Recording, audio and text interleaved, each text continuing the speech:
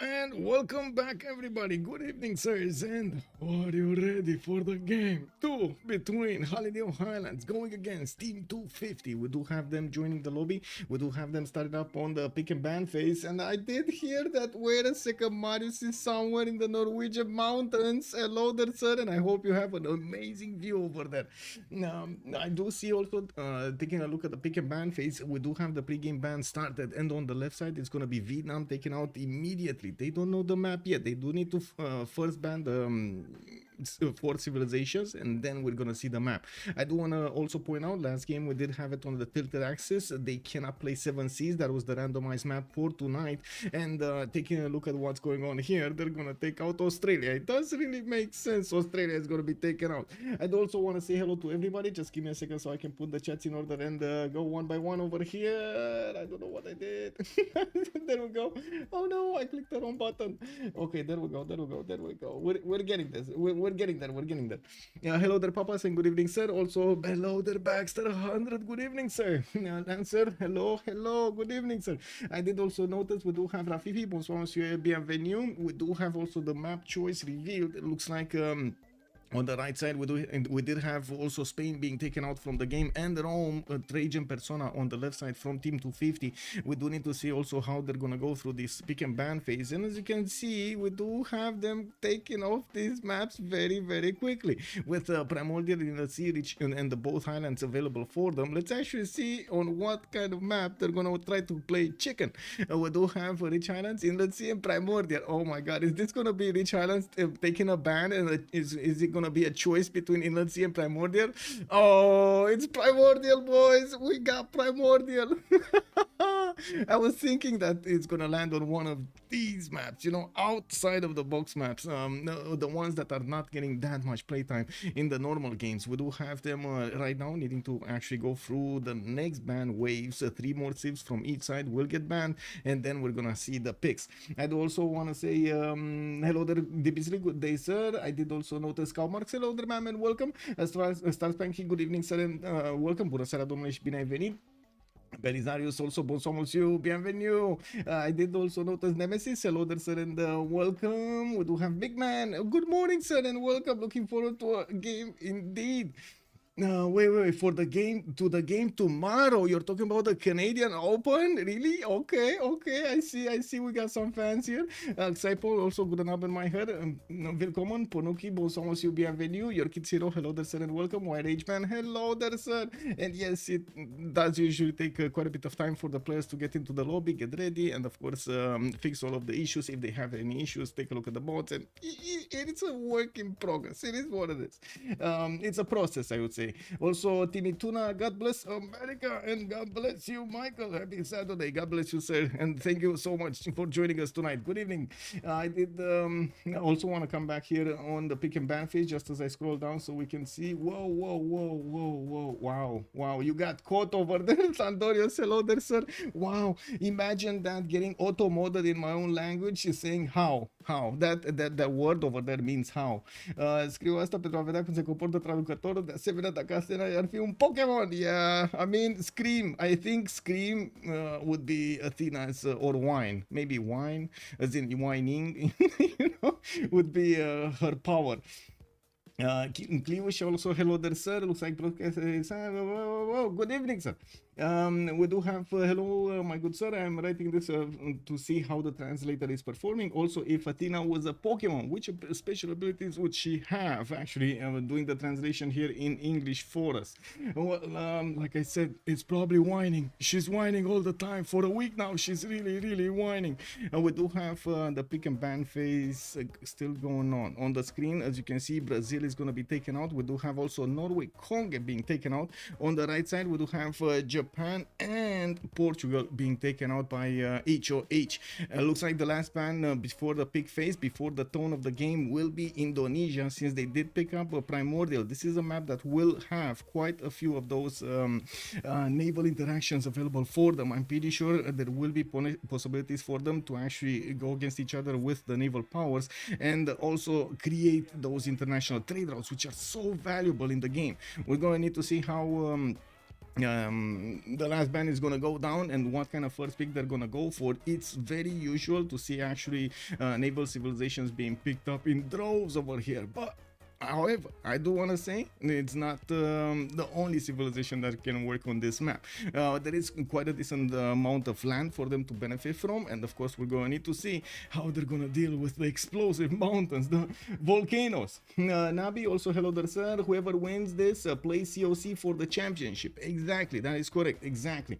And there's going to be one winner. Andy Rowe, bonsoir monsieur, bienvenue. Who needs international trade routes? Might as well rename this map as England Civil Naval War Map.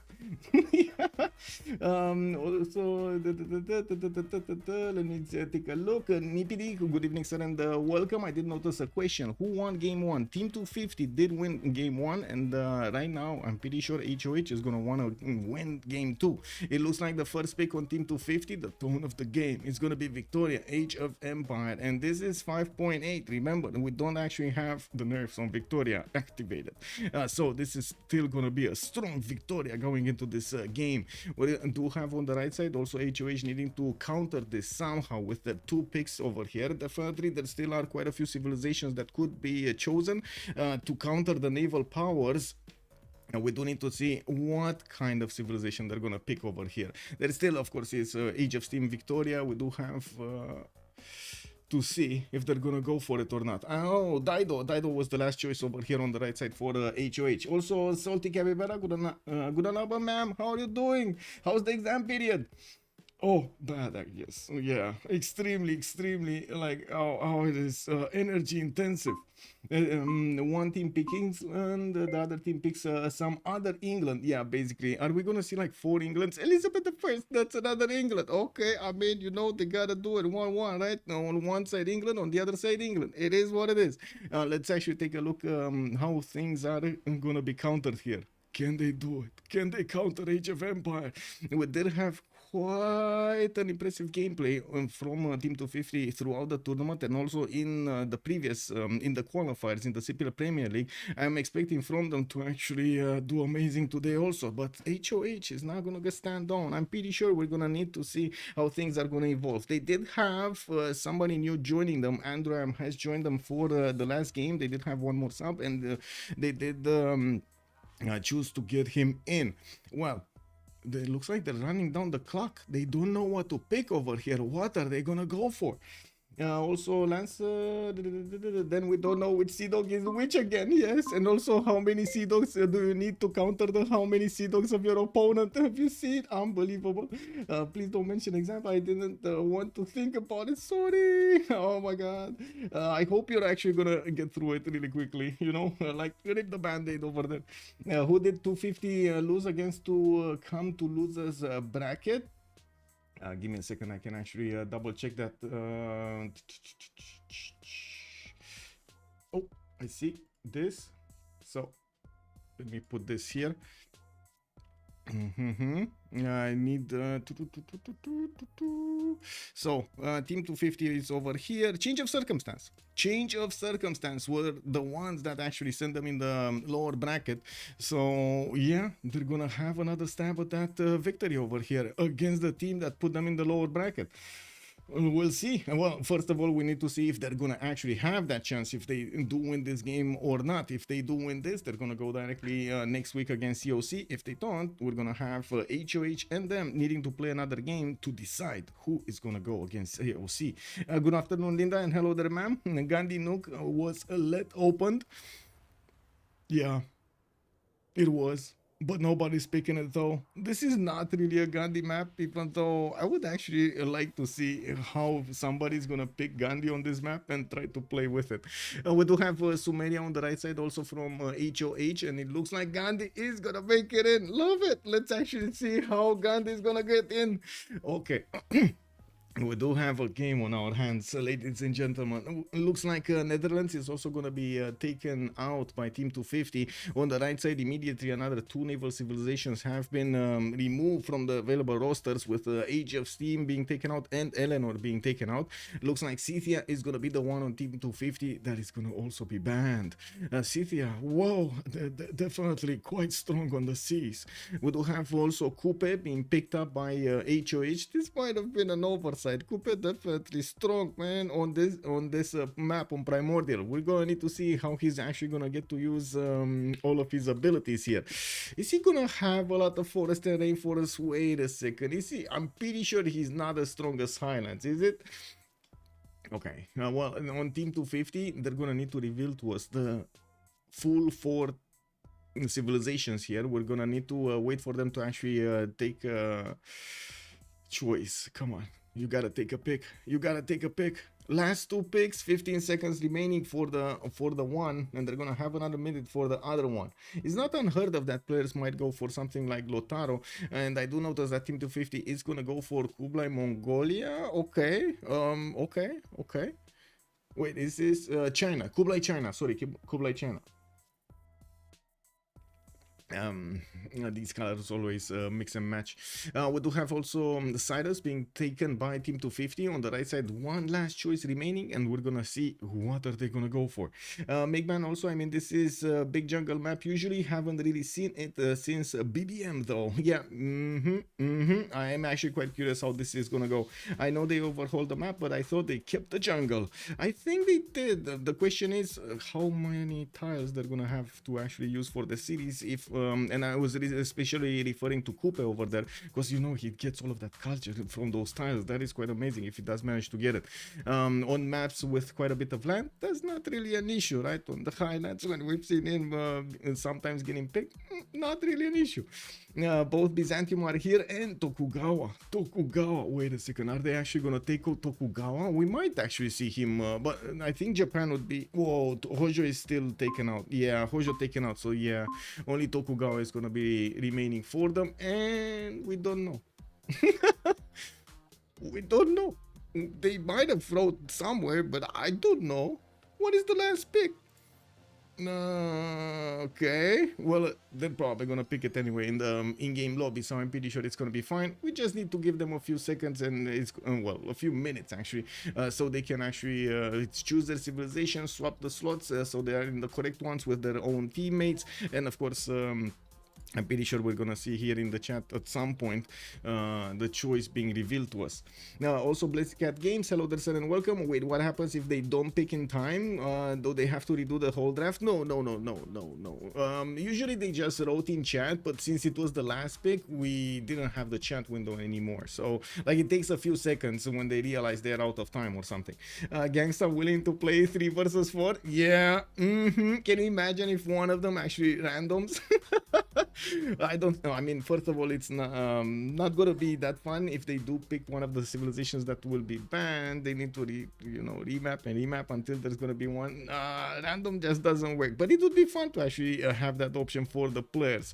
Full random, full random in the game. You don't know which is which. You don't know who against who. You don't know what where. Imagine that, going into a game, full random teams, full random civs, full random spawns. Okay, so we do have the last 2 players joining us, and let me actually take a quick pick. I do see I have a 0 MS on Dario, so I do need to reconnect. Click. There we go. Let's organize competition with stupid rules. What I want to see, everyone is Gandhi. We did have competitions with everyone. Coupe, for example, it was in the CCCs, in the Clan Championship Cup from the CPL. We did have all Coupes, all Portugals. Did we have something else? I'm not sure if we had something else. We did have also that all Coupe being played out on Inland Sea, and some actually custom maps being made for it. Got rolled on Caravels. Uh-oh, that's the only CPL game I've played. Oh, wow, big man. Okay, what is TBD map? Hello there, sir. It is basically to be decided. It's the acronym from to be decided. I didn't know the map, but thank you so much for reminding me. I'm actually gonna put it right here. The map for tonight will be Primordial. cordial, and we can actually choose it here and go. There we go. Thank you so much for the reminder. Once I tried All Babylon when it was always the previous version. I see. Okay, so players are starting to swap slots here. We do have GGG taking the top slot. He's gonna have the highest priority when it comes to great people, great wonders, and so on. Victoria Age of Empire is gonna be his choice. So I think GGG got a little bit of taste the last time, right? He played with China. He managed to do that awesome 1 versus 3 basically against his opponents. Unbelievable on the seas. This time around, he's gonna want to get more firepower. He's gonna be like, you know, last time I didn't really have the perfect civilization for what happened, but this time around, yeah, let's go for a civ that would actually pack a punch on the seas. We do have Sabuga with Kupe. Looks like Darius on Gandhi. Looks like Kyber is also gonna go for Sadus last. Who's playing on which team? We do have Rainier with Sambuga, with Dave and Kyber. Wait a second, no. What's the last one, by the way? Did they say no? Okay, so I can put up on the screen over here. So Darius with John, with Kyber and Stroke Z4 team 250. We do have on the other side Holiday on Highlands showing up with Andra, Mr. Toes, Mr. Suguba, and Rainier. It looks like we got some memes over there. Mr. Toe's not playing. No, he's not playing. He's not playing. I don't know. R360 also, hello there, sir. Nutty Beasley, JJJ is my hero. yeah. I mean, after that performance, it was insane. I gotta say, it was insane what he did. He got a mani-pedi last game. Rafifi also, I agree on random, but only with the most hated civs. Some love for Pacaciuti, Cristina, and Barbarossa. Ooh, yeah, true. Oh my god, we haven't seen Germany actually threaded in such a long time. It's unbelievable. Okay.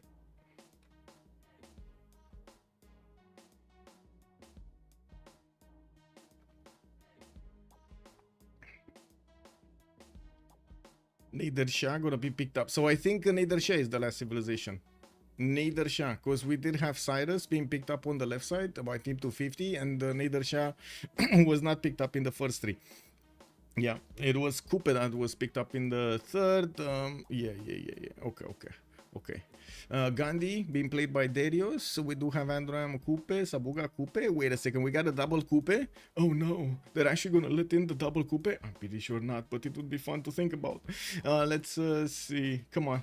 We gotta wait for them to actually get this going. In the meantime, I think I can actually put up the remap prediction.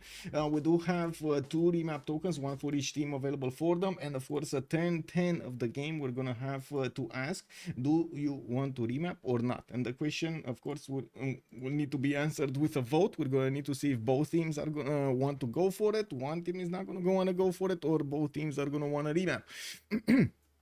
We're just waiting for a few more seconds and we're good to go. Just waiting for Ginger inside. They do anonymous FFAs. Sometimes are those and those are fun games. Yes. We're actually gonna have like the CPL FFA finals in like 3 weeks. It should be right after the CWC finishes. Ooh, that's gonna be something. That is gonna be something big. Okay, so we're going in. I reset the counter for this. We got this. I do want to ask the question also on on YouTube. How many remaps do you think we're gonna have? Let me see. Start the poll. How many remaps? 0, 1, or 2? There we go.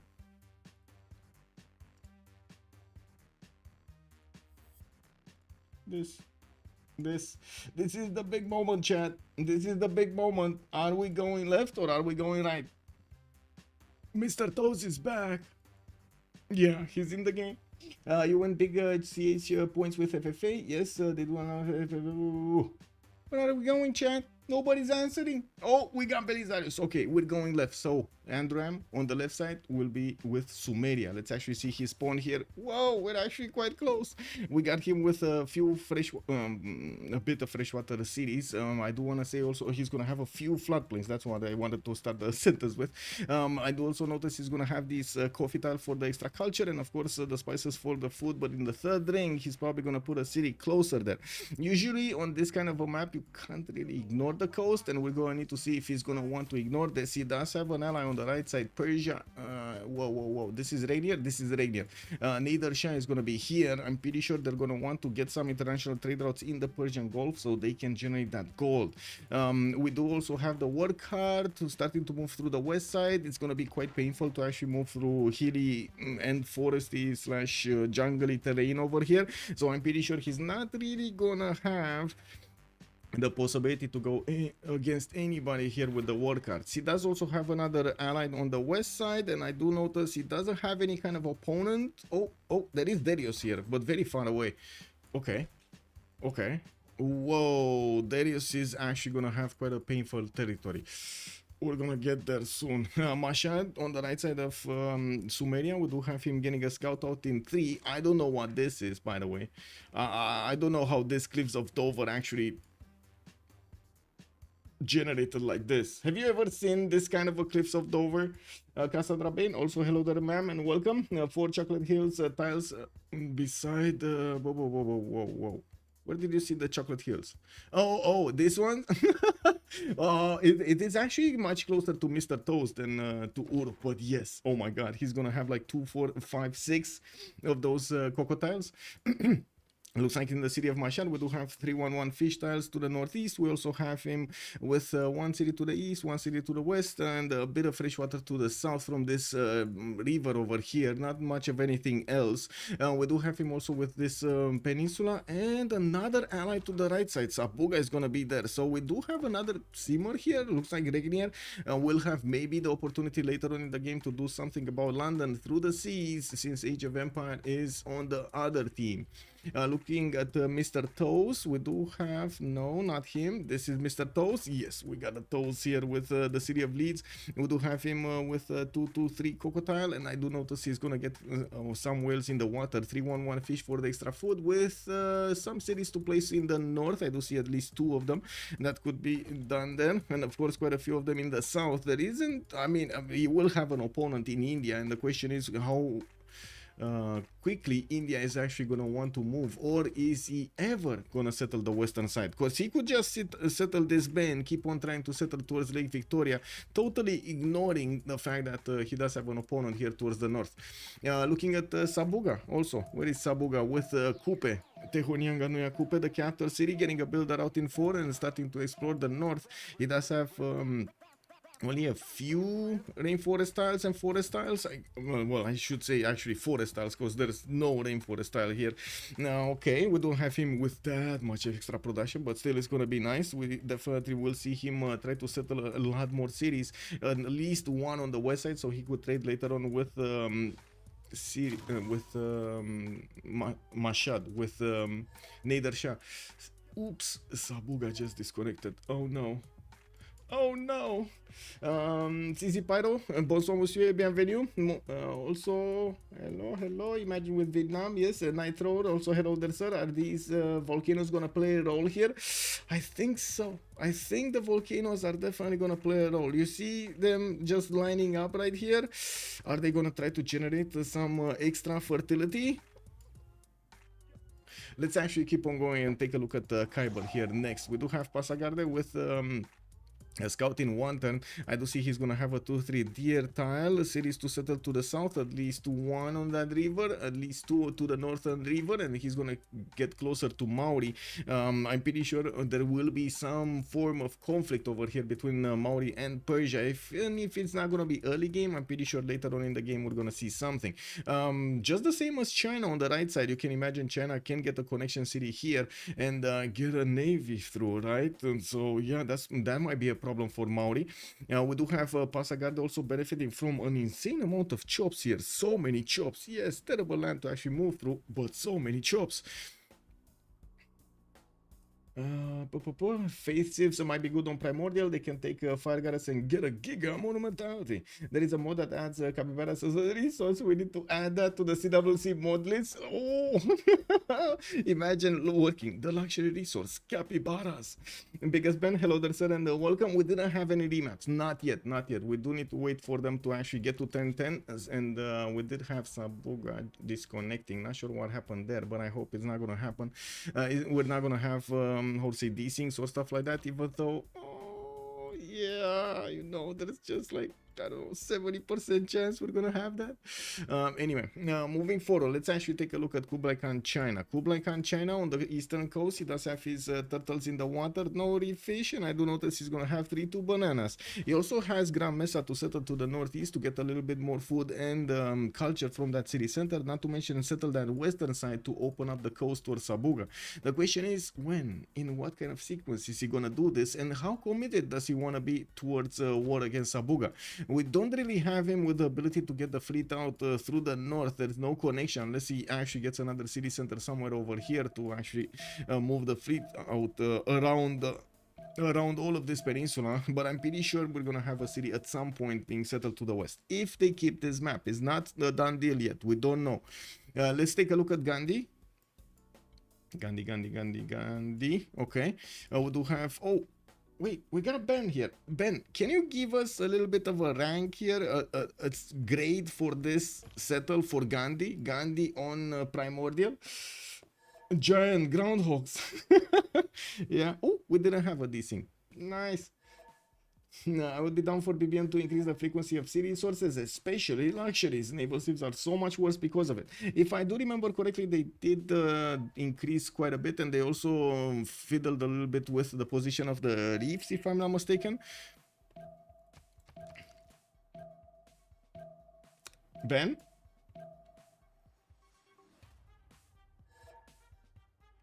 No grade? No grade over here? You don't want to grade this pawn for Gandhi? For Darius? You don't want to give it something? No remap? No remap here, no.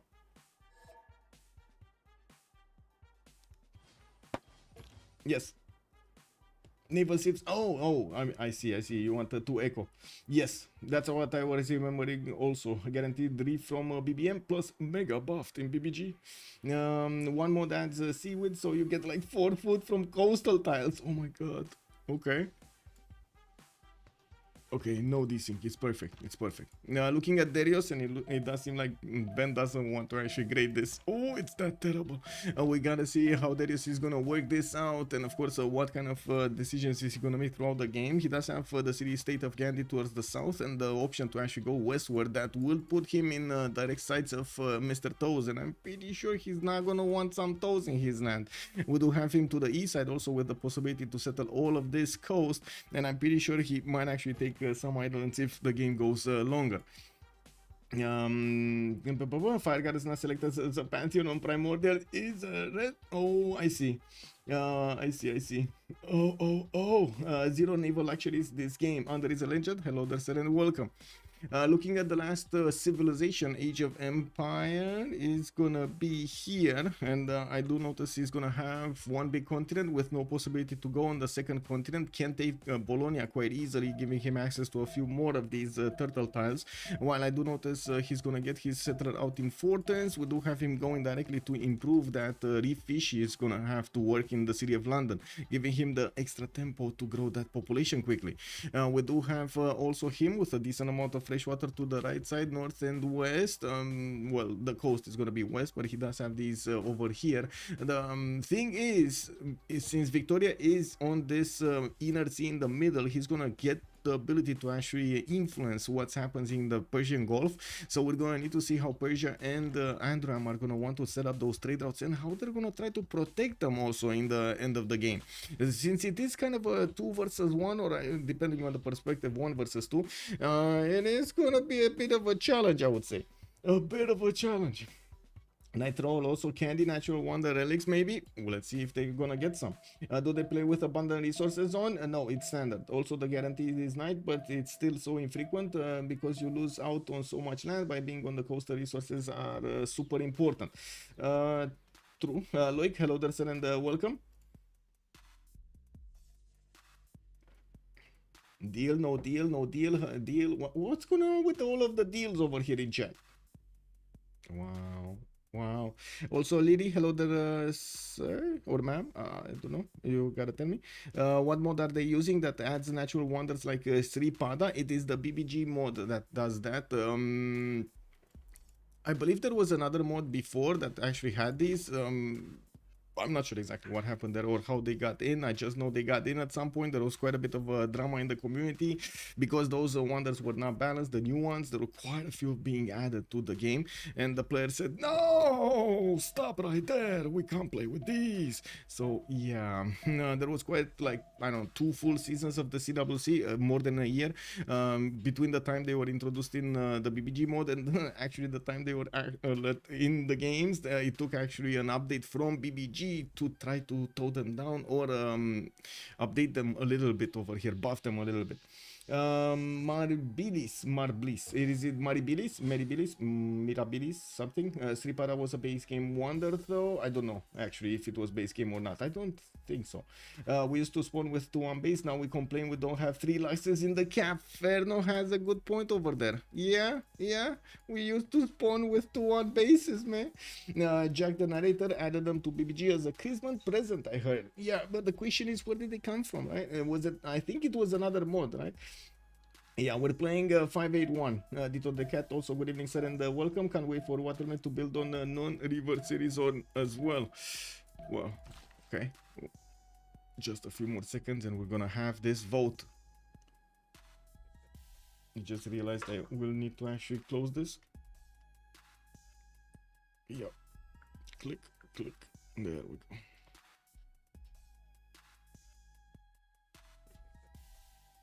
So what does chat think about this? Are they gonna wanna remap this or are they wanna keep this? It's only Andram that actually needs to put up the vote here. Everybody else made their choice. Andram is still undecided. Although, to be honest, I'm not sure what he's undecided of since everybody else voted. Right?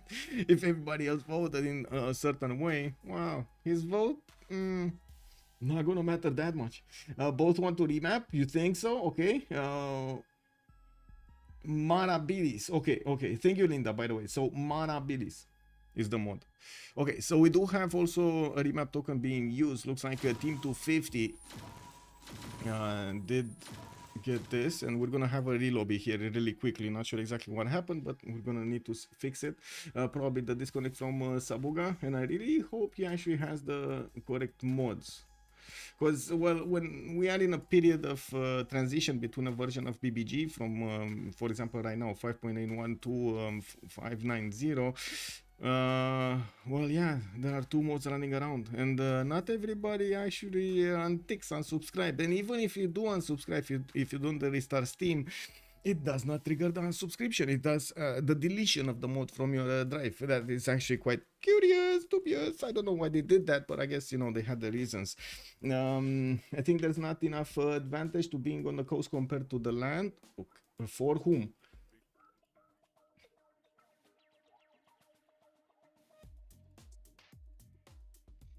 Ma'am, okay, thank you, ma'am. I'm sorry, hello. And is there a setting that enables them? Okay, so if I go into game setup over here and I take a look at the settings with the mod, there will be somewhere, give me a second, because there we go. Select natural wonders. You see this this setting over here? It's in the like second bracket with options.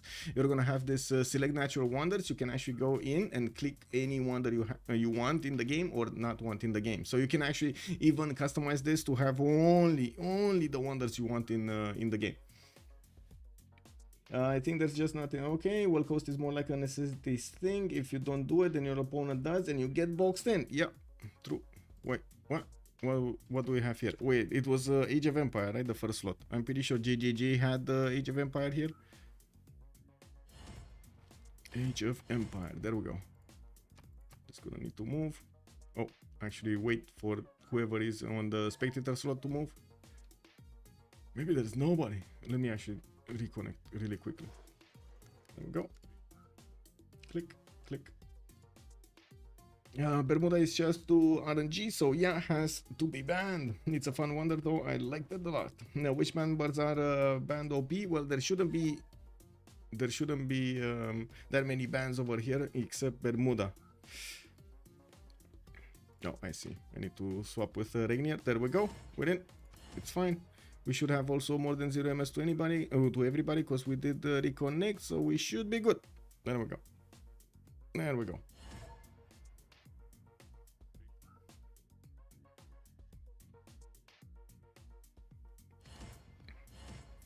Yeah, and what Linda is saying over here with using MPH presets, so basically at the beginning of the lobby, when somebody wants to create a lobby, you do have over here different presets, and depending on the presets, you change the options of the game from the get-go. You don't actually have to change 10 options. If you want to change 10 options, you just click a button and boom, it just transforms to the respective tournament options that we do have at that certain point in time.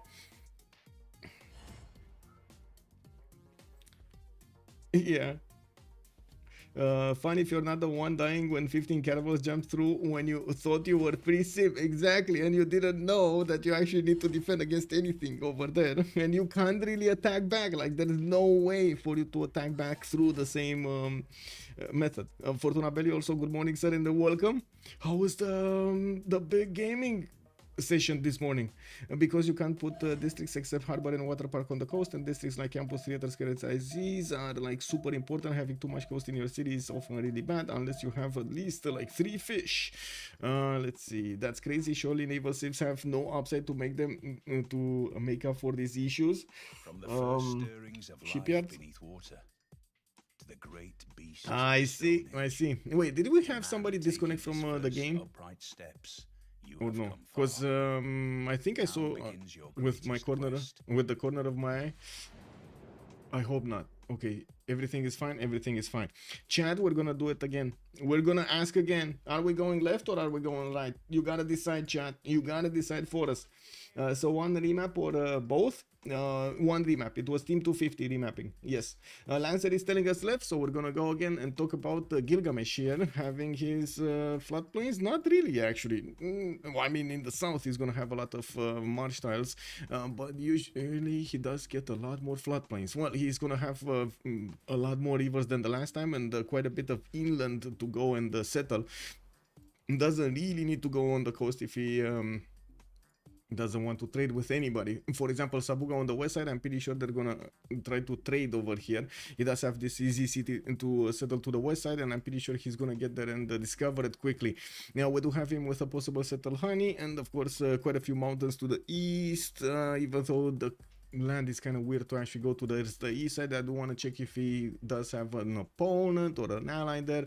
It's only going to be London. London is an opponent. I'm pretty sure they're not actually going to fight each other here, even though they are different continents, and yes, red coats are a thing, but yeah, not this game. Not this game. Let's actually take a look at Nader Shah. Nader Shah, where is he?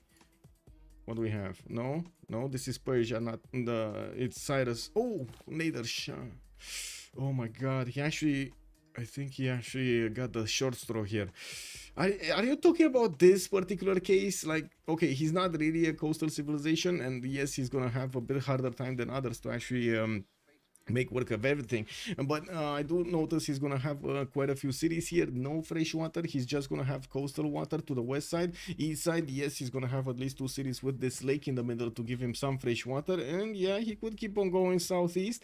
He does have an ally to trade with, and to be honest, they're gonna need to be careful how they split this territory. Now Valletta to the west side is a city-state, okay-ish city-state with only like 3 whales and maybe some 2 crabs to work. The inland tiles are not good at all. Only flat desert tiles and one hill. Well, I do think this is gonna be a challenge for the sim of Regnier. Ben, do you agree? No, is that a +7 campus for Gilga? Which one? Where did you see a +7 campus? I see a +4, +5.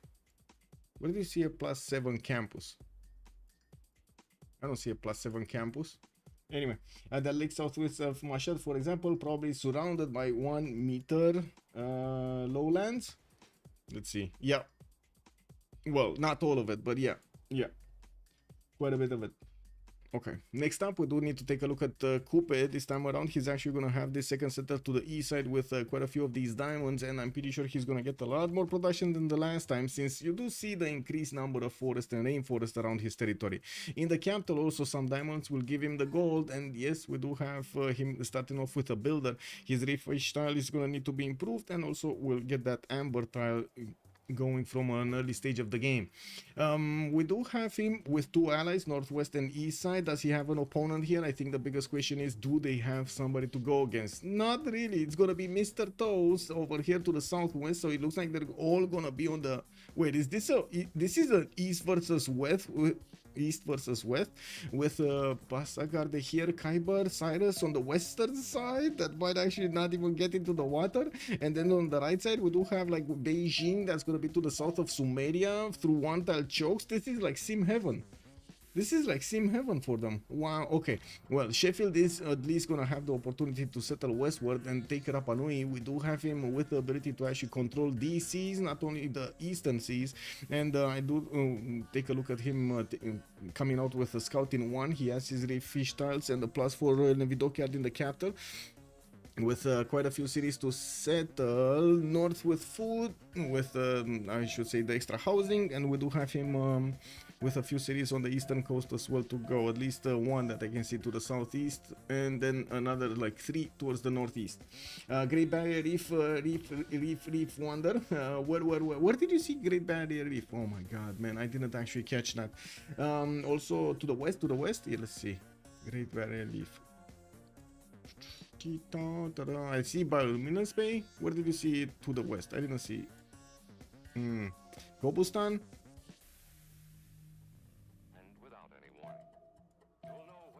Left. Wow. Okay. Kek. Okay. Well, I mean, you know, make up your mind. Left, right.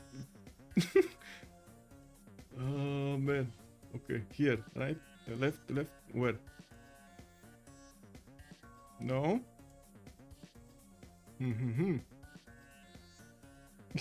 Is New Age the one with more hills and mountain? Yes, the first one that you said. Oh, Bioluminescence Bay you're talking about, not the other one. Okay, I see. We do need to take a look at Khyber here. Pasagarde coming up with scouting 1. He does have his 2-3 deer tile, and yes, I do notice he's gonna have quite a few of these cities to settle northwest and southeast. And we do have him also with a decent amount of coast to go for, although I do seriously doubt he's gonna want to actually go on the northern coast, maybe in the southern coast, so he can actually get some trade routes with his neighbor here, Darius, to the southwest. That's gonna be quite far away, but I'm pretty sure if they do want to actually have international trade routes, they do need to control this southwest. Mr. Toes will have that ability to settle coastal cities to the west side, and I'm pretty sure he will get the opportunity to challenge the power of Persia and Gandhi in the seas. Looking at also how fast he's getting that settler going in 4 turns, that's pretty good. Now we do need to take a look next on Kublai Khan, China, since he is in the middle of the mountains and he does have quite a few of these geothermals. He's gonna have a lot of science going.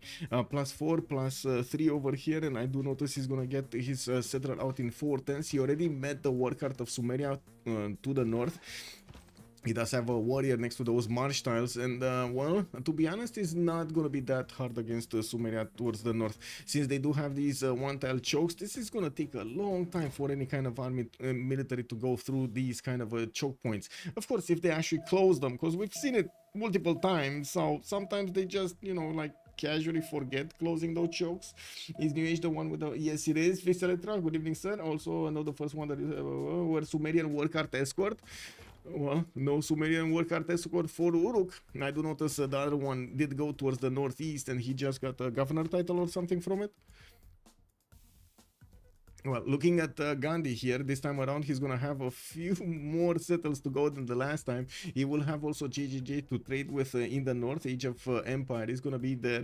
You know, and starting off with a holy side, that's, you know, casual, just standard over here for India. We do have him getting his settler out in 3 good cities, westward, eastward, and northeast. To be honest, it's going to be nice. Of course, not a lot of fresh water going around, only these rivers, and he doesn't have a lake to use. We're gonna need to see what kind of religion is he gonna go for here, and we're gonna also need to see how committed is he gonna be and on which side. If he goes east side over here, he's gonna have the same problem I was talking about. England is gonna be on this coast. West side, no problem. The other England is gonna be quite happy.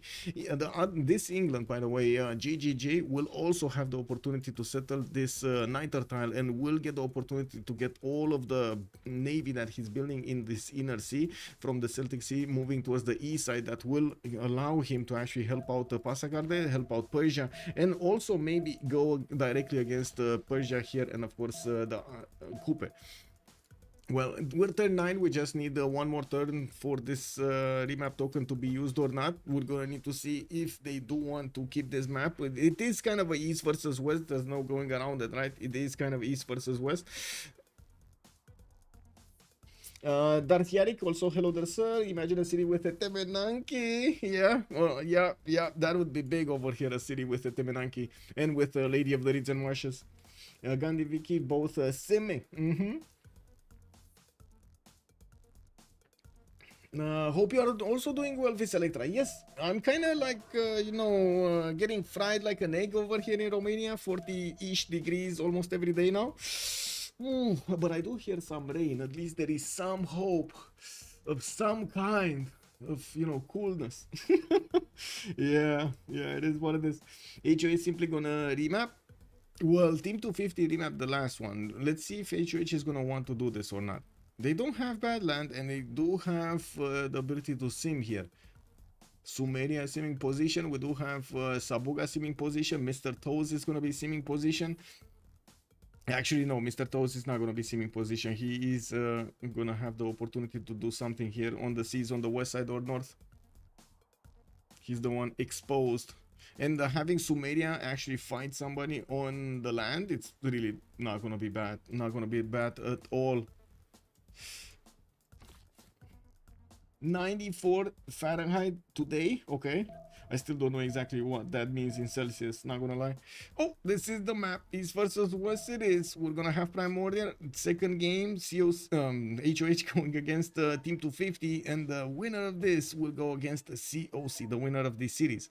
Now, we do have to take a look at the chat. Let me actually close off the poll, the prediction, choose an outcome, and we did have only one remap chosen by Team 250. And well, I'm gonna actually do this the same on YouTube. Just give me a second. Click, and ooh, this and poll. There we go. Bam, we got this going.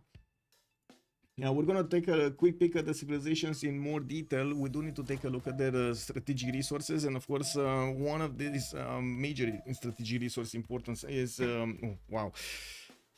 The strategic resource that is very important on this map is Niter for those frigates. So we do have Uruk to the west side, actually settling Eridu right in the face of that Chinese warrior. He didn't actually settle it on the coast, and we're going to need to see where is he going to want to settle that coastal city. This is a good city to close off the choke point towards the southeast, and we do see him actually settling the dice tile directly, getting the extra faith in the city center, and of course getting that also luxury worked in the city center. We do have Uruk with available assault to go and improve. He does have his iron in between his cities in the second ring. Horses are kind of blocking a nice-ish campus over there. That's a +3, and I'm pretty sure he doesn't know about this +5, nor can he actually get there with one of his city tiles.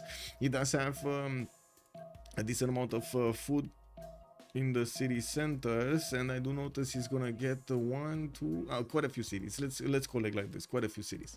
Moving towards the next one, Nader Shah is gonna be over here, moving west with the settler, and I do notice he already improved one of his fish tiles towards the northeast. Well, I guess that is his only one in the capital, but he does have another whale over here for the second improvement, so he can get the celestial navigation boost. We do have him also getting another one of these settlers in 4 turns. He did explore the peninsula to the southwest, which kind of looks like a cross here. Oh well, it is what it is. No Primordial, just group some type of features together. Nader Shah must be hating life. I hope not. I actually hope not.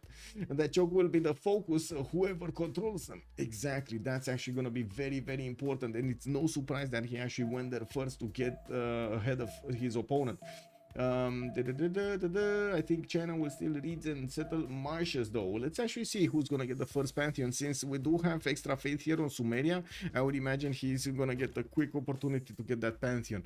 Let's take a look at Ragnier's strategics, right? He does have Niter to the east side. A bit surprising, I guess, that he went western side with his first settle, but to be honest, this land to the right side is not that good. I would have imagined he's gonna go for the incest and will want to get that freshwater city first. While he did put off actually buying the tile for the well. Wait a second, does he not have gold?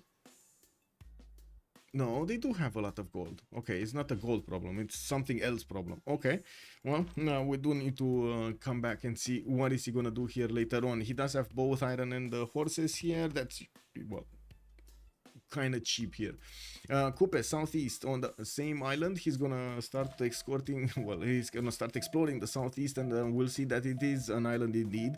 He does have his second settler moving towards the west side, and quite a few cities that he could keep on settling the coast. He did improve both the amber and the fish tiles, and I would imagine he's actually gonna get one of the first pantheons anyway. He's right now making 1 faith a 10, and he already has 6 in the bank.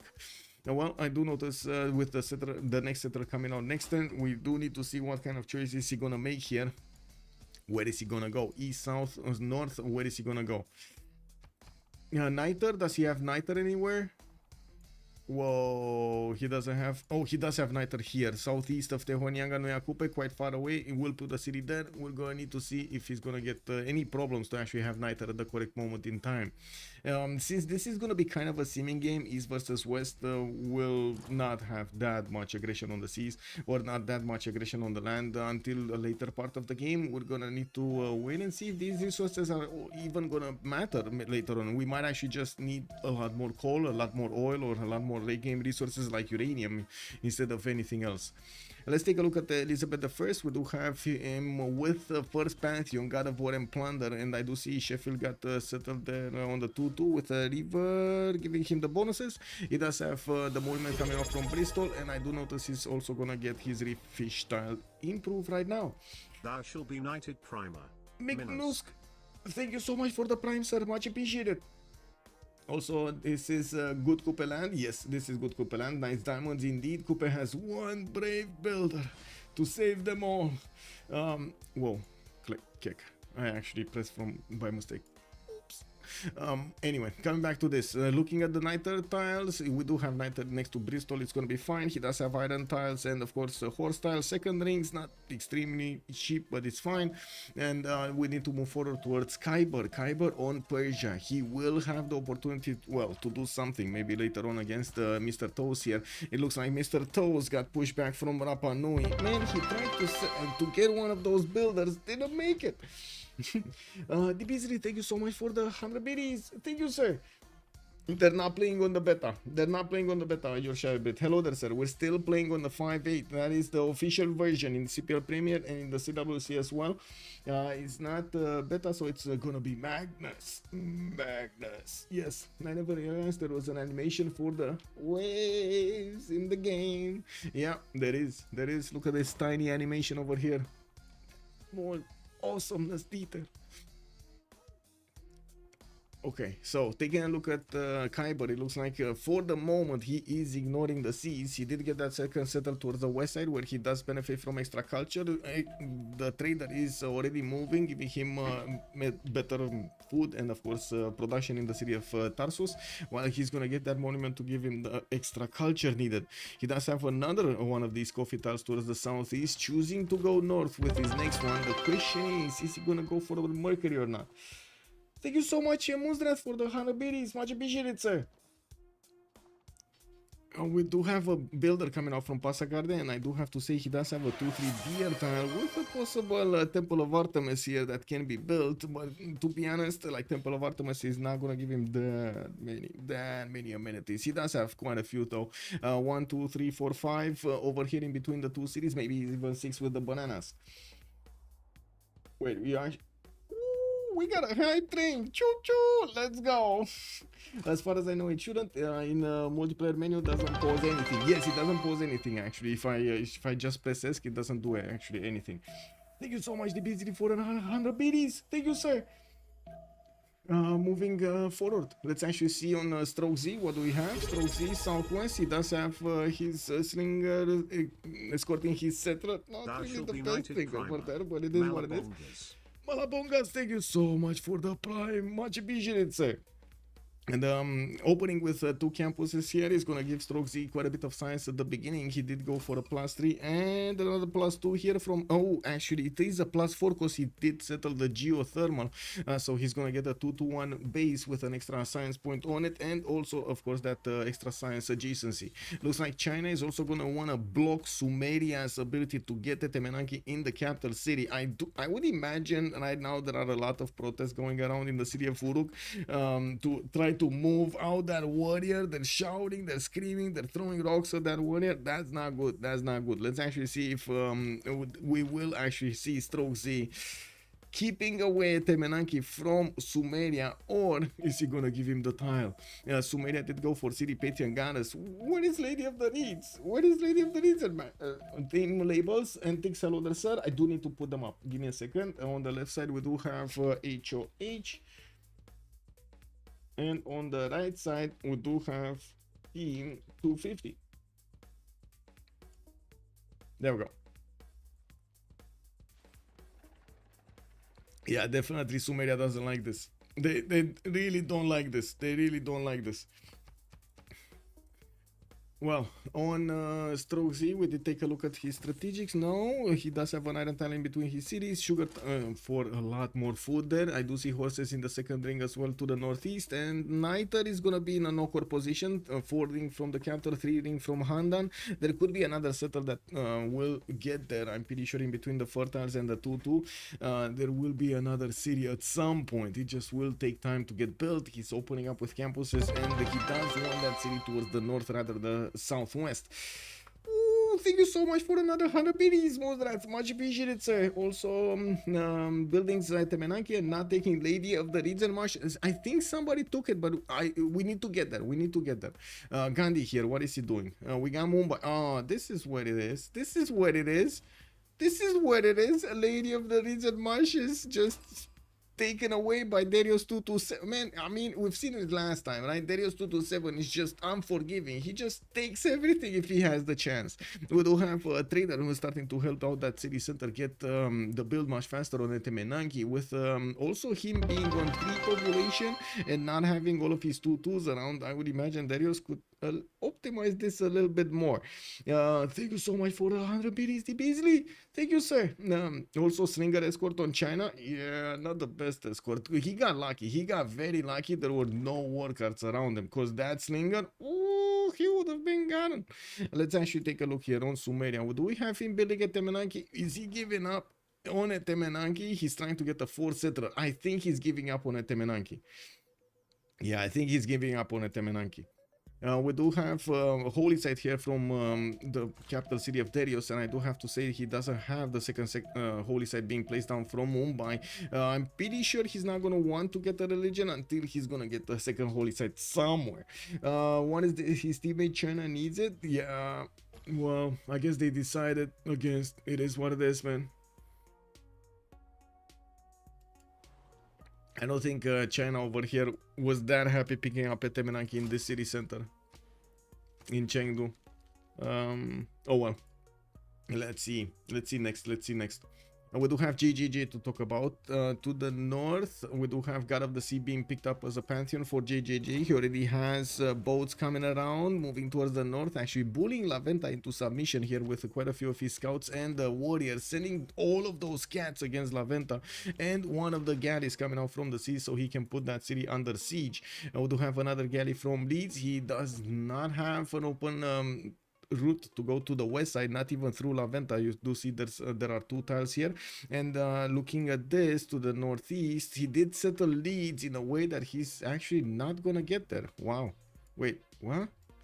I was thinking he's actually gonna put, oh, he put Manchester here and then didn't have the option to go and settle the Niter tile to get a connection city. Okay, so he might not get to use his capitals. Oh my god, is he planning on getting a canal here?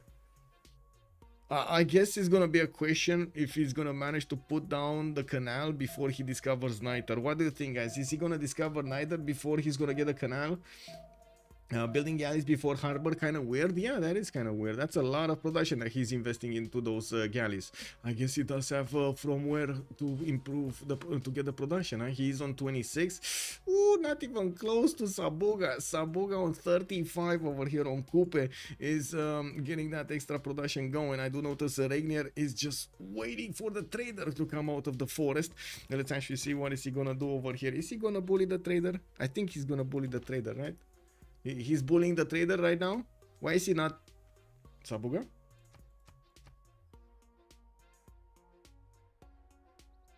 Oh, wait. They're allies. Never mind. They're allies. On this side, Persia with Elizabeth will actually fight. Not that side. Okay, they're allies. They're allies. Okay. Colors, man. Persia, England, and so on. And Coupe and so on. Anyway, now it does look like we're going to have the setter coming out in 3 turns. And from Coupe, and I do notice he's going to get his harbors. Wakera Warewa is going to put that one to the southeast. Only a +2 though. He does have a +3 here and another +3 here. No +4. No splendid bonus. Ooh, is anybody gonna miss a golden age here? No, I don't think so. Sabuga is on 16 out of 19. I don't think he has a boat, so it should be fine. Just needs a boat. A Magnus also going in there. Yes, Frankie Forky Fingers. Hello there, sir. Well, nothing like a mistake to actually draw a little bit of attention. It is what it is. A 3-way canal isn't allowed. You cannot canal all of them. Wait, what? You cannot canal leads? Okay. How did both Persia and Coupe end up on this tiny island? Spawns be weird, man. Spawns be weird. I think it's time to take a look at the city states, take a look how Laventa is also going to be taken over in the meantime. Vilnius, Mohenjo-Daro, and Rapa Nui will be providing the culture bonuses for this game. We do have Vatican City with Laventa also providing the faith bonuses. Anshan with Nalanda will have some science for the boys here, and I do see Cahokia with Zanzibar will be providing the gold. Not to mention that happiness on Zanzibar, the extra luxury resources are going to be poggers. We got Auckland in the game for that extra production on the coast resources, and yes, I do notice also Singapore is gonna give them some bonuses. Looking at what's going on, Valletta will also provide them the military bonuses. And wait, did I miss any? I don't think so, right? This is the list. Where are the science city states? We have Nalanda over here to the south of Maori. Okay, and then we do have Anshan. It's gonna be to the south of India. Okay, and this might be... No, I mean, might be a pocket series, but I'm pretty sure Stroxy is gonna get the vision on it. He's trying to move towards the east side slowly but surely, discovering the terrain. Even if Andram does have a worker there, he's not gonna stop Stroxy from discovering the eastern side. We do have some more pantheons, goddess of festivals on the side of China. Looks like Sumeria City goddess earlier, he got picked. Commercial hubs coming out from 3 cities already. He's gonna get 3 of them, 2 of them next turn, another one the turn thereafter. Royal Navy Dockyards also coming around from GGJ, and I do notice he did get a second galley from the city of Leeds. He does want to actually secure the kill of Laventa. That city center did put a builder inside it, but at least he's lucky that it doesn't have actually a galley. A galley would have been very, very weird. But you can Panama Canal Manchester to the west, to the sea south of Leeds.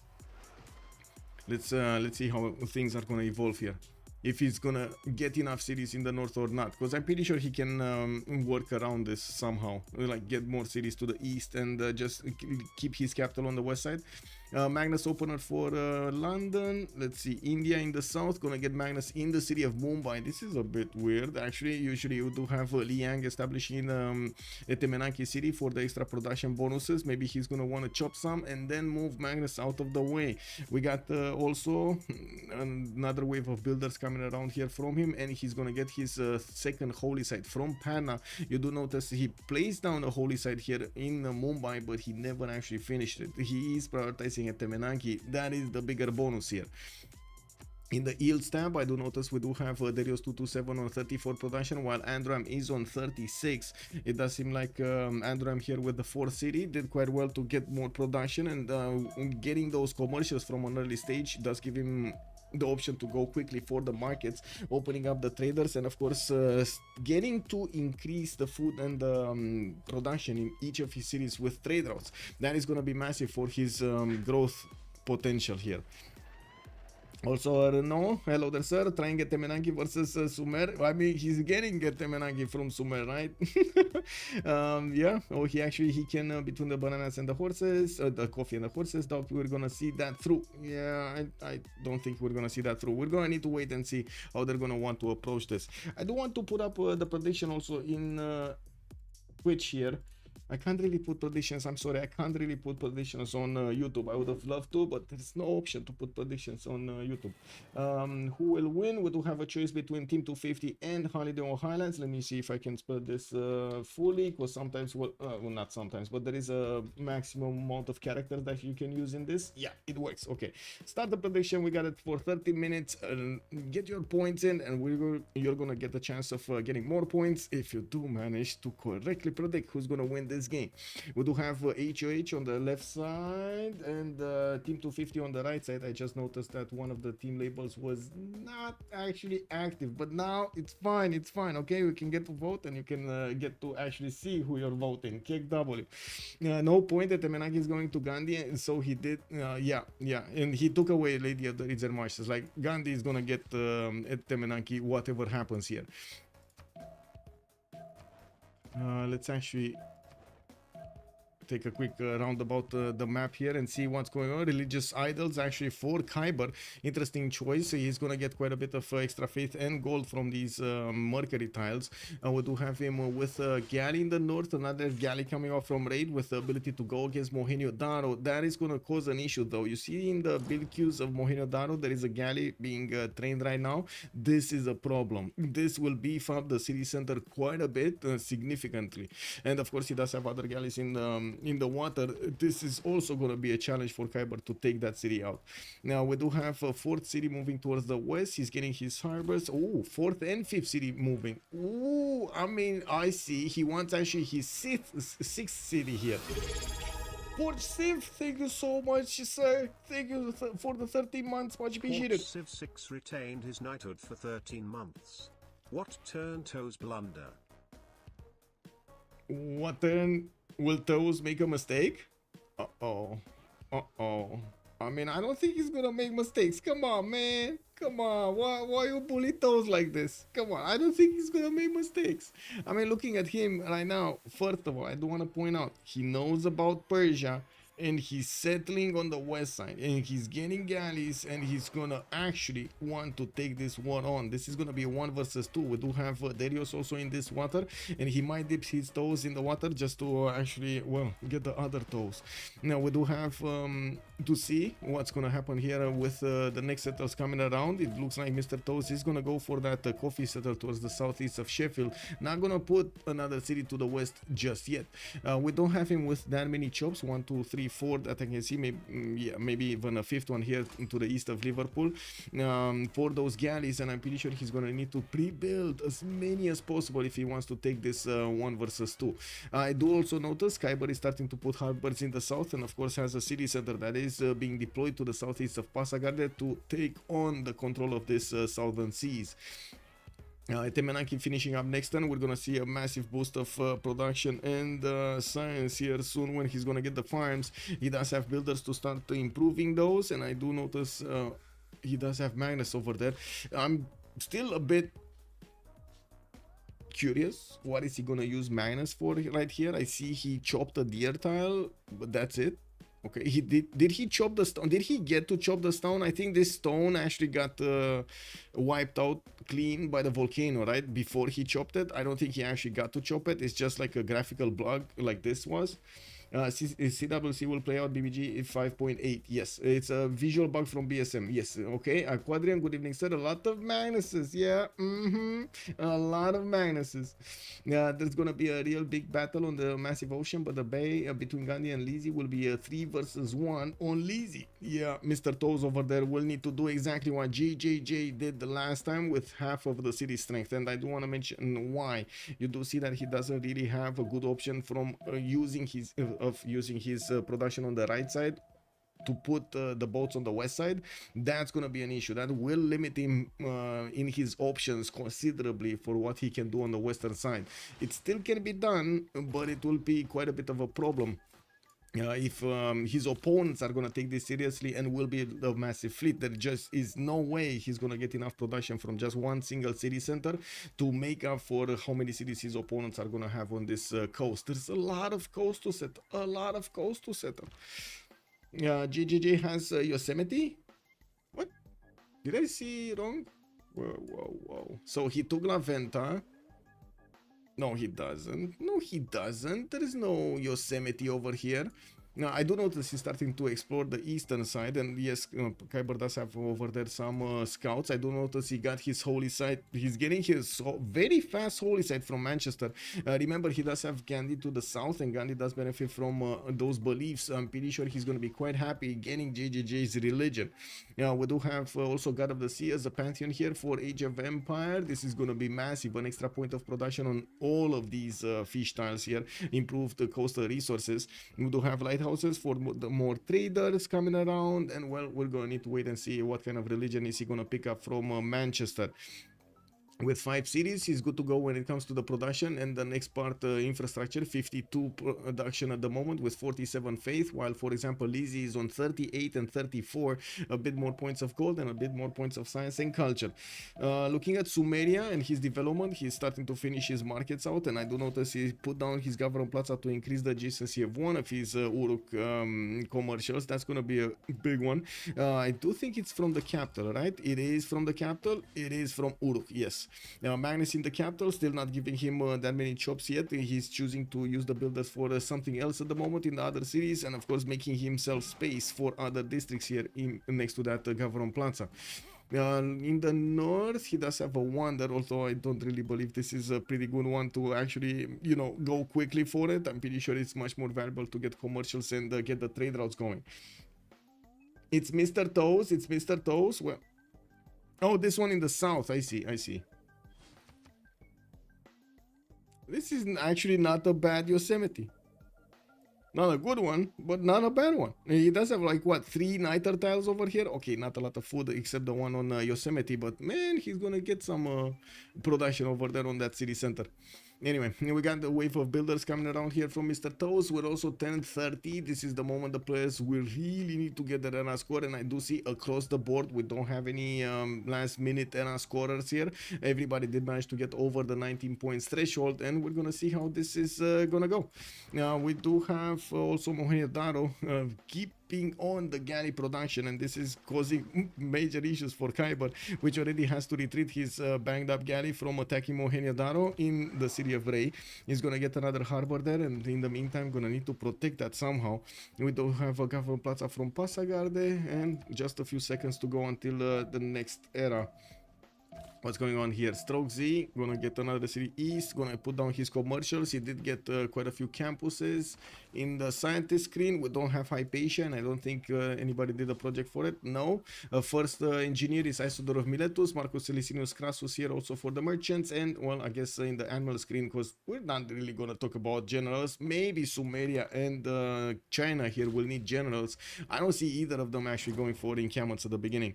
And I'm pretty sure we're not actually gonna see them deviate from their seeming options to go and discover bronze working, because it just adds so much to the discount math.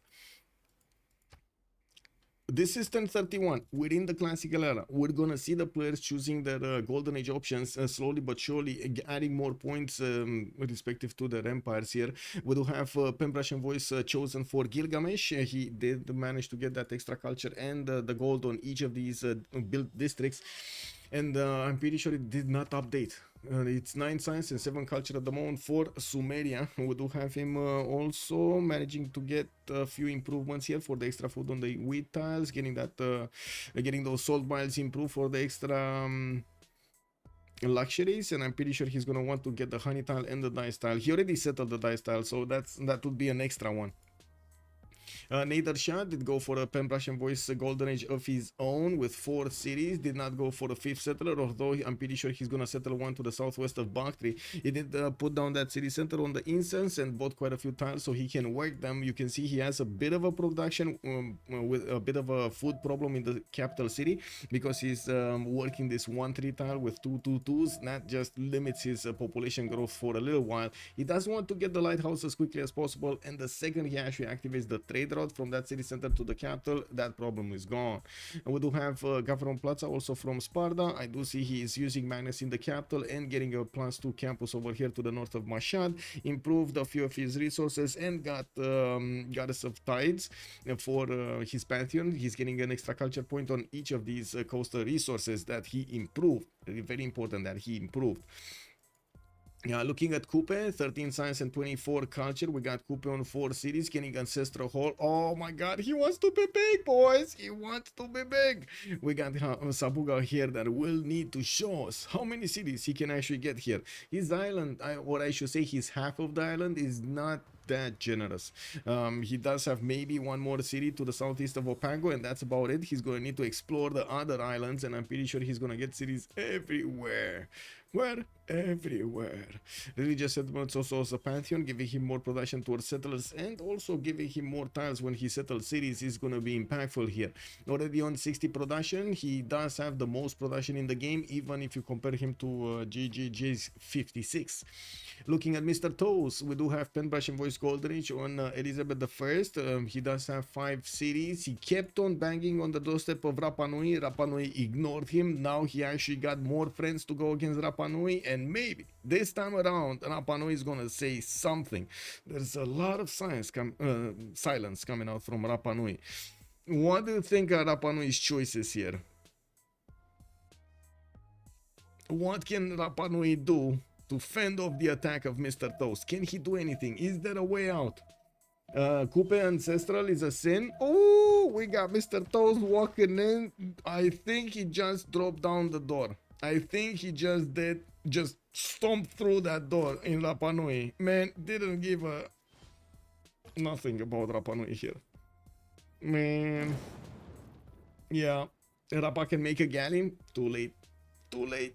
That was just perfect from Mr. Toes. And I do have to say, this is right in the face of Kyber. Does Kyber know about this? Is Kyber aware of what's going on? He is aware. He actually has even a scout there watching the city-state of Rapa Nui getting handled by all of these English troops from Elizabeth and getting converted to the city of to the nation of Mr. Toes. Well, he's gonna need to get his own galleys out, and I'm pretty sure Kyber is just not gonna have that.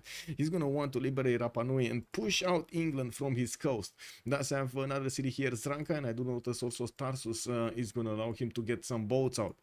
Looking at Mr. Toes, only 2 cities with production on the west side, could place another one here in the southwest, but he doesn't have a settler coming out. He did choose to go for Sunderland in the northeast of Bristol, and I do notice he's on 2, 4, 6 cities with how much? 11 science, 18 culture, and 54 production on 20 gold a turn. More trade routes coming around as he finishes his harbors and gets his lighthouses in them. He is getting all of the trade routes to beef up the fertility of these cities and the productivity of these cities. With God of War and Plunder also, he's gonna have another advantage. He's gonna get another extra point of Great Admirals per turn whenever he's gonna put down one of those harbors. Okay, next up, we got Kyber. Kyber in the north with 5 cities. He's getting some slingers out. Looks like he wants to push out that scout and guarantee the traders gonna survive the trip towards Pasakar. They're getting a few more traders. It looks like he finished off the most of his lighthouses here. And of course, benefiting from those extra traders is gonna be amazing. Pingala in 2 turns establishing in Tarsus. Magnus in the capital city. Mohenjo Daro is still bigger than Kyber right here. I gotta say, Mohenjo Daro actually... Wait, did he... Did Mohenjo Daro just took out both of the boats of Persia? There's no, come on, there's no way Khyber actually deleted those boats. They died, right? They actually died to Mohenjo-Daro. Oh my god, man, these culture city states, man. Nether is closer than Cyrus. Yeah, it is. And I can't believe Nether, actually Regnier over here, is gonna have a direct option to go against Mohenjo-Daro. Remember I was mentioning there will be a choice for quite a few of them to go on different oceans. I mean, they are exposing themselves to the control of their opponents on the same coast, and this is gonna be quite a bit of a chaotic environment when we do have Persia, Khyber needing to fight on one coast to the south, Elizabeth, and then on the northern coast he's gonna need to fight Nader Shah, and well, maybe later on in the game he's gonna have somebody invading him. We'll see.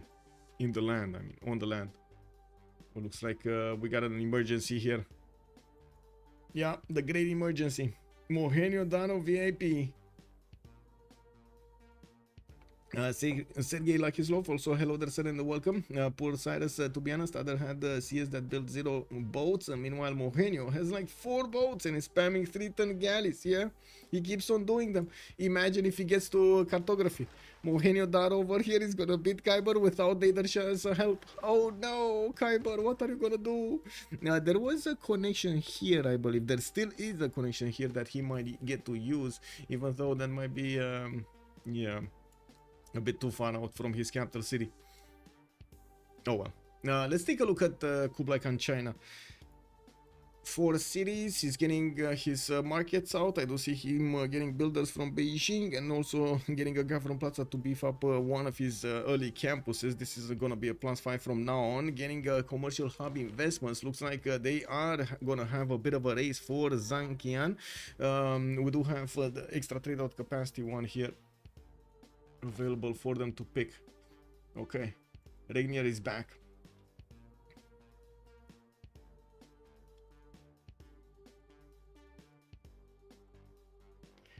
Rico, hello there, sir. The question is, are we going to see Venetian Arsenal? Oh my god, that is a good question. That is a very good question. Chat, everywhere. Chat, Twitch, YouTube. Are we gonna see Venetian here? And who do you think will build it? David is 5th. Good evening, sir. Can you show me what Gilga is doing? Yes, sir, I can. There we go. He's making projects for commercial hubs. He's trying to be competitive for Zhangqian. He does have 10 points out of 30. And of course, getting those... Wait a second. He's gonna get that next turn. Next turn also for China. Does he have enough? China doesn't have enough for a full one. So I'm pretty sure he's gonna be Sumeria picking it. Venetian Arsenal ++. Yes, it would be good on Vicky. She can build it from one of her left coastal cities since she won't need to build boats from it. GGG can actually have it. Alpha Summit, hello there, sir. You think it's gonna be on... Yeah, on England over here. England is still gonna have some issues, right? Oh, yeah, it's gonna be Cyrus over here on the right sea, and then Nader Shah right past him. Doesn't really have anybody to go against on the west, and of course, well, he still has the problem of getting the boats in the north. We're gonna need to see him start exploring everywhere here. We did see 2 religions, by the way. I didn't put them up on the screen. Give me a second. India did go for choral music to get himself some culture out of the shrines and temples. Sacred places also for the extra science, culture, golden faith for each city following the religion with wonder. And on the right side, England is going to get for him Zen meditation and stewardship for the campus and commercial cities. I do have to say here, India is probably not going to go crazy with the holy sites. He is getting Ancestral Hall in 4 turns, and it does look like he's ready to go big. Getting Liang in Mumbai. Guess he chopped what he had to chop, because now he's putting Magnus back in his capital city. Okay, well, okay. Got more settlers also coming around from him, but I think we kind of skipped Kublai. Didn't we kind of skip Kublai over here? Yeah, we still need to take a look at Kublai. India didn't take a third belief? No, not yet. I think they just picked it, or they were in between picking it. He didn't pick it yet. This is kind of a East versus West. Yes, Devlis. We're gonna have a naval fight here. We do have Persia versus Persia, basically. And also here, it looks like England already, Elizabeth I is putting pressure on Persia, on Cyrus. And there will be also Gandhi City exposed on the east side. Darius, you see he actually connected with Madurai, the west and the east. We're gonna need to see if he's gonna get more cities on the west side to help him with the production necessary. Also, Schokoladen Schmelzer, thank you so much for the follow, sir, and welcome. Wait, what? Gandhi gets third belief when he founds? Why does he not have it? He does not have it. I think the pause just came through when they were picking religions or something. He can't canal from west to east, so might as well just make the Venetian to boost his eastern coast boat production. True, that's true. I guess Darius just made religion. Yeah, I think he just did. I think he just did. That's why I didn't get to click buttons. Okay, let's see. Gandhi. This city of Mumbai is right now 20 points of production, while his capital city is only on 17.2 points of production, and he didn't even get the farms going. He's gonna start making the farms over here next to Mumbai soon. We do have him also going for celestial navigation to get some harbors in the water. I do see Madurai already put one down, and the GGG is sniffing around that city center with one of his galleys. He's taking a terrible look at these. Can you imagine on an island, desert island, just trying to live your life over there? What happens when you have 45 degrees outside? Oh man, you're getting cooked. How are these alive? Batil, bonsoir monsieur, bienvenue. When floodplains nerf? That's a good question. I think BBG already had something in, but we did have like 2 nerfs on Etemenagi. Didn't we have like 2 nerfs on Etemenagi? GGG made it a religion. Yes, it wouldn't show up though if he didn't finish fining. Also, Chef Jim, good evening, sir. GGJ's governors are Magnus, Moksha, and that's it for now. Magnus and Moksha opener. Magnus in the capital, he's getting the trade routes, and I do see Moksha for the extra culture. He's not really gonna try to go caravels very, very quickly. There is no choice for Khyber to go caravels though. With Elizabeth in the south, there is no choice for him to defend, first of all, against the other Persia, and second of all, defend against Elizabeth and also contest those seas. That might be quite a bit of, how to say, income of gold. 2-3 minutes. I'm not sure what Stroke C, what happened over there on Stroke C. Can you show slot order for who gets a trader merchant? Who was it? Was it China, Stroke Z, and on the other side, Sumeria, right? Andram. So Stroke Z has priority over Andram. Yep. But I'm pretty sure it's going to be Sumeria that's going to get it, because he has 2 projects, and it's just not going to be enough projects from Stroke Z with only 1. Not enough points, I mean. Yeah, man, I mean, pre-nerf Magnus, so you can still go Magnus in terms, but feels way weaker. Yeah, true, true. Yeah, but it's still gonna, I guess we do need to give it a bit of time. Like usually when new options start to arise, every one of the players do want to actually get their feet wet and see if they work or not, and try to test it out in multiple games, in multiple scenarios, multiple saves and so on, see how things work. They also, of course, will get to see the high points, but also the low points, and it's gonna be a bit of time until they gonna decide on which pathway to take with which civ in which situation. Okay, Renault, we got a battle. Yes, we got a battle. We do have a battle. It's not gonna be long now until these fleets are gonna meet each other, and I'm pretty sure we're gonna need to see the caravel timing for Regnier, as well as we're gonna see Persia needing to get the caravels.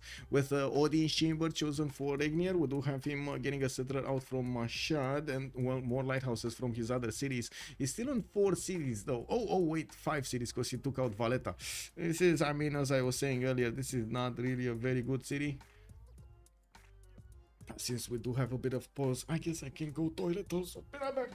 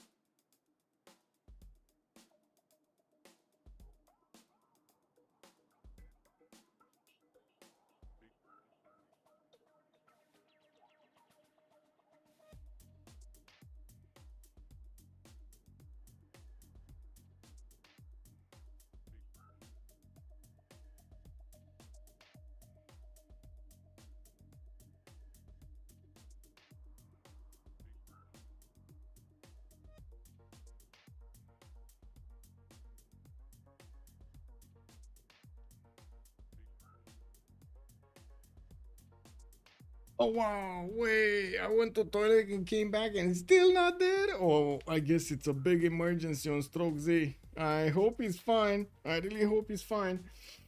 Sean, hello there, sir, and welcome. I bet I'm the only one watching this stream from a beach. Oh my god, amazing! Amazing! Whoa, whoa, whoa. This is the middle of the day, right? For you, or is it like early in the morning? Also, oh my god, amazing! Just chilling over there with some Civilization 6, feeling the breeze and the sun power. Very nice. The food from Magnus can help those crappy plane spawns with zero food. Yeah, I live 10-15 minutes from a beach. Does that count? Wait. Guys, I heard quite a bit of things like from for example from friends that I have in Constanza. They were telling me like they don't really feel about the beach as we do, like that we don't have the beach close to us. Like it takes us quite a few hours to get to the beach. They just find it extremely normal, and they don't see anything special in it. But everybody else is like, oh my god, beach, oh my god. Is that what's happening there, Beasley, also? Yeah, also on, give me a second. Victor O, good evening, sir, on YouTube. Have a good stream, sir. Thank you, sir, for joining. Thank you, sir. Fabian, also, good abend, my heart. Bienvenue. Willkommen, I mean. Finally streaming on YouTube. Yes, sir. I've been streaming on YouTube for quite some time, actually. BBG isn't necessarily an upgrade nor better balance than the base game. And watch the tiers. Whoa! If you want to see bad stuff happening, type some truths in the Discord for Civ6. Whoa, wow, yeah, getting to trigger people over there. 4 p.m. Oh my god. I mean, I would actually caution you, you know, sun is very powerful these days. You might not want to you know, let him do what he wants. No, it does not count the same as military watching over cell signals sitting on the sand. I see. If you love the ocean and live near it, it's super nice. True, true. How many turn in boat for Persia and England? I'm not sure if I follow the question. How many turns in boat? As in how fast is getting boats out? Or how fast are they getting boats out? How many boats out? Where they're going for boats out? If there are a number of boats out going somewhere or coming back, or like, you know? Maki Wazar also, hello there, sir. Can be at the beach in 1 hour by car. Good one. So nothing special around here. Yeah. I mean, if I want to go to the beach. 1 mile swim is impressive. You are a great swimmer. Oh my god, yes.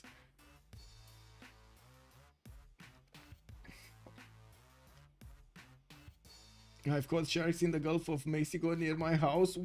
Wait, with your hands? Wait a second.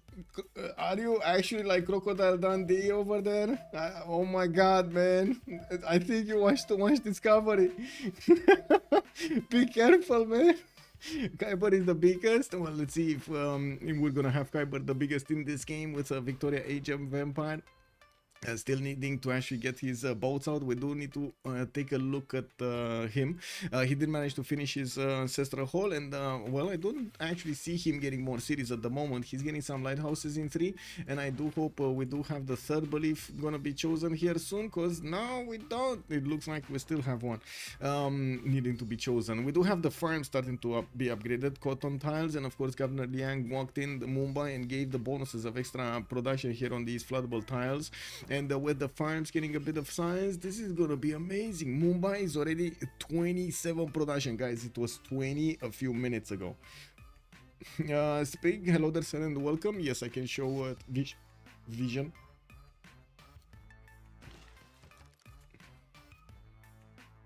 Settlers from, okay, so Sumeria does see a few of these cities in the south, and it looks like he did pillage one of the commercials of China, KW. We do have Persia, not knowing about the other Persia, well, at least not yet. He's hitting his boats in Valletta, and by the looks of it, well, they do know Persia is in the south, but they do not know Persia is also in the north. Taking a look at the other team here, let's actually see their vision. They see one city, Rapa Nui of England, and I do notice on the west side, they don't know anything. GGG did send one of his galleys, and discover all of that terrain, and they know something. Sumeria is not gonna join the coast on the east side. They have China also getting bullied over here by the war cards, and there is quite a bit of territory to the west to settle. They know where Kupe is. You can see his tiles here, and that's about it. They do not know anything about Nader Shah, but there aren't that many places where Nader Shah could be. This is like literally the only place he could be. Right? It's like Sudoku, you know, if they're not there, if they're not there, if they're not there, must be there. We see manatee and dolphins in the canal behind my house all the time. Very nice. What is a manatee? Let me actually check. A manatee. I think I heard that quite a few times. Oh, whoa. That's some big nose. That's a big nose, man. Yeah. Can they piece the CS? Which CS? Mohenio Daro? Wait. Can they? Let's see. Yeah, they should be able to. I do notice Kyber did get another boat out just in time, because the city of Ray was getting hit by quite a few of these Mohenio Daro galleys. I do have him building or rebuilding the harbor. Was this pillaged? No, it is still under construction, so it never actually got finished. Okay. I think we do need to take a look at Darius and also GGG. Darius on 18 faith a turn. We do have him finishing up his ancestral hall in 2 turns and getting those shrines out. I do notice he did get Defender of the Faith as his third belief. Well, we do need to see when GGG is going to send that religion towards the south. GGG will need to spend some faith here from Manchester, and I'm pretty sure he's not really making a lot. There's like 2 faith a turn. Next up, we do have GGG with 15 science and 30 culture, choosing to go for that Pembrush and Voice Golden Age. And I do notice with God of the Sea, he did manage to acquire a lot of production. Shipbuilding, top 3 opener, 70 points of production. Sabuga is also matching him with 76, but I do see also Mr. Toes on 78. That's a lot of production there from an early stage. Now, we do have 35 gold a turn, and it does seem like the moment, immediately from what I do notice at the quick glance of the numbers, Team 250 is falling quite behind when it comes to the gold per turn. Darius 227 not gonna put out that many harbors, well, not yet, and doesn't have commercial opener. He doesn't have trade routes nor gold generating districts here. On the other side, Stroke Z did go for it. Of course, GGJ did go for it. On China, he did open up with campuses and then followed up with commercials. It takes a while for all of those to actually kick in. Be built, and of course him getting the gold. And I do notice Andram did actually get his war card, well, I would say in a bit of a pinch. This is a bit of a pinch here. Stroke C does have a builder right next to that war card. Now I would imagine, well, he's gonna need to make a choice as to leave it right there or try to move it out of the war card's range. We do have him chopping quite a few cities, and it looks like the war card just decided to die. Oh, okay. I don't know what that was about.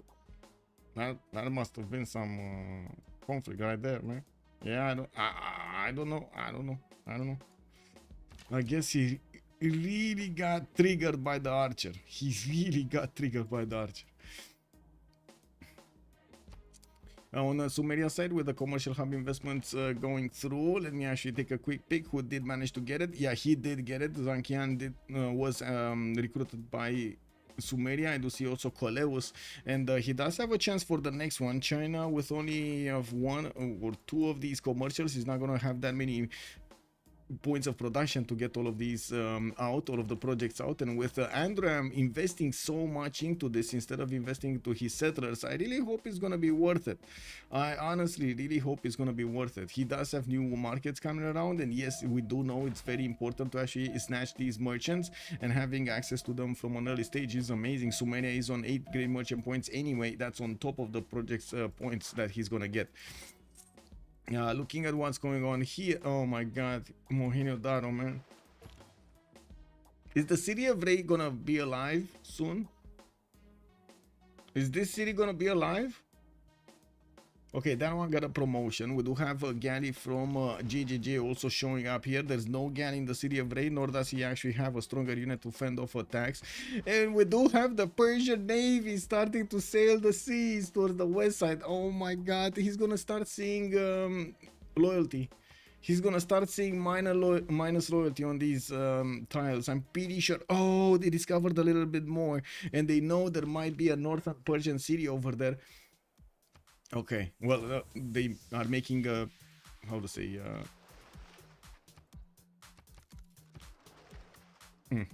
anyway. Gengishan, hello there, sir, and welcome. Also, Nightcrawler, a very angry war card. Yes, press the red card, press the red card. Woo! Can they pieces? Yes, yes. Too slow to predict. Persia is gonna have some issues up north. Yes, I'm pretty sure Rainier getting in is gonna be a major problem for Persia. We do need to see if Persia does actually have a classical unit, because otherwise he's gonna need to get a boat out extremely quickly in the city of Ray. And there is a strong possibility that the galleys, okay, there we go. We got a movement coming in. Rainier is discovering this territory. I'm pretty sure minus loyalty is coming in, and it's not only gonna be here, it's also gonna be directly here. Minus 10s everywhere. Minus 10s everywhere. Not gonna be long now until we're gonna have some form of action. Shipbuilding also coming around from Sabuga, still on 4 cities. He's starting to get the settlers out, and I do see 1, 2, 3 in the build queues with 1 already outside. Rainier is gonna get this city out, and I don't want to see what's happening here. So boat did attack, the city healed, it should be fine. Second boat did not attack. No, sorry, the galley actually moved east. Never mind. Okay, never mind. Actually, Mohenio Daro, he kind of chicken out. Yeah. He didn't have the stones to actually finish the city of Ray. And we're gonna need to see Rainier's galleys actually walking in and trying to finish that city out. And we do have to also see here what's happening in Rainier's territory with lighthouses getting finished. I'm pretty sure the extra traders are gonna come out. He does already have 3 of them moving between his cities. It's pretty good anyway. Peri Desert for some extra culture, and I do see Khyber is on 26 and 23 with 80 points of production. Rainier, for example, is 77 here with Mashhad, but this city that's building boats on the northern coast is only 17. He has Ispahan and Zranka that can build boats in the south, also Tarsus. Pasagarde is not going to be available to help either city here by the looks of it. And I do notice there are quite a few boats of Khyber in the south. He's getting a harbor and will want to defend against Mr. Toes. Mr. Toes already putting also quite a few galleys on the western side. Did he discover India? No, not yet. He doesn't know about India. They don't know at all about this big continent. They don't know at all about JJJ or India. Warlord's Throne also coming out from Sheffield. That I think is a good choice for the situation Mr. Toes is finding himself in. He does have libraries coming around, and I do notice he's on 32 science and 34 culture. That is quite a bit bigger than the 26 and 23 of Khyber here in the north. With the galleys of Rainier getting close up and personal with the city of Ray. They're gonna get to actually, oh my god. Okay, big question, guys. Do you think it's good that this harbor is still alive? Is gonna be finished when these, oh my god, when the galleys actually get there? He's actually, oh my god, he could actually bog that city into oblivion here. There is a galley coming around next turn. Yes, the city is gonna heal a little bit. 2 war fronts, 2 islands of allies. Yes. Map is kind of east versus west. Yes, sir. Boreal, hello there, sir. Good evening. I challenge Stroke Z to put a campus on that niter tile. Lol. Wait, which niter tile? This one? This one? This niter tile? Wow. 0 adjacency campus over there. I remember once, upon a time, at bank camp, we did have a game with Wazabaza, and we wanted to get the CWC, and there weren't enough players, so we took a new player. We imagined there was a massive difference between how to say, the established players, I would say, the ones that were playing daily, and like new players that were coming in and out and not playing for a week or something like that. And there was a guy that I mean, he started off with a campus, put it on a hill, not next to a mountain, in a 0 adjacency location.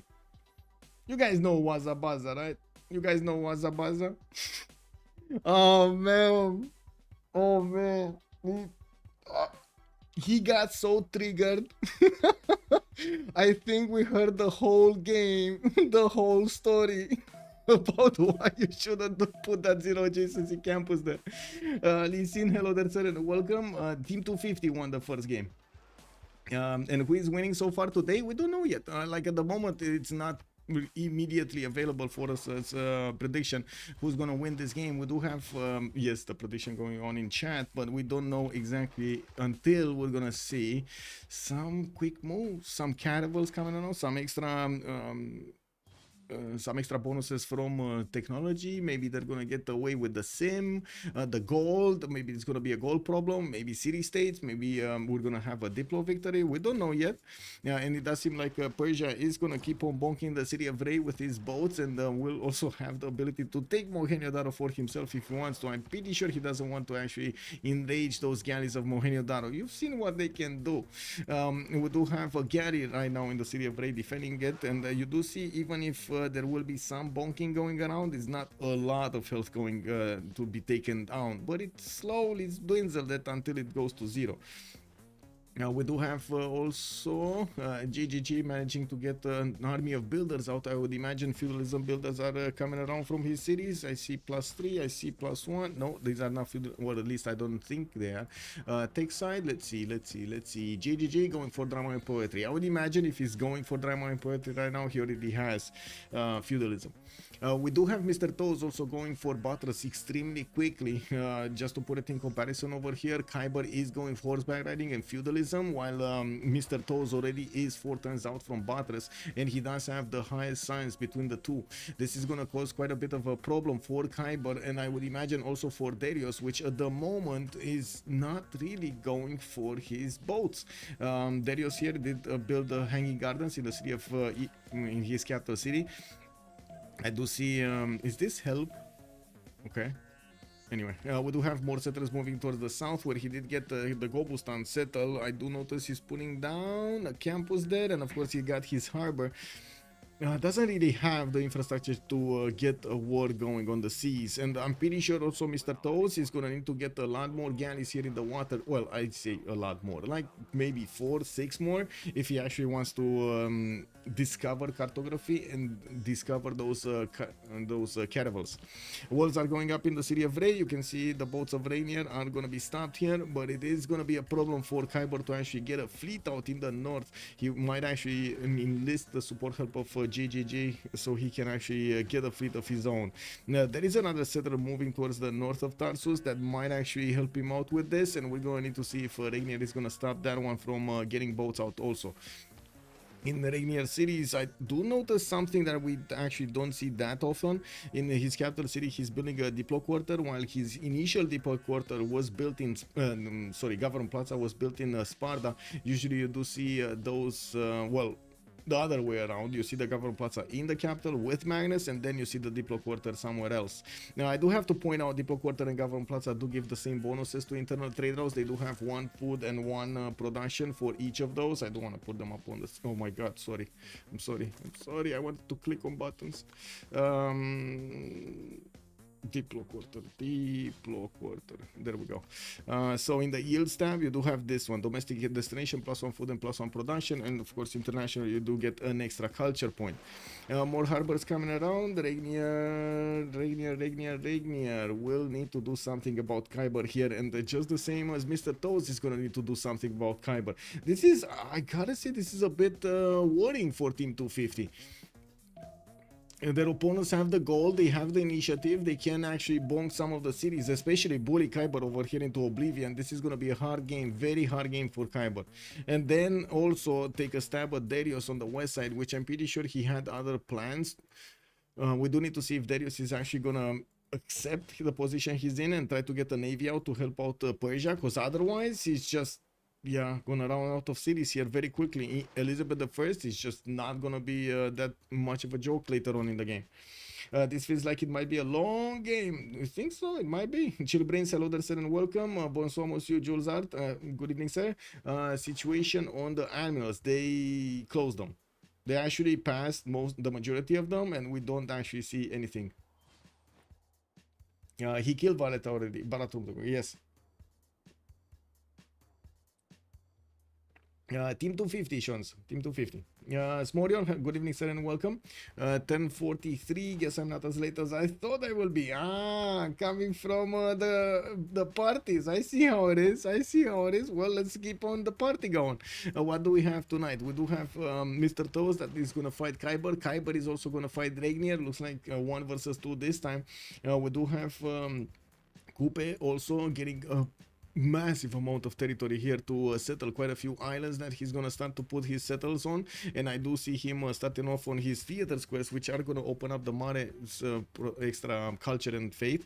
You do have him, as you can see, already benefiting from 2-3 tiles and about to hit that 100 production mark. But so Mr. Toes is, Rainier is very close, we got Darius very close, JJJ is very close, Kyber is very close. You see how close they are in the production and the, well, except Strokesy. I'm not sure what's happening here with Strokesy. 4 cities. Oh, well, he got pillaged and then a forest fire happened. Oh man, this guy just can't get a break. Yeah. Wow. Whoa. It actually started raining. Okay, well, that's good. And Sasu, bonsoir monsieur, bienvenue. If I say it will be a long game, someone will CC in 20 turns. Oh, I see. You're forcing that. Oh my god. Okay. Some reverse psychology over here being used by D. Beasley.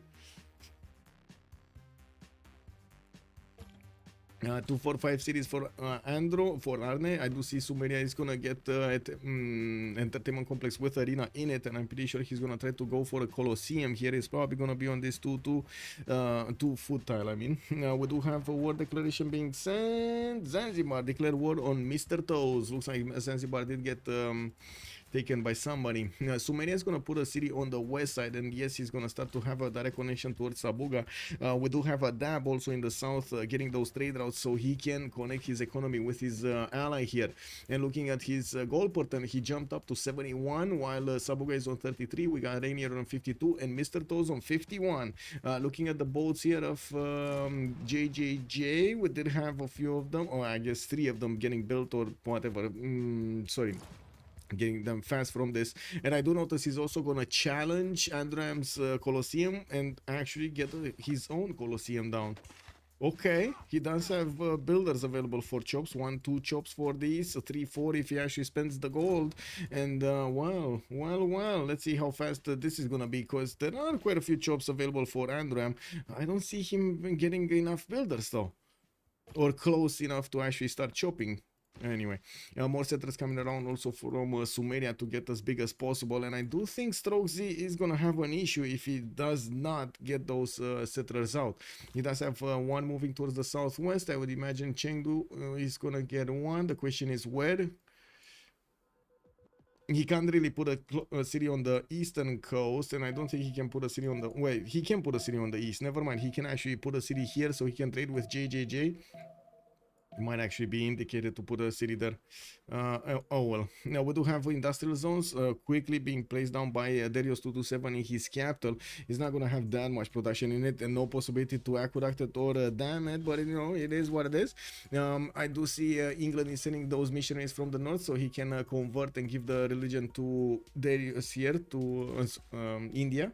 And looking at the north of Khyber, it seems like Regnier is moving out with his galleys, doesn't want to actually enrage the city of Ray anymore because those walls do hurt. We do have more galleys coming up from Ispahan, and I do see Mr. Toes is on Elizabeth I is going to get more galleys out. Does have a builder from Liverpool, will get 5 charges to start chopping, just as well as he does have a builder here with 4 that will be of will have quite a few chops there. Okay, cartography in 3 turns versus Kyber's buttress in 3. Like, because of, like, usually, okay, let's put it like this. Usually in time, like if you're talking about time, the players are trying to get themselves some form of an advantage against their opponents. If they can get like 3 turns or 2 turns of attacking into an opponent that does not have the same technology, they will get a massive amount of advantage, because that opponent will defend with weaker units, will have he will have an easier time to actually go through those units, those boats. being so close to Ispahan and having 3-4 turns of extra advantage here is gonna be insane. It might actually just nullify Persia's ability to defend the city of Ispahan because of how many boats England can upgrade so close to him and just attack him the next turn. If he does manage to, so it's like what? It might be one boat, one caravel for one galley, but I think it might be actually like more realistically, let's count 2 on 1. If he does have like only 6 caravels, he's gonna take out 3 galleys of Ispahan instantly. That's half of the fleet taken out instantly in just one turn. This is gonna be massive. And yes, I'm pretty sure we're going to need to take a look at the admirals if they're gonna start picking them. Everybody play wow, everybody passed them, man. Everybody passed them. They just locked them up. Wow, all of them. Yeah. Who did manage to get Ifadlan? Marco Polo actually got picked up by Sumeria. Zankian here, so 2 extra trade routes, and I do see China did get Ifadlan. Okay, that's an extra trade route capacity for China, more production. Whoa, that's a far away city on the east side. Stroke Z already connecting his economy with India.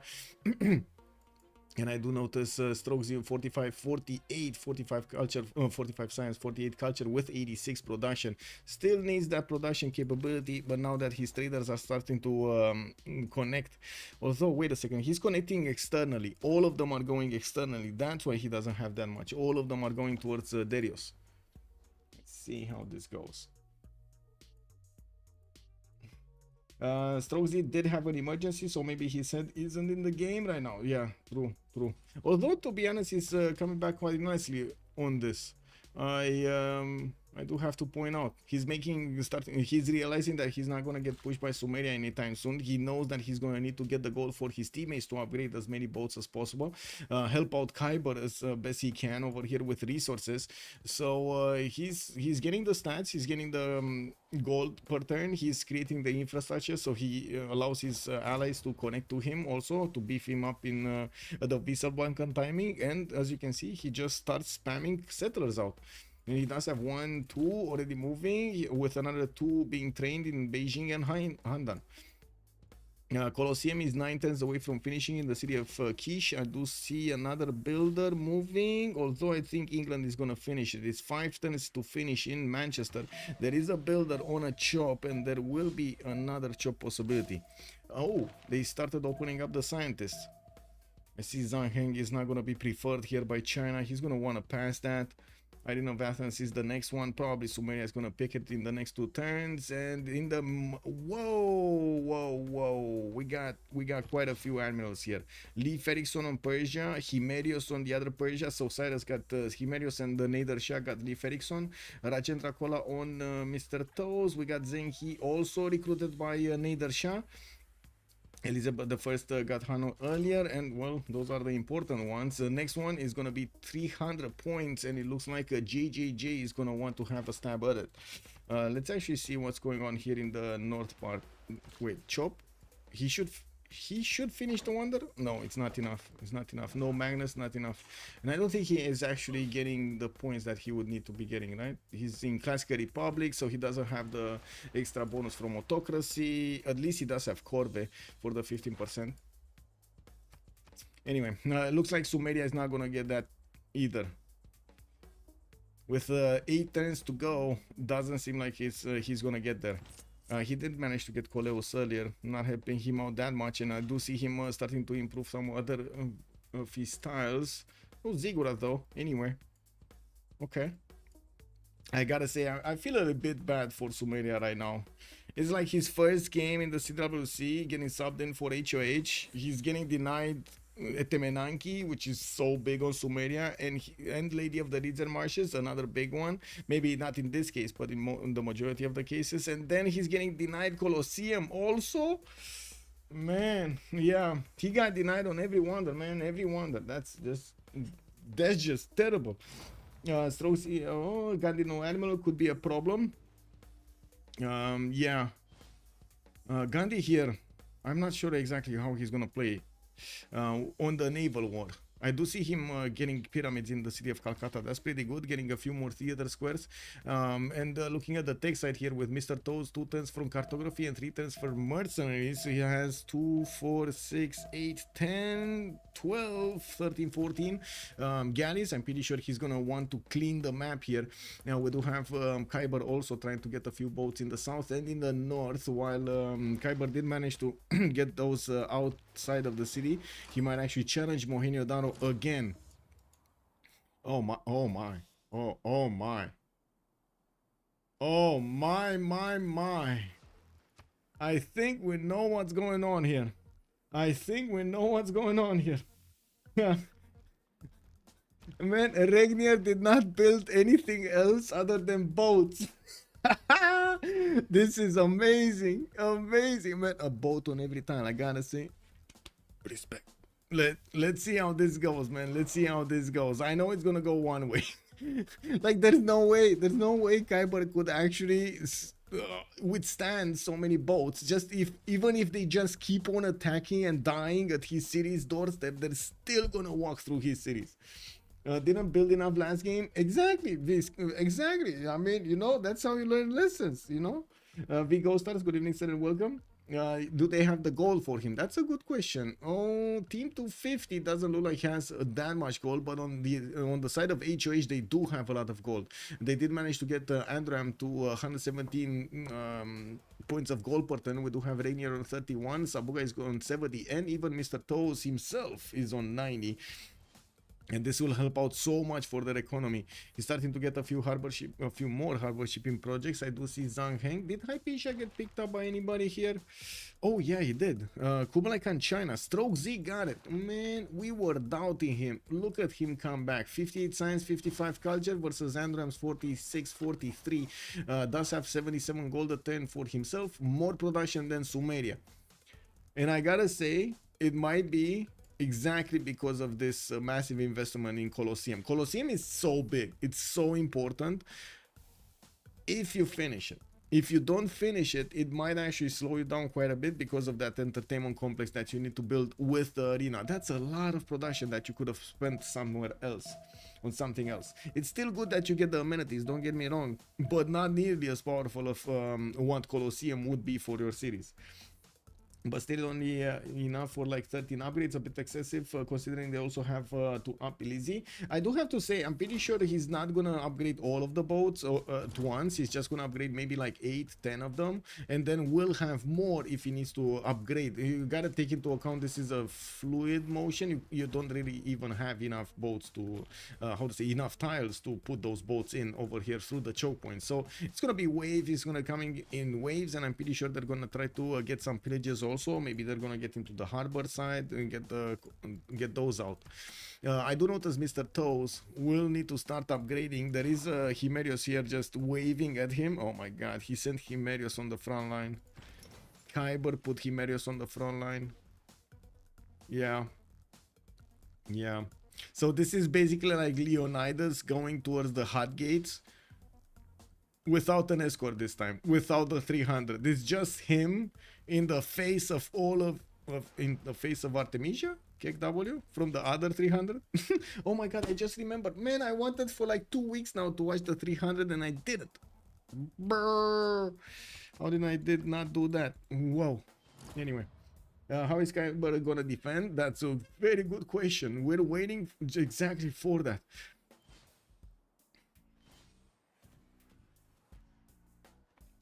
True building more is nice. You can't really make caravels that quickly once you do hit Carto. Exactly, base cat games. That's the whole thing. That's the whole plan over there. Mr. Toes already take caravels, yes, and you do see them upgraded. Now we do have on the other side Khyber 3 turns out from cartography, 2 turns out mercenaries. He needs those 3 turns. Next turn he's gonna lose 2 boats. 3 boats. Wait, 3 boats. I think he's gonna... No, 2 boats. No, 3 boats. This is gonna be a one-shot because it's a core, it's a fleet. These are gonna take out this galley. These are gonna take out this galley, and he's gonna get both slots next to the city center. Both of these are gonna be taken, and he can hit the city center. Turn after that could take that other tile and the city is gonna be gone because before he should get cartography. And yeah, there we go. You see Khyber is realizing what's gonna happen here and he's trying to save as many boats as possible. He knows Isfahan is not gonna be saved. There's no way you can save this city. There's like, because of the time, because of the turn, he needs 3 turns for cartography. Let's see the moves. Okay, not all of the boats did go there. He's still gonna try to slow this a little bit. Maybe Mr. Toes is gonna make a mistake. Since this is so time sensitive, I can imagine mistakes can happen. Good use of a lookout. Yes, indeed. Fleet Caravel, rest in peace. Isfahan, bye bye. Old triangle, hello there, sir. Okay, we got a 1. We got a... what? 2. Okay. We got a 3. And we got a 4. And he's gonna also go towards the northwest. He does have 8 movement, by the way, and Magellan. He does have an extra +3 and oligarchy legacy. Like, oh my god, these boats are just not gonna know what hit them. Isfahan is gonna try to get the walls. I do notice Khyber does have a builder, although it's a rainforest chop. It's not one of those big chops for forest. Yeah, we do have also in the north the fleet of Regnier starting to take shape. A few caravels did get upgraded, only like 2, 4, 6, 7 of them. And I do notice he's starting to get the quadrims out. These are pre-builds for his frigates, and he's going to need to go against England here. If they do manage to break Khyber and then they keep on going towards JJJ, this is going to be a major problem. This is going to be an insane problem here for Team 250. They still have... India here that is going to be exposed on the coast towards Elizabeth, and well, Stroke Z is on his own island basically with Sumeria. He might not do anything else than just try to go for the late game, try to get the resources for his teammates, like get as much gold as possible as he's doing right now, and try to boost stuff for his allies. He's on 60 science with 53 culture. Can't really say it's bad. 103 production versus 100 of Andram, really not bad. Maori managing to get 138 points of production. He's not even coming close to JJJ's 183. There is a possibility for JJJ to actually get enough boats in the north. He does have 1, 2, soon we'll have 3 cities here. They managed to get Colosseum, which also beefs up his points all around. With don't really have him with an opportunity to connect the cities to the north. This is a major issue. Oh, and he does have Stoke-upon-Trent, so that's a 4th city center that he could use the production from. He's starting to get galleys out. He knows this is gonna be important. He's gonna see the boats of Persia attacking into the other Persia of Khyber, and as you can see, Isfahan just got taken away from Khyber. There was no way he could defend that.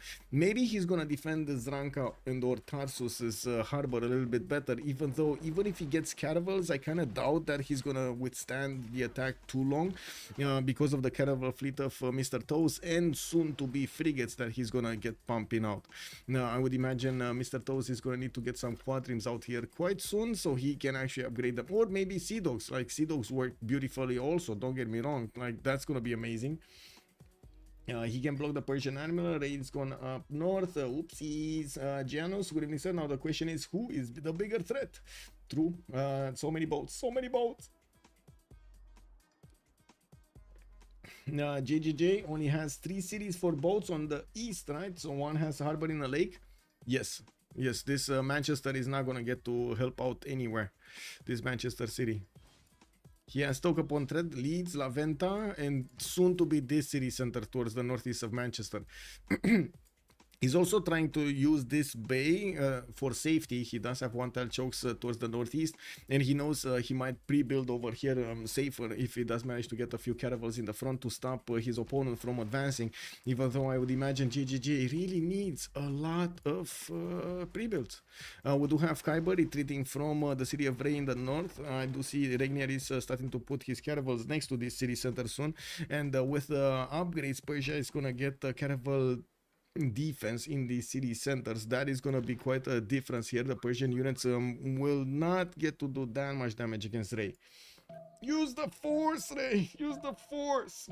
QB Turtle, hello there, sir. Look at Era. We got 3 more turns. Let's actually take a look at Era. Thank you so much, by the way, for reminding me. Double canal. We'll see. And Tito's. Good evening. Thank you so much, sir. 90 months. Thank you. Diz_Osa retained his knighthood for 19 months. Hello, hello, Michael. Long time no see. Have a great show. Long time no see, sir. Thank you so much. Well, we're watching how Mr. Toes is starting to chew through the boats of Persia. You do see the caravel fleet is quite strong, even against the caravels of Khyber. We do see Mr. Toes is going to try to discover here what Darius did build with Mysore actually one tile away from the coast. He's not going to get to attack that. There is Panna here in the south, Madurai also. If this city is going to be taken, by the way, there's going to be an open way for him to get onto the west side and get into JJJ's west. This is going to be an issue in the main bay of JJJ. We got some holy side projects also coming around from Khyber. He wants to get his religious bonuses for his teammate to get beefed up here. Pretty sure we're gonna have Gandhi needing all of the points he can. And we do have also more harbors coming around from Darius. I don't see boats coming around from him, which makes me a little bit sad. I would have imagined, I would have hoped he's gonna get a few galleys and turn into caravels so he can actually defend his opponent here. I guess he's thinking that Mr. Toes is gonna have quite a bit of time to deal with Khyber here, so he doesn't need to build them. We do have also, there we go, Rainier's boats starting to attack into Khyber city of Ray. Even though it doesn't do that much damage against the walls, he's still gonna keep on bonking them. Now we do have quite a few more caravels on the way. He's gonna take Mohenjo Daro. He can go and take out Zanzibar also. That is the English Empire city-state, and I'm pretty sure they want to take that down. And if JJJ is not gonna be fast enough to put a caravel in the northern side, that's gonna be a problem. JJJ getting military tactics right now. I don't think he is even close to cartography. Getting foreign ministry and looking at the points here, let's actually take a look. Andrew, I'm gonna get his golden age. Regnier 2 points over the necessary points to get the golden age. Sabuga is gonna get his golden age. Oh my god, what is Sabuga doing? 2, 4, 6, 8, 10 cities from Sabuga. Yeah, we do have also Mr. Toes 52, 58. Mr. Toes next is 6 more points. Can he get okay, he's getting a horse, but he's gonna need to chop a horse. I do see Terracotta Army getting chopped in Newcastle upon Tyne. He never actually built a city to take to Yosemite. Does he even know about Yosemite? Yes, he does. Okay, boats coming around. Looks like, well, he did manage to get the Embolon promotion, which gives him another +7 on attack. And we do have Mohenjo Daro being taken out. Rainier is going to work on the city of Ray, but with it being so strong, that's not going to be easy to punch through. Now, we do need to see those caravels coming around from Rainier. 4 turns for square rigging. That's about the time he needs to get a few more of these squadrons out. An insane amount of boats, by the way. This is an insane amount of boats. I like it. We got 2 turns for intelligence agency from Sparta, and I do notice more lighthouses in the southeast.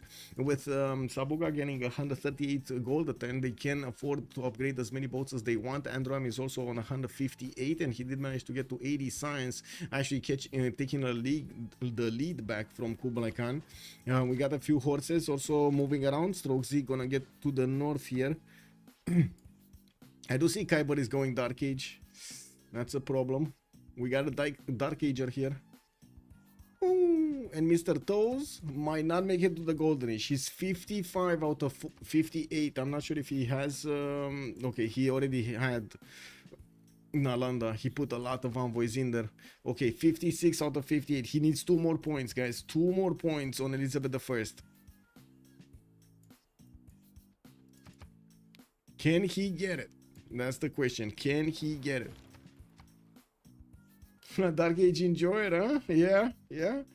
Cyrus, the true king of kings. Definitely good game. Yeah. Nico, hello there, ma'am. Hello there, sir, and welcome.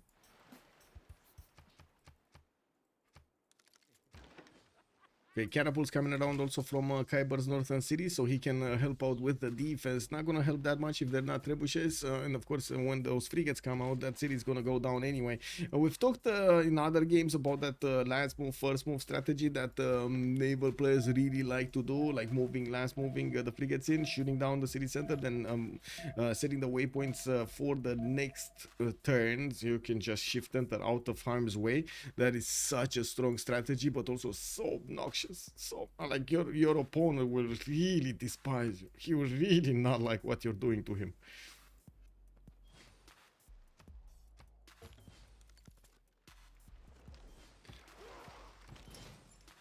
Okay, Sandra was recruited by JJJ. Normal age for Mr. Toes. Golden here. Andram, Regnier, and Sambuga. While Khyber did go for a dark age, we got Strozy golden, Darius golden, and JJJ in a golden age. We'll need to wait for them to actually choose their bonuses. And in the meantime, I do want to check what's going on in the northern side. It looks like Mohenio Dano was not taken. Of course, he already had Valletta, right? So he's not going to take that city center for himself.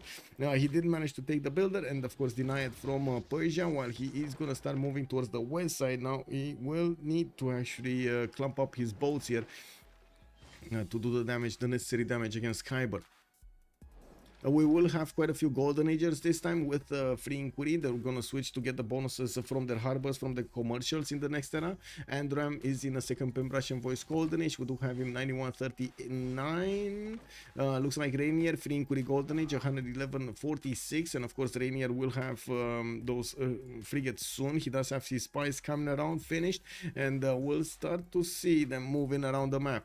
Sabuga did keep his stats quite low because he went quite wide. He did manage to get an army of settlers going around everywhere, and now he's building up his theater squares with his mares. I would imagine free inquiry. No, he actually went for Pembrasian voice golden. Okay, chat, is this the correct way of going about this, Coupe?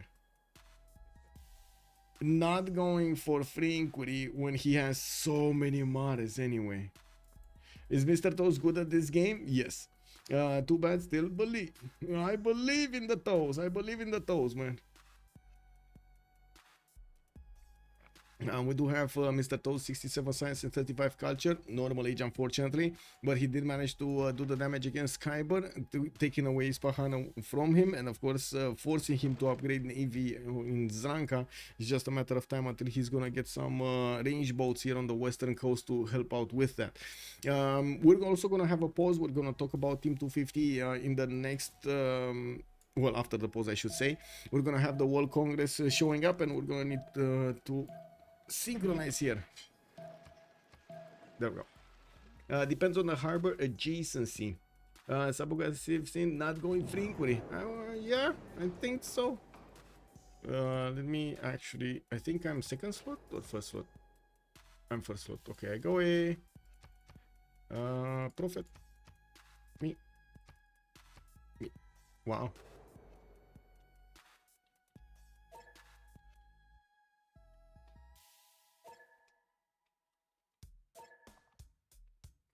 There we go. So 2 minutes and we're coming back.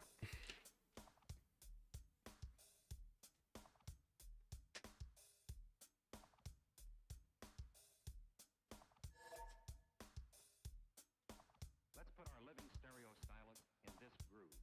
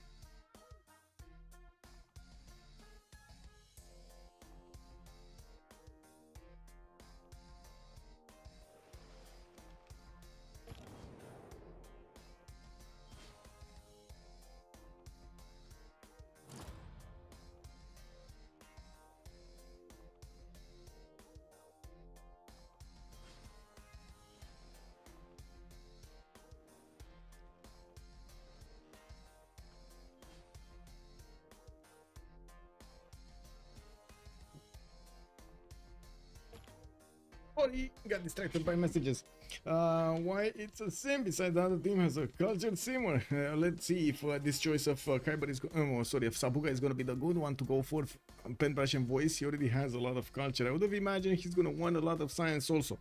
Well, let's actually see on Kyber, right? The Dark Age, we got Stroke Xeon, Penbrush and Voice Golden Age on Kublai Khan, China. He only has one city center on the east side. He did manage to get a religion, which is feed the world with tithe. He's getting the extra food from the shrines and the temples, not to mention the gold from each of his cities. Definitely gonna have a lot more gold. He's on 98 right now. We're just gonna see this number go higher and higher. 118 points of production though, just the same as Mr. Toes, but I do see him much lower than Sabuga and Androam. Darius though, he did manage to get over 200 production, just as well as JJJ. Darius on Gandhi, he's on 222 production points, and I do see Mr. Toes is getting in with the caravels next to his city centers. Panda is getting destroyed here. That caravel is not gonna make it through, and he did manage to get quite a few galleys behind Madurai. He's gonna need to be careful. Good thing is he has all of this coast to actually put down catapults or something, siege units to actually attack back these English caravels. Not gonna be easy for England to keep on pushing through.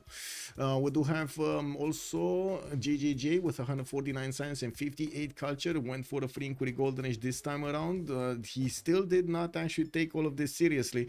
We do still have actually Persia, I see Regnier looking at the boats of Khyber, but with this amount of boats, I don't think he cares about this lump. I really don't think he cares about this amount of boats. He's just gonna keep on upgrading and keep on smashing. And we're gonna see at some point also frigates getting into the mix. That's gonna be a major turning point here in the war.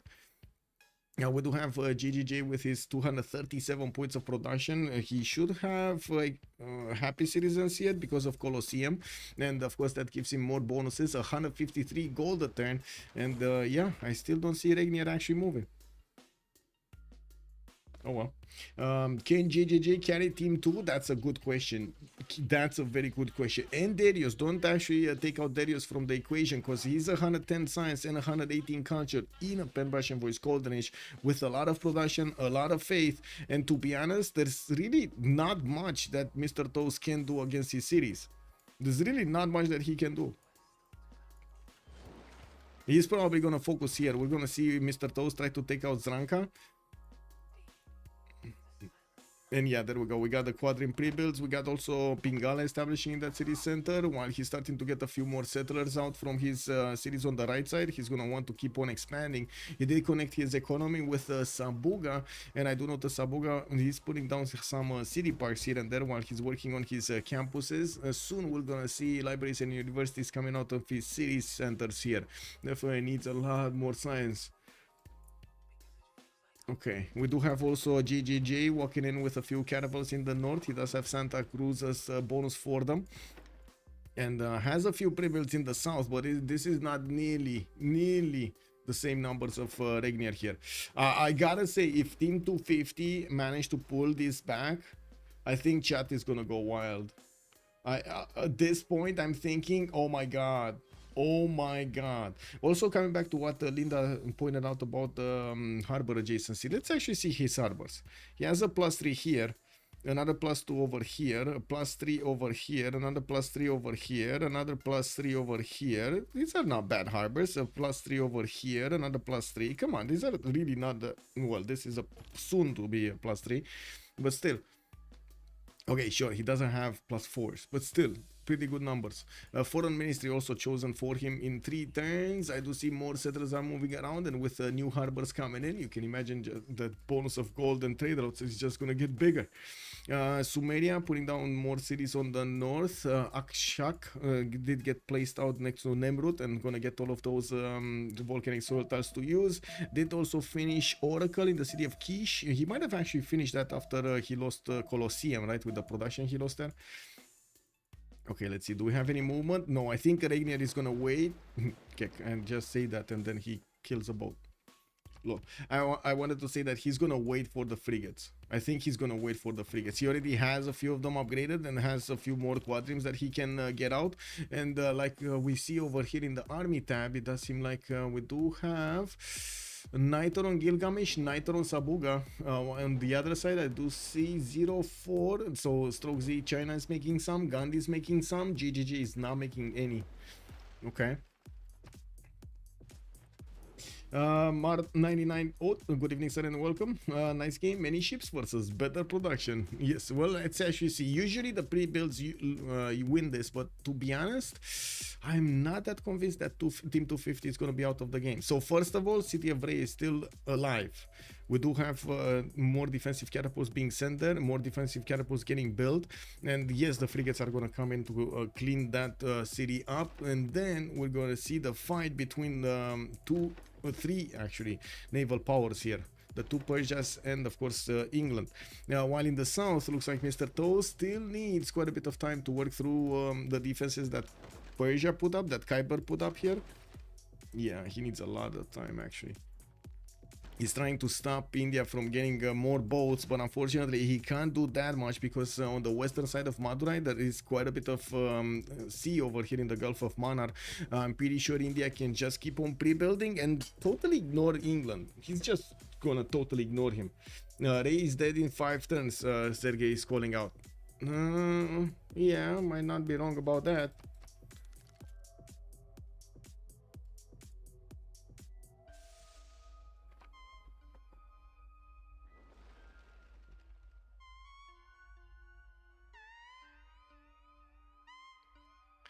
Okay. Weird sounds on the right side. We do have Mr. Toes also getting a few more cities out. He's still on normal age with 77 science and 40 culture, trying to get a few more libraries in his cities and building up his squadron count. This is going to be very important for the upcoming war against India. He kind of neutralized Persia, mostly neutralized Persia, because there are still ways for Persia to try to get defenses out or boats out to lash out.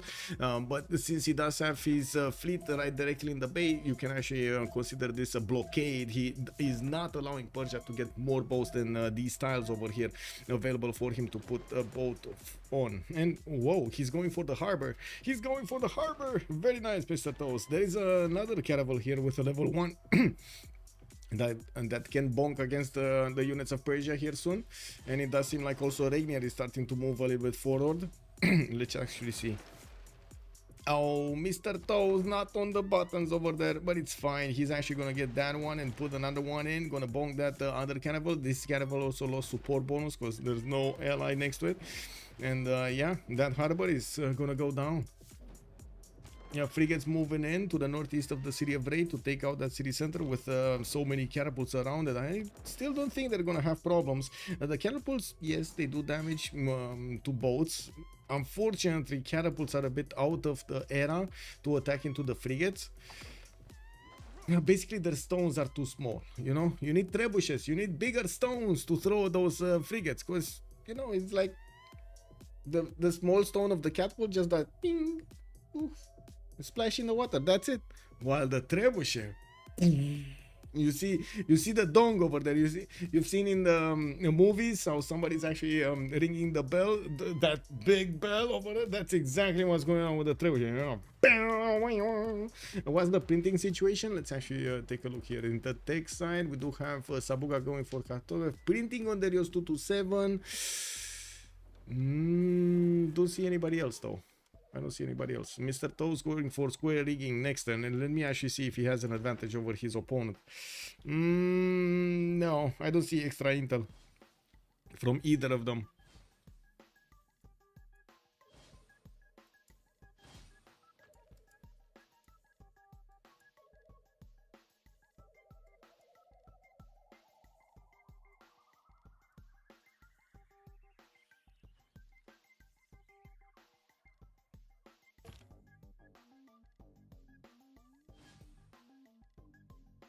Oh well.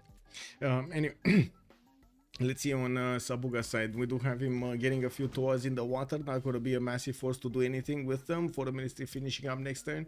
And I do also notice Nader Shah just keeps on building up a navy. He knows he's going to need to be dedicating his whole life and soul here on this attack. Remember, this is basically their last chance, right? There's no other way for HOH than to win this game. There's no option than to win this game. If they don't win this game, they don't go through to the finals. So they need to win this game. Or they actually, sorry, they don't have a chance to get through to the finals because series is not going to get to a best of 3. There's a lot of pressure being built up here. Vlad also, hello there, sir. Can you share the soundtrack playing in the background, please? Soundtrack, this one? Give me a second. I'm going to turn it up a little bit. I'm sorry, chat, just to make sure this is the one. This is the one? Vlad K?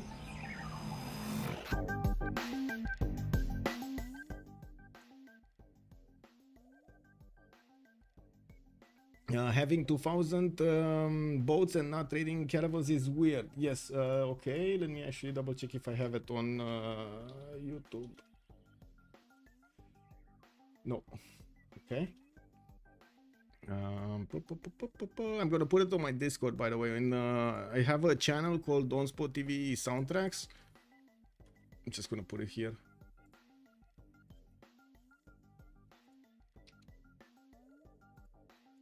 Upload the file. This. There we go. There we go. I don't know how to share it here, but I think I can copy the message link and give it this. There we go. So you can go directly to the message and download it from there. Okay. So we don't know exactly the printing situation here, but I'm gonna double check. Okay, we do have Nader actually getting printing over Cyrus. I do see an extra +3 showing up on him right now, and Regnier will have a significant advantage against Kyber, but that is, I think, from the spy, not printing. Looking at Regnier, he's getting printing next turn actually, or did he finish it? Did he finish it or getting printing next turn? Because don't know right now. Is there a spy here? There's no spy. There's no spy in the cities of Persia from Persia. Do they even see the cities? They don't. They only see Valletta, so he can only put that spy in Valletta. Okay, and next time he's gonna get intelligence agency. So wait, there might be a +6 for a few moments here. There might be a +6 for a few turns on Nader Shah. Yeah, he's getting printing.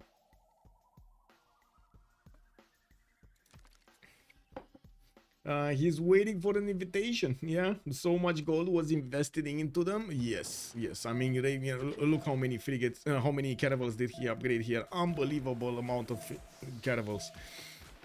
I'm a bit surprised that he didn't start attacking into his opponent from an earlier stage, but I'm pretty sure it's much more valuable and much more efficient to have frigates attacking with your caravels. Attack first and then finish with the caravels, so you can well, not take that much damage. Oh, we do have the big stones coming around here from the city of Ray. I do see trebuchets are getting upgraded, and this will be a better unit to fend off attacks. It's still the bombard that's gonna be better. Bigger stones, you know, and I guess stronger stones also. Yeah, don't the bombards actually throw some like iron things? Like, and the trebuchets actually throw stones, or was it even trebuchets who were throwing those iron balls? He has 2,500 military. Yeah, 2,600 military over here on Regnier. Wait, he actually has more than his opponents combined. Push. It's starting to happen. Clocksev. Safin, hello there, sir. Persia did not set up a +5 for Mini for a Dark Age. That's a good question. Why didn't he actually get his +5 on the Dark Age? I do see the +6 did activate, so indeed Persia did get that +6, that printing. Let me take a look at Kyber's cards. He does have Twilight Veil. He does have it. I think we just didn't have patience to wait for the... whoa, what? Oh, it's on attack, right?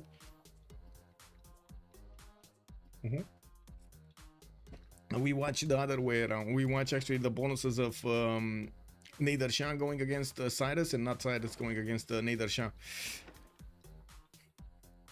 Looks like also Regnier is gonna bypass entirely the city of Rain. Well, he does know there are a few trebuchets over there. He wants to hit the Persian Navy and the English Navy at the same time, and has quite a few frigates. Remember, these frigates can do the 2 shots against the caravel. Then one of his caravels take that slot, and he has 4 of these frigates over here, so he can take down 2 or even 3 caravels a turn here, easy peasy, without that much of a repercussion. it will be very costly for Persia to counterattack, or I should say for Khyber to counterattack into Regnier. Looking at what's going on here, we still don't have Mr. Toast getting his frigates on the west side. I do see he has them pre-built in the city of Rapa Nui, while printing is coming out in 2 turns. Does have the upgrade button, it's just a matter of neither. They put all of the resources they could on Nader Shah, so I find it extremely natural because Mr. Toast just didn't have that much to do here going against his opponent. Darius did manage to recruit a general, not that it matters that much. He's getting an entertainment complex, getting a wave of campuses also. Now we do have 140 science on Gilgamesh, and he's in a pen brush and voice, by the way. This is very important for them.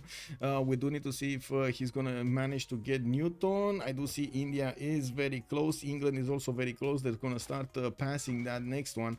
And let's actually see what's going on. Okay, so Regnier is starting to push out with his initial boats. He's also gonna, oh my god, this is so much damage. This is so much damage on these boats. Caravels walking in, and boats are going down to the bottom of the floor. We got Regnier moving in with his frigates, and will start shooting down on the first line of defense here of both GGG and Khyber. And while we do have him getting hit back, this is going to be costly. There are so many more boats for Regnier. And I gotta say, this is why you pre-build. This is why you pre-build. You can take on 2 nations if you pre-build accordingly. And the question is, will he actually manage to get through this successfully? I would imagine so. We do have him taking out quite a few boats of his opponent, getting promotions. Also, even if he does have some Sea Dogs next to, these Sea Dogs do fall extremely quickly to the caravels, as you've seen. Not to mention he does have his own frigates that do massive amounts of damage. It does seem like this is going to be cleaned up quite quickly and nicely. And we got also some more campuses coming around here from Mr. Toes. I do see he's getting water mills, more Navy dockyards, and the industrial zone in the capital city. This is only going to be a +4. Actually, I say only, but it's pretty good. Wait, is he going to get the lava in the city of Sheffield over here? Is he going to get an aqueduct there? Get all of that lava? Khyber lost the pre-builds to the Purple Sea. You're not wrong. Mohenjo-daro was a boss over here on these seas, man. He was the original dominator of the northern seas. What religion did Persia make? Let me see. Persia went for Jesuit education and missionary zeal. Okay, not bad, not bad. Oh my god, like India is gonna have so many religions here. Oh my god, let's see. So he already has Eastern Orthodoxy, Islam, and Zoroastrianism in like 2 cities. Wait, 1. This is in Mumbai. 2. Okay. This is 3 with another religion. He has all of the bonuses, man. Also going for shipyards, 127 science, 143 culture, definitely much bigger than Mr. Toes here. And yes, we now have some frigates coming around from Mr. Toes getting upgraded. They're gonna start chewing through the Kyberian defenses in the south of Tarsus and Zranka. Okay, next moves from Regnier. We do have 2 players, JJJ and Khyber, needing to be careful here. Can they withstand the power of Regnier?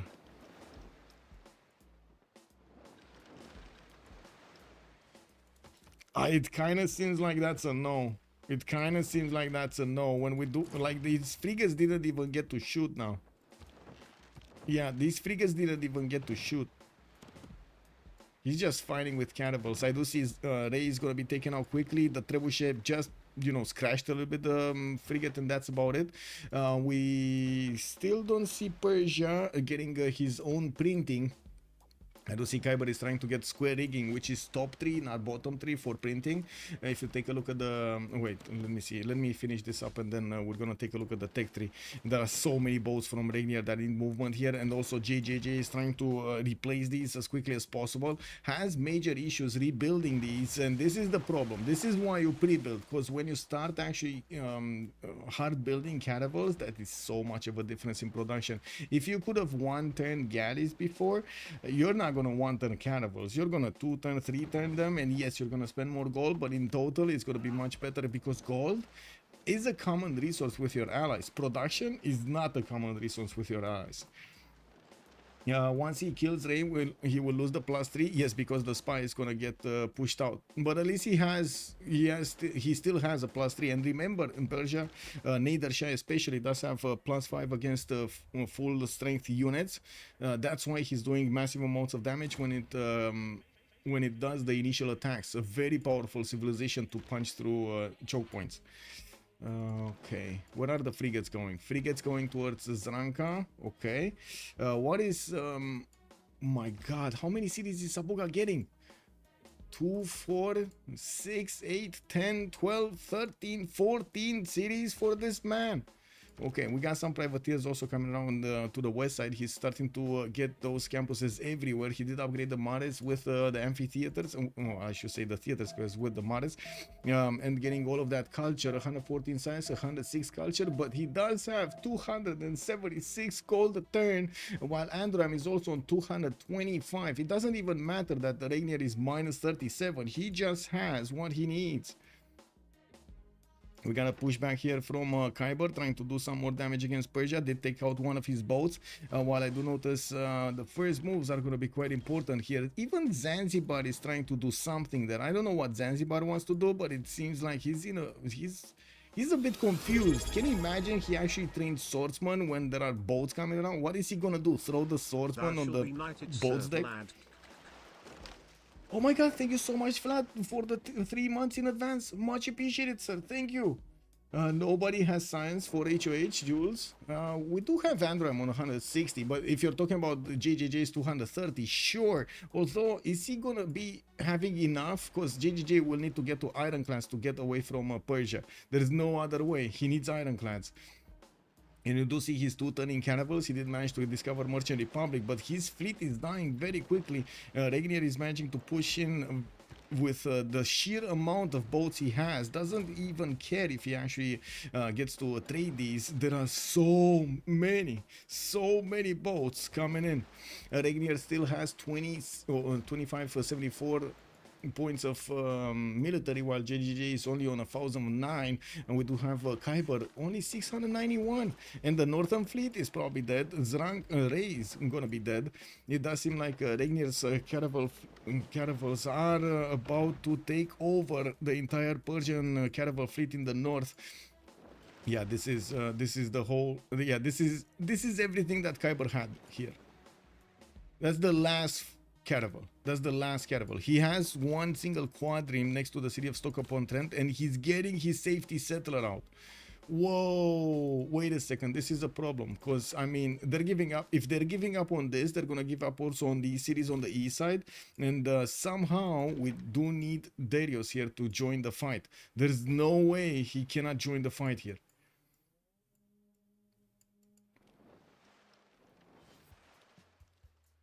What happened in the Congress? Did we have any? Oh my god. Great engineer, no points. International +4 on Gandhi. No surprise, he's getting quite a bit of gold. And 2 diplop victory points on Kupe on Sabuga. Okay. What is the gold pattern? 181 on Darius, 245 on JJJ, Strokes on 125. They have good gold pattern on their side, and I do see that both of them are more than 300 points of production, better production than HOH has. The biggest issue is getting to a technology that actually stops the bleed here of units, and unless he actually gets to ironclads, I'm not sure exactly what he could do to stop the bleed. There are so many boats from Regnier. He didn't have Santa Cruz and Isus Sin, so if he does manage to get both of these here and upgrade get an Armada ironclad, that should be more than enough to actually stop Persia.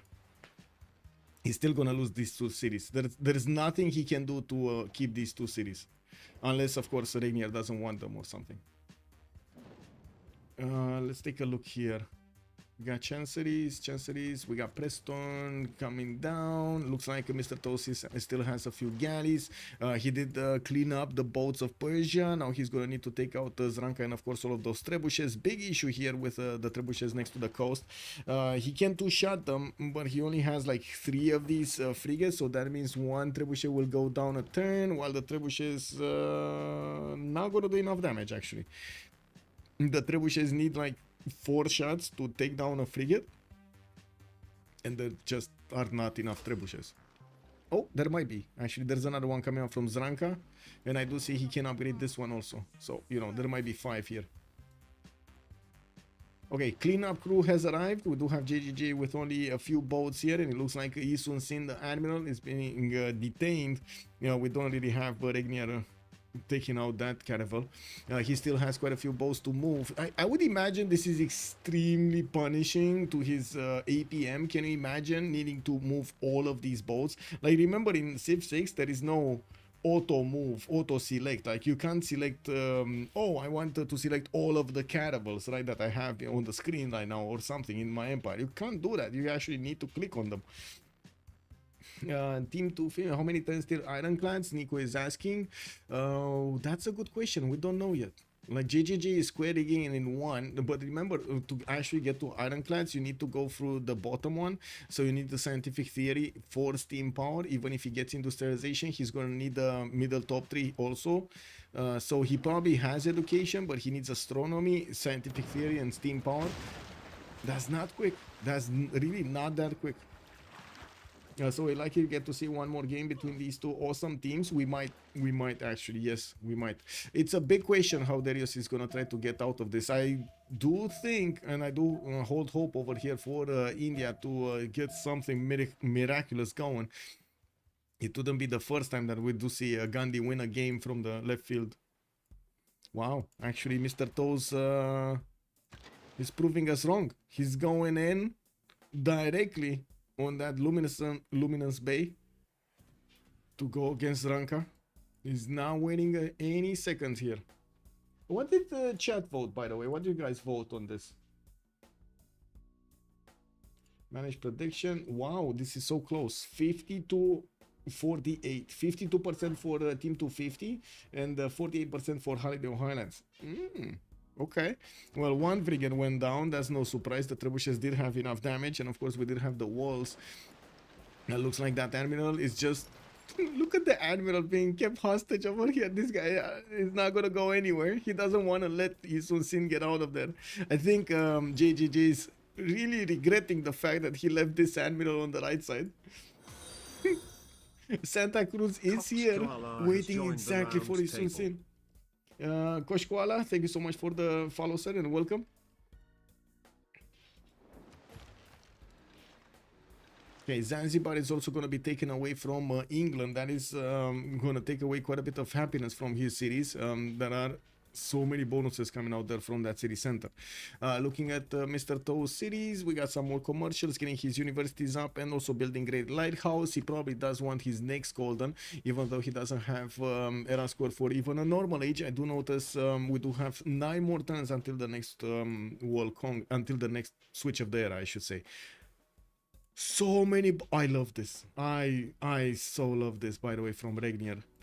This is an all-in. He just, so basically what Regnier did here, he got his 6-7 cities, built the infrastructure to keep on building stuff, and kept on building stuff. And he's gonna keep on building stuff until he wins this war against his 2 opponents. And look how much it matters that he prepared with so many pre-builds while their opponents just disrespected a little bit. Well, to be honest, they didn't have vision. I can't really say this was disrespect. They didn't have vision over Nader Shah or what was he doing. They knew about the score. They definitely knew about all of those galleys being built. They didn't know where they're gonna show up though. That was a bit of an issue. Okay, looks like Khyber did manage to stabilize the south. Yes, he's going to lose Hangmatana. Yes, I do see Bath and also Stoke-upon-Trent are going to be taken out. Although I do see Regnier also starting to move towards the west side, trying to breach through JJJ's canal. Oh no, he's building it. Oh my god.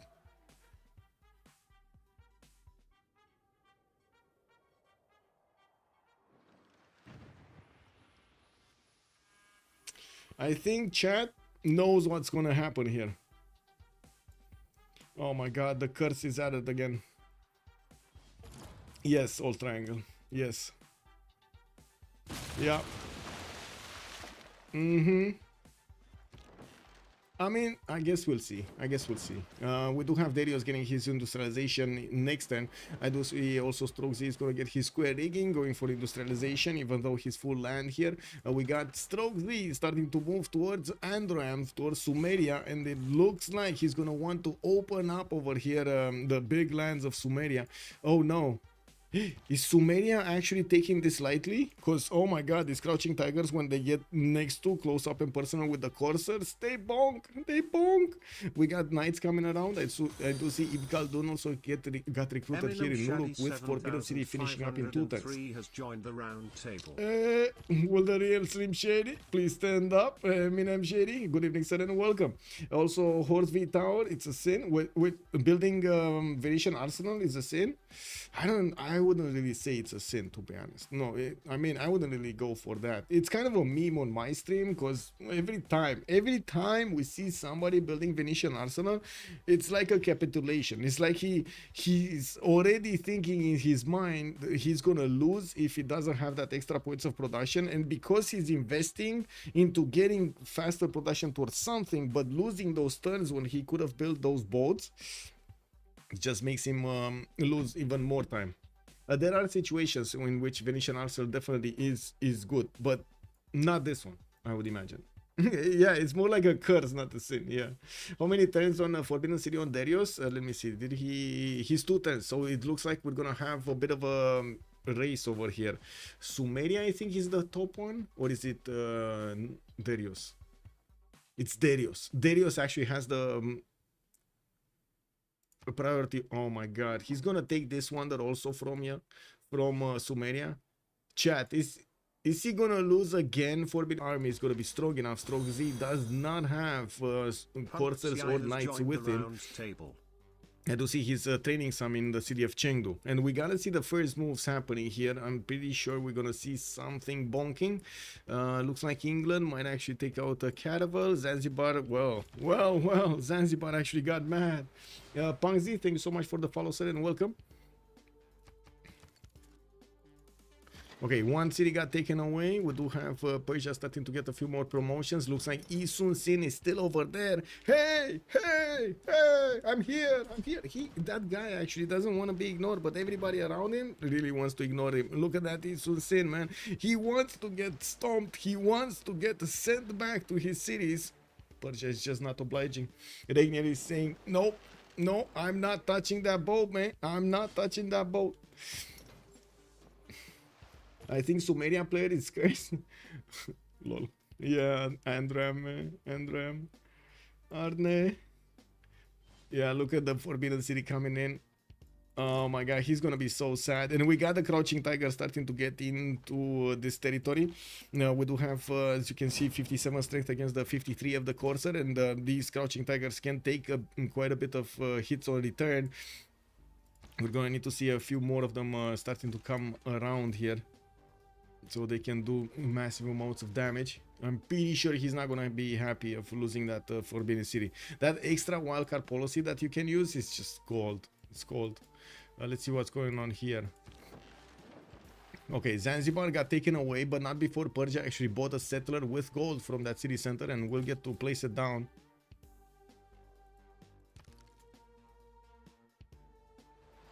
We do have Regnier also moving towards the south to take down Stoke-upon-Trent, and yeah, there we go. We got some bonking going around. The caravels, the weak ones, are getting out of there so they don't get converted by the Sea Dogs.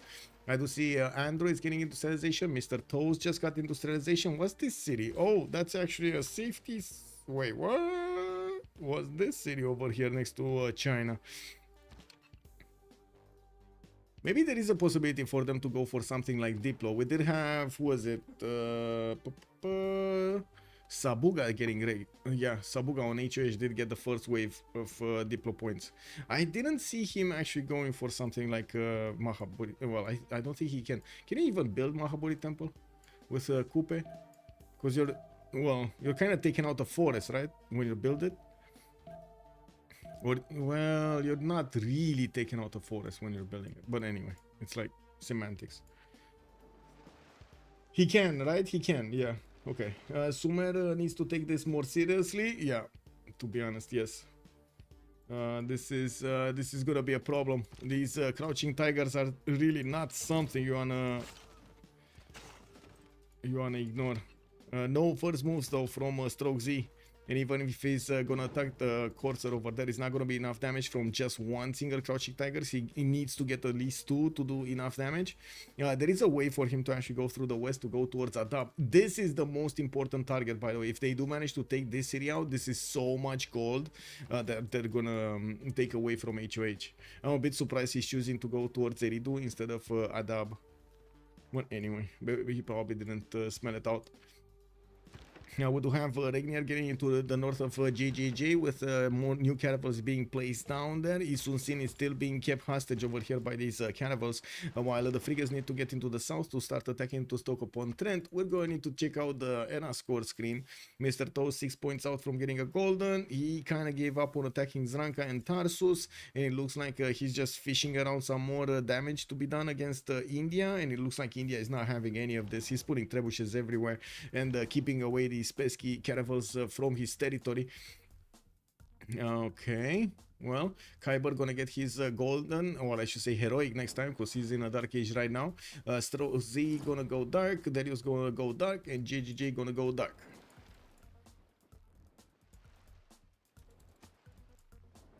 China need to make tunnel with military engineers to destroy Sumeria. Yeah. Oh, totally forgot something on YouTube over here. Oh my god. Hello there, Urek. Good evening, sir, and welcome. Good morning, Blackwind. Hello there, sir. How's the game going? Oh my god, we're seeing so many boats just going against so many boats with free simmers going around. I do want to ask, kindly ask, can we get to 50 likes? Let's see, can we get to 50 likes? Yay or nay? Simple answer over here. If you like the content, you like the fun, let's put that like in. Well, and of course, don't forget to subscribe to the channel. Sergey Lakislov is like with Vietnam, the forest stays underneath. Yeah, I was remembering something about that. China need to make tunnel with military engineer to destroy Sumeria. That's very, very true here. And I do notice he's getting quite a few knights this time around. He's actually going to have a stronger unit. His knights can bonk against his opponent. He does have a general, while Sumeria does not. Jean-Pierre has joined the round table. Jean-Pierre, thank you so much for the follow, sir, and welcome. Looking at the the cities of GGG, he's gonna have these ones in the north that are gonna be exposed, but then Manchester, London are not gonna be exposed to the north, and of course he can keep them on 1, 2, 3, 4.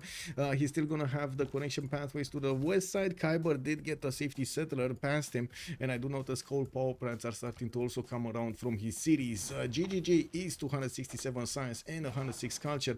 The biggest thing that he needs right now is ironclads, and I do see him on scientific theory in 1 turn, with nationalism in 2 turns. If he does manage to get enough caravels and keep on slowing down Persia, he's gonna get to ironclads and he might have a chance.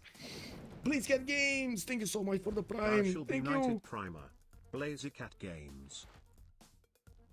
Looking at Kyber's east side, major economy being created over here between him, Maori, and of course Mr. Toes over there. I do see also some Sumerian trade routes in this western water, while, oh my god, Strokey field cannons coming in. We gotta see, Andram is barely getting gunpowder. Uh-oh, what is this, Ethelfled? This is not gonna be a good one. This is only Renaissance. He needs an industrial one for these field cannons to get an extra movement point. Well, it is what it is.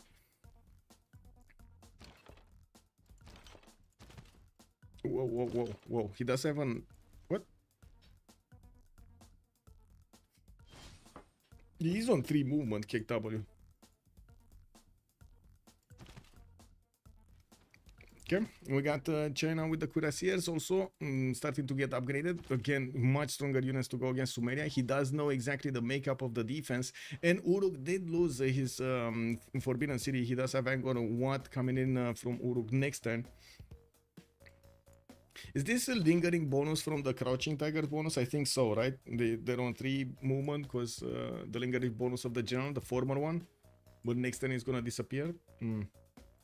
Anyway, cities of Khyber, not gonna be in the north. Looks like he's fine with the 3 that he has right now. Still Tarsus and Srankal holding on for dear life.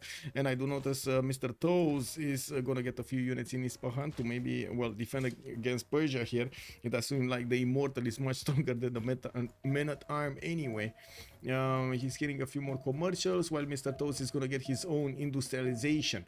We do have still advantage on Darius and on JJJ when it comes to the science and the production, not to mention that culture on Darius is amazing. 215 points of culture at the moment. Sabuga is trying to mirror that with 200 science and 165 points of culture only, with new universities coming in and the shipyards coming in. I'm pretty sure that production is going to go sky high. He's already on 407, but not even close to the not close to Darius's 444. Okay, when ironclads, next turn ironclads for Victoria. Isun Sin is still here. I would really say go south, my man. Oh well, that's a bit too late. And I gotta say, JJJ only has a few caravels, not a lot of them to actually turn into ironclads. He's gonna have the fleet, and an ironclad fleet should be strong enough to stop the Persian advance. Coupe got massive enough to start to catch up and then overtake. Yeah, it's bonus of movement card on the field cannon. Oh, the +1 logistics one. Okay, because he's in the border. Yeah, sure. Yeah, it is because he is in the border. Thank you. Yeah, we do have. I was thinking he's from the general. I was like, there's no general here. Like, what is going on? We do have Stroxy with the bombards actually getting into position around the mountains. The field cannons are going to be the first one to be used here, while Andram is getting metal casting. He's probably going to want then afterwards the cuirassier technology and the field cannon technology ballistics. We do need to see if Stroxy is going to be pushing through. It doesn't seem like it seems like at least 2 more turns Stroxy is not going to get the honor of going through the Sumerian land, with cuirassiers also that are going to be upgraded here, and not a lot of tiles to actually attack into that city center. It's a bit of a bummer that he's not going west. I don't understand why he's not at least scouting west. Okay. So wait, he actually knows what's going on here and he's not going. Okay, like at least with a scout, see what's going on, man. You know, just smell it out. Maybe it is fishy, maybe it's not fishy, maybe it's a big donut. Oh well.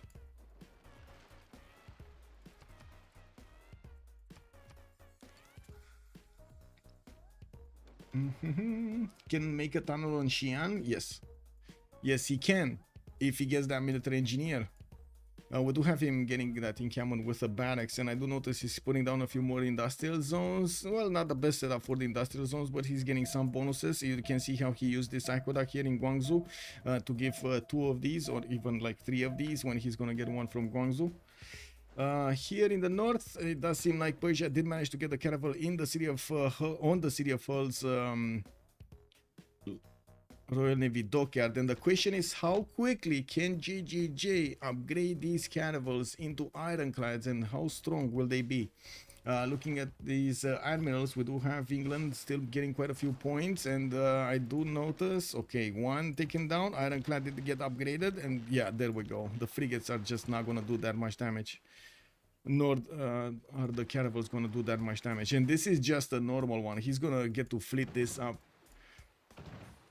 Yeah, there we go. So all of this fleet is like the I mean, it's exactly like the Persian military in the 300s, right? This is the hot gates. This is Leonidas, JJJ, holding on the floodgates with the ironclads, and Rainier, Xerxes, is trying to get in, but he's not allowed.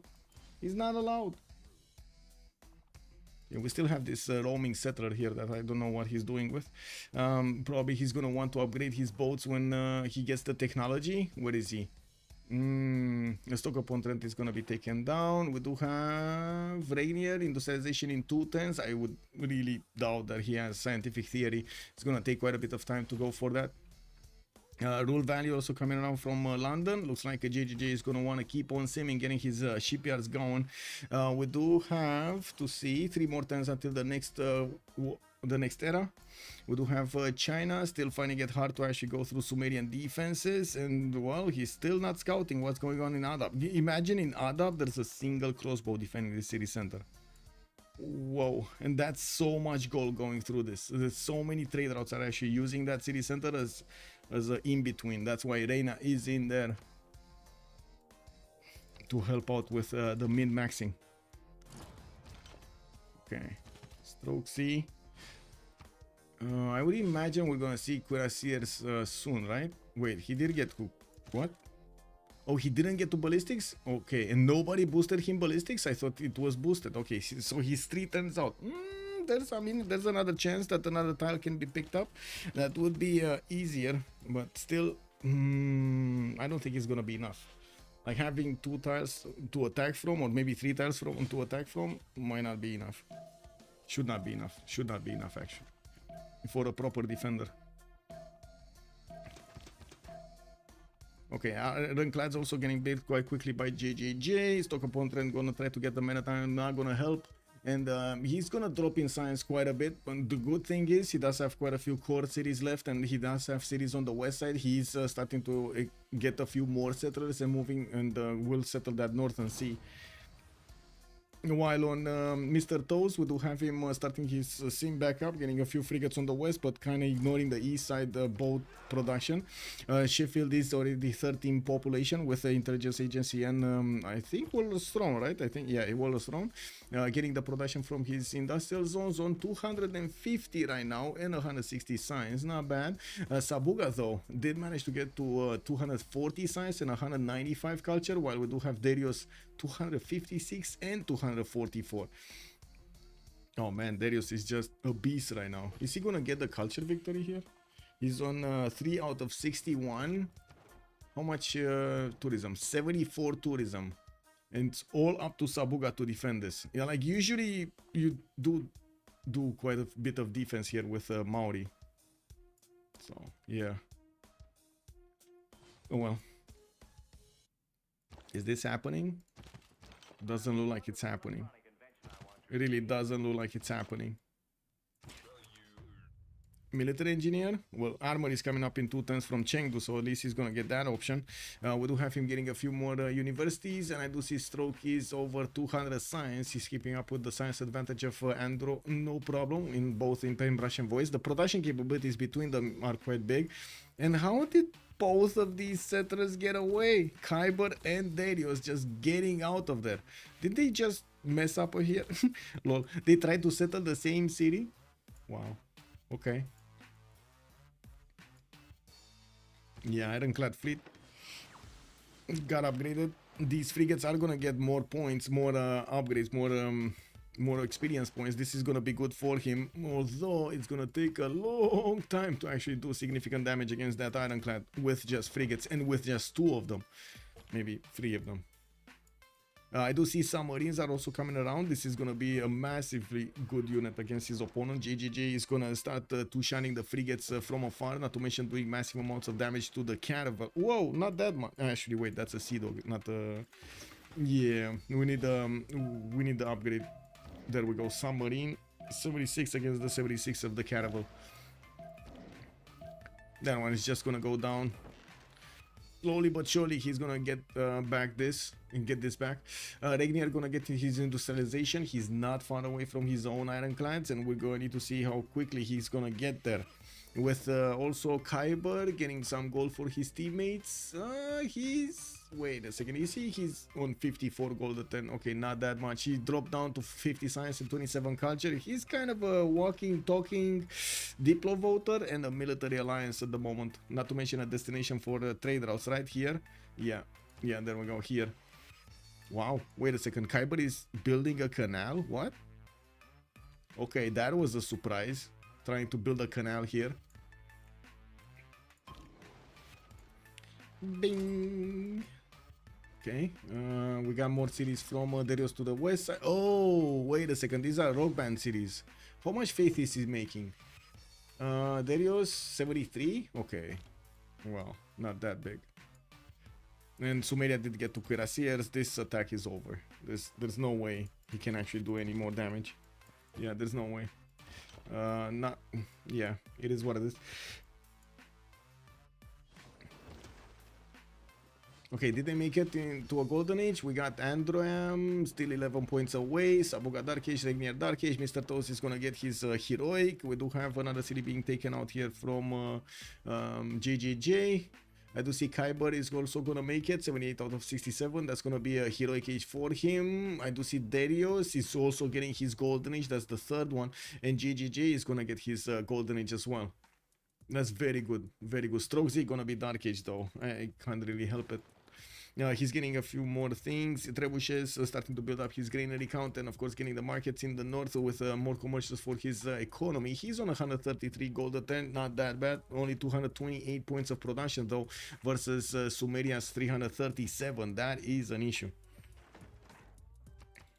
In the city-state screen, we do have Anshan being kept by Darius, and Strokesy is gonna keep Nalanda. So it looks like they do have a monopoly on both of these city-states. Singapore on Andro, we got Sabuga on Auckland. Ooh, that is so much more production. Wait, is this a 6 food, 5 production, and 3 gold with 1 culture and 1 faith? Fish style? Oh man, this is just beautiful land, isn't it? With all of the parks and everything over here. Yeah, very nice, very nice, very nice.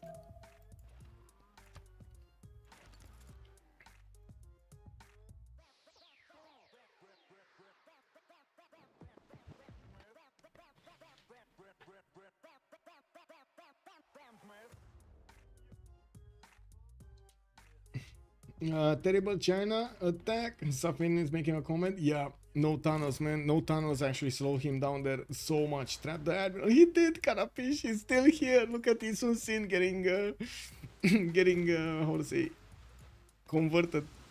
Converted. Wow. Getting trapped. India is OP, but so is Maori. Yes. And Sasu, who is asking us who's winning. We still don't know. We still don't know. We still do not know. But JJJ is lashing out, and it looks like Persia is going to lose quite a few of his caravels and frigates. We do need JJJ to get a lot more of these ironclads if he actually wants to go past that one-tile choke point. He's getting his seaport so he can hard build fleets in immediately. And I do see also Ruhr Valley coming out from London. He still can't use the southern production. He can only use La Venta Leeds and Hull for these northern fleet production points. That's it. And normal, dark, golden. Mr. Toast did go for a reform the coinage.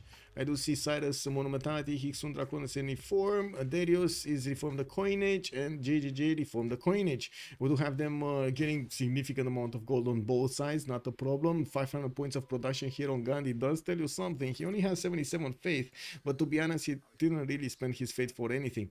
Getting goals for University in Mumbai, and I do see him starting off on upgrading his bombards on the right side, trying to keep away Elizabeth from his side.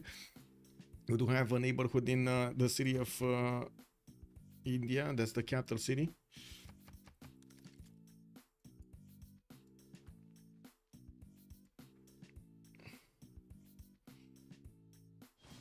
Tidos, with such a big control over sea, why aren't they building some pillage squad to do some damage to England? They've already have a decent navy. Which England actually? Because we got quite a few of them. What is the tech difference? I don't know. Between who and who? So wait a second. Darius is 37, 38 on JJJ. JJJ right now is the biggest one. So 38 technology on Victoria. Mr. Toes is 34, 33, 32, 35. 3 techs. JJJ is 3 techs away from Gilgamesh. On Destroyer, England will just kill Persia and go on Maori. 2 techs ahead. So yes, it's a sin for Maori. Whoa. We'll see if he does manage to get this defense going. He's getting those Theater Square festivals. We got a pause here for 2 minutes, and we're gonna come back afterwards. Let me actually put this up.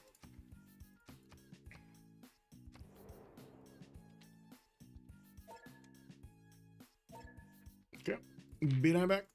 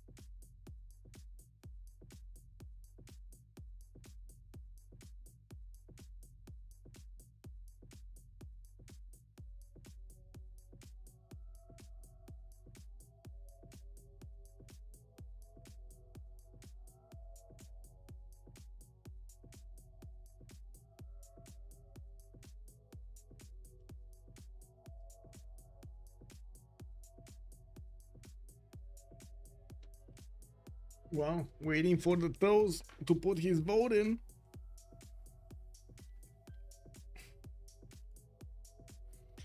Look at the land, one plane, there is no more fight. What?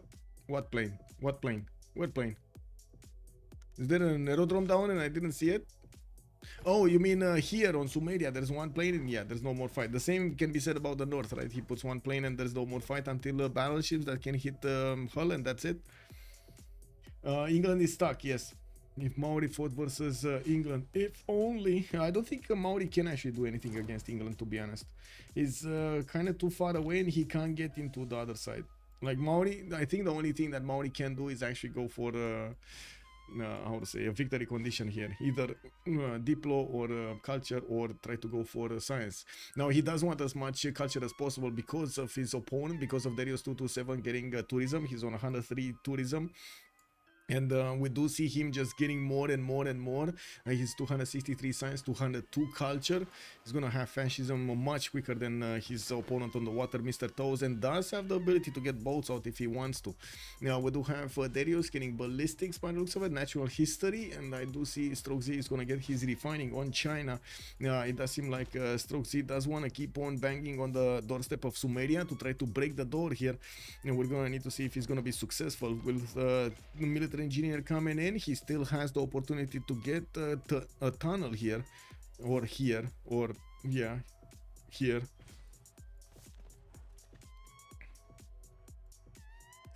Through the left he will nuke Gandhi.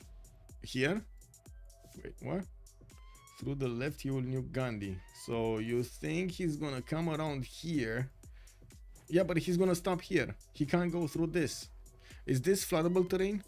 Give me a second. No. As in, you know what I mean. It can't get taken. That tile cannot be taken. He can't get here. He needs to actually get a city somewhere to get out and directly buy nuclear submarines if he actually wants to do something. And this is enemy territory. I mean, I can understand that he could have much bigger technology than Persia, and he could just put cities in the face of Persia, and Khyber is not gonna do anything about it. Like, he can't do anything about it. Like steel wall cities with ironclad strength or tank strength is, well, it's gonna be irrelevant for Persia. He's not gonna do anything. Shari Kumis did get placed down. This city is gonna have a bit of problems with rebelling. I do see Regnier should start upgrading his boats. He's 5 turns away from steam power, and we do notice the English submarines are managing to get to do quite a bit of damage against the Persian boats. Now we do need to see the ironclad actually getting the first spot there. That's a bit of a mistake, but I guess it is what it is. He wanted to take a boat out, and this submarine is gonna get some. Wow, that's quite a lot of rain, by the way. It's quite a lot of rain outside. It's a weird sound. Anyway, we got Mr. Toes getting some galleys on the east, not much. has a few galleys on the west. He's not upgrading. He can't go through Zankra until he's gonna get his battleships. And I do notice Mr. Toes is barely getting ballistics and nationalism in too.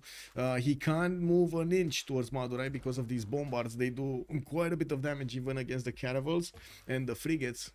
Not easy to actually go through this one tile choke, two tile choke. In the north, it does seem like also Regnier did have enough of fighting JJJ in the one tile choke. Those submarines and the frigate fleets were doing a bit too much damage, not to mention he couldn't break through the ironclad fleets that did get a promotion. Isun Sin is still a captive here in the Persian fleet, KW. And let's see what's going on here. 2 turning Kilvaki Sivani. Wait, he lost Rural Valley? Wasn't he building Rural Valley? Who was building Rural Valley? Wait a second. No. Who built Rural Valley? WTF. Wasn't it India building Rural Valley or was it England? Oh, England was building it. Never mind. He's gonna get it here. Okay. Okay. I don't know why I thought it's actually India getting it. Yeah, England. Thank you. To me, it looks like Maori is unstoppable at this point. Yes, but I would say so is Darius on Gandhi. I have seen way too many games with Gandhi to actually take him out of the equation. Gandhi here, ooh, late game Gandhi with 4 religions on his side, big. Incense granting no amenities, Kupe not growing via culture, Kupe also getting 2 diplo points. That's the second roll that he did here. I don't want to double check what is he. He's on 7 out of 20, could get quite easily Mahabodhi Temple, could get quite easily a Statue of Liberty if he wants to, has a more than decent amount of culture. I don't see him getting a few frigates, that's probably for the Niter boat. And of course beefing up his production capabilities. He's on 500 points of production, just as Darius is on 523. 3 turns for Oxford. We do have aerodromes from Hyderabad coming around and art museums in his other cities. Aerodromes also on the right side of the city of Panna. Now these aerodromes, if they do catch the, well, I should say the biplanes and or the fighters, if they do catch these English boats in the water, they're gonna tear them apart if they don't turn into stronger units. And Ironclads will not have anti-air defense. He needs destroyers, he needs battleships.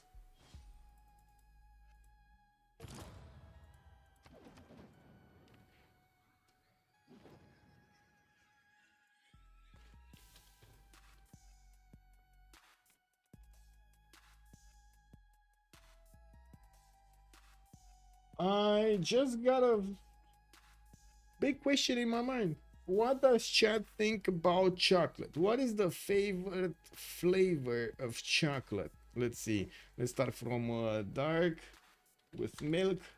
Or let's actually put milky over here. We got white. Is there any other one? Peanuts? No, actually that's it. Like dark, milky, or white. Let's see.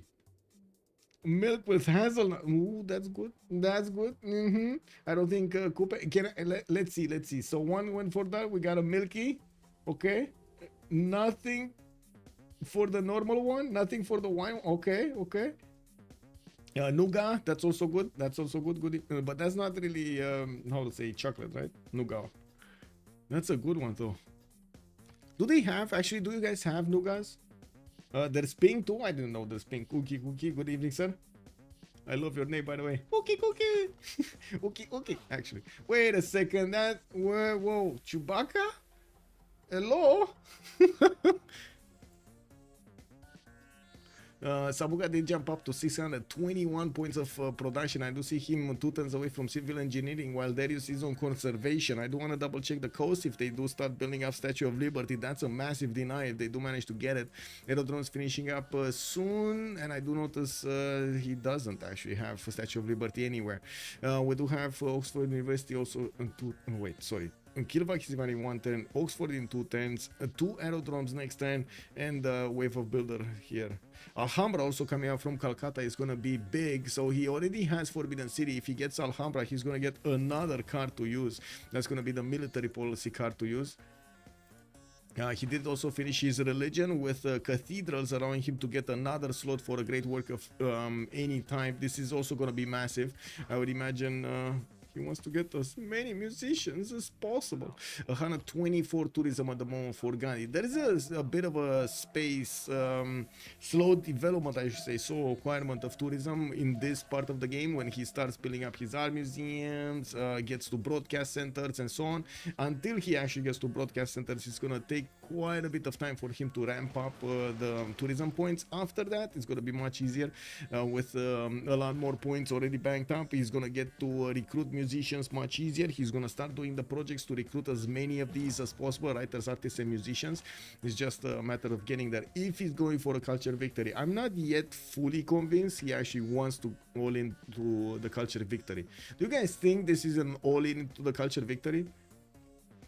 What is Mr. Dos doing on the left coastal city? Left coastal city. This one? Ispahan? Or which one? Rapa Nui? I don't really see him doing that much. He's just getting a campus there. Rapa Nui is getting an encampment. Doesn't really have upgrades. Liverpool still needs to choose something. He has a military engineer running around and doing some upgrades, but nothing major. And I do notice Ironclad's here finally arriving for Sharikumis, and I'm pretty sure he's not going to be that far away from getting battleships. That's also a technology that he really needs to help out against England. Not a lot of battleships pre-builds, yes. And it looks like we got Milky winning the day over here. I see. I mean, to be honest, I kind of love that the most also. Yeah. It must be common. It is what it is. Darius just going for democracy. Alpha Somets is calling out. I see. So what do you think, Alpha Somets? What do you think is his plan? What do you think is he gonna do late game? It's clear that Diplo victory is not going to be on his side. He does have quite a bit of tourism banking up, and he's going to have defense against culture if he's not going to go for culture. Does have a tile for space if he wants to. This tile is going to, oh my god, this is floodable. Okay, he has this tile and one of the flood tiles in Mumbai. He has quite a few tiles for space victories if he wants to. He has a fleet of fighters soon coming around. That's also going to help him out deal with the English caravels. Bombers, I don't really think bombers are going to be that effective with this territory. So unless you're going like GDRs to stomp the map, I'm not sure what you want to do here. It's going to take so much time. He will go to GDR. Yeah, I was thinking that unless anything else other than GDR, it's just yeah. Might even come to Death Robots end game in this one. Can you imagine, like, after we had so big bullying happening in Persia's territory, taking all of that north away from him, and also so much damage being done to JJJ, they're still up there. They're still fighting, clawing to this victory. A bit more production on Sabuga, and in total I do see a bit more production in HOH side, while I do see Stroke Z is down to 265, Sumeria is 400. We do need to see if China is gonna get to his to his tanks. I think Sumeria is gonna have tanks way before China. Stroke Z did go for military tactics here. Oh well, it is what it is. I think that he has to go GDR and JJJ in all in naval. I see. Okay. Well, a good thing is he did build Venetian Arsenal, and yes, this is one of those cases in which Venetian Arsenal might make a difference. It's one of those niche cases. Maybe JJJ heard us 2 days ago when we were talking about this and he wanted to prove us wrong. Well, this might be the day that he's gonna prove us wrong, even though, to be honest, Regnier is ready for everything here. Now we do have him getting his own science going, and I do see Regnier is getting his own flight. Oh, wait a second, only 135 science. I mean, this is just a matter of time until he's gonna get overwhelmed by destroyers. I'm pretty sure JJJ is not far away from destroyers. We got rifling coming up in 1 turn. Destroyers are gonna be discovered at combined arms if he gets rifling, steel, and then of course going for combined arms after combustion. This is gonna be massive. He has the science, he has the will. Let's see if he has the power. And we do have massive battleships pre-builds coming around from the cities of JJJ to the north. It looks like he's gonna want to clean the map, and yes, this might be the plan. Regnier is gonna need to upgrade so many boats here if he actually wants to withstand this. Mr. Toast just got a massive influx of gold, and I am curious, very curious, what is he gonna do with it. Khyber doesn't want to stay still and is going against Ispahan here with Trebuchet and a few knights. We got boats here. Not really gonna do much. Does he want to take one of these like scientists? Does he want to buy something? That's expensive, man. That is expensive, man. He's builders to chop all the land. Mauri's kick. Can't really chop anything. Potala Palace in Pango. We do have our museums coming around next turn here, and aquariums in the water. I do see Sabuga did go full strong with the theater squares, while he couldn't really do anything about Nalanda. Wow, okay. Nalanda just doing whatever he wants with his territory there.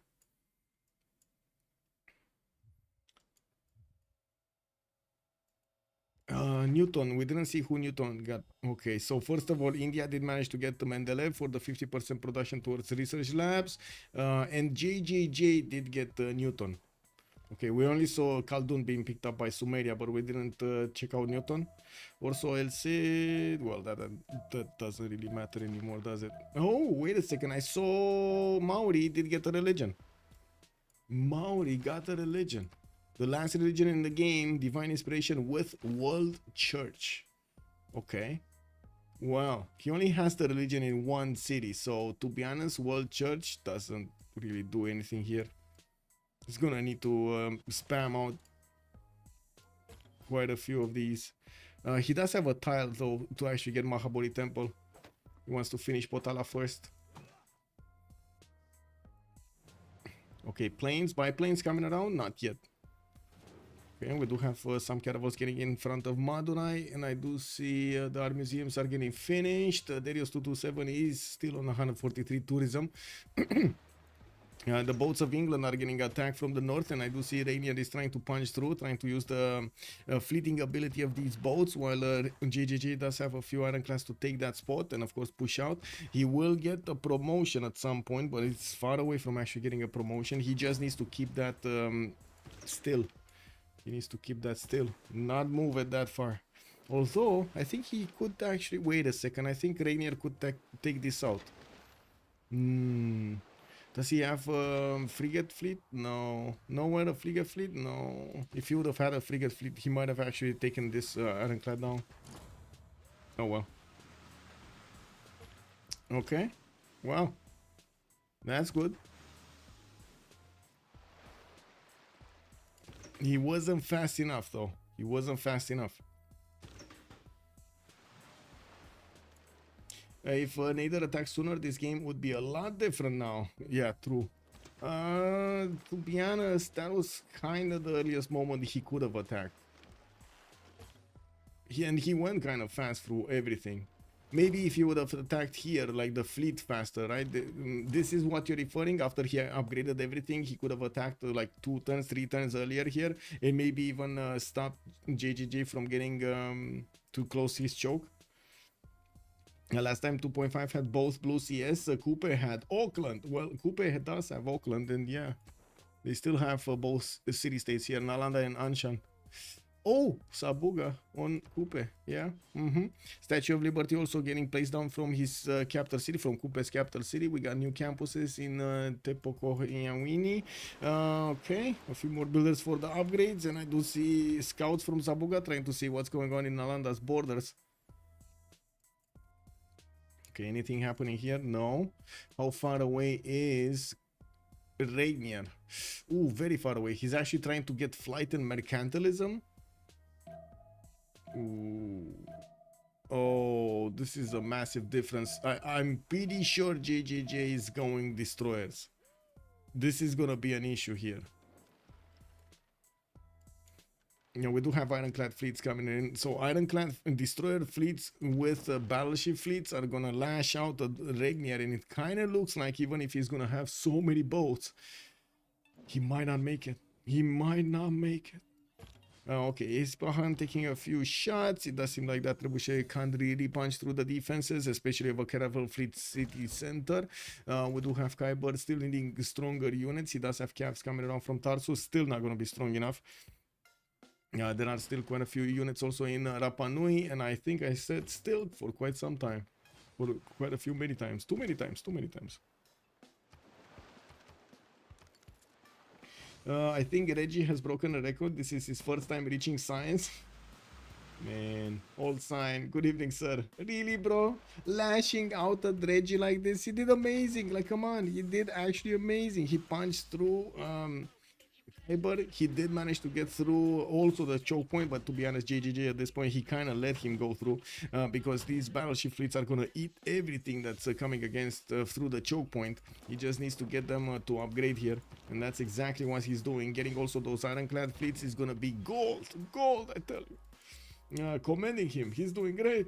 Woohoo! Sabuga is going to get the CS Admiral. Easy? Did he get it? Matthew Perry? No. GGG got it, right? This one? The CS Admiral? Yeah. The next one is Franz von Hipper. He got it. He snatched it. We do have also Maori with a chance to get Alfred Noble. That's going to be another 1 point of Diplo for him. This is very important if he does manage to get that going. We do need to see what Darius is going to follow this up with. Mobilization in 3 turns, 338 science, 300 culture, and 155 tourism. Just adding more points slowly. We do have also him getting that wave of art museums going and getting the theater square investments. He did finish also Oxford University working on Bolshoi theater, and this to be honest guys, this kind of feels like how to say, him going towards culture victory. Why do you think he's going Bolshoi here if he wouldn't have gone for culture victory? Or he just wants to keep that up? Because I'm pretty sure this is enough culture for him to get into fascism, and he just needs the science to get to GDRs. It is a good wonder, yes.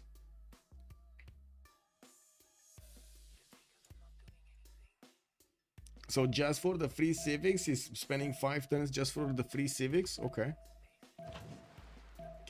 Can't wait to see Maori sink before he doesn't build flood barriers. That would be funny. That would be very funny. Singularity, it's a good wonder and a good deny. Good evening, sir. Yes, true. Okay. We got industrial zone logistic projects here. It looks like India did send one of his observation balloons to help out the artilleries going against Andram.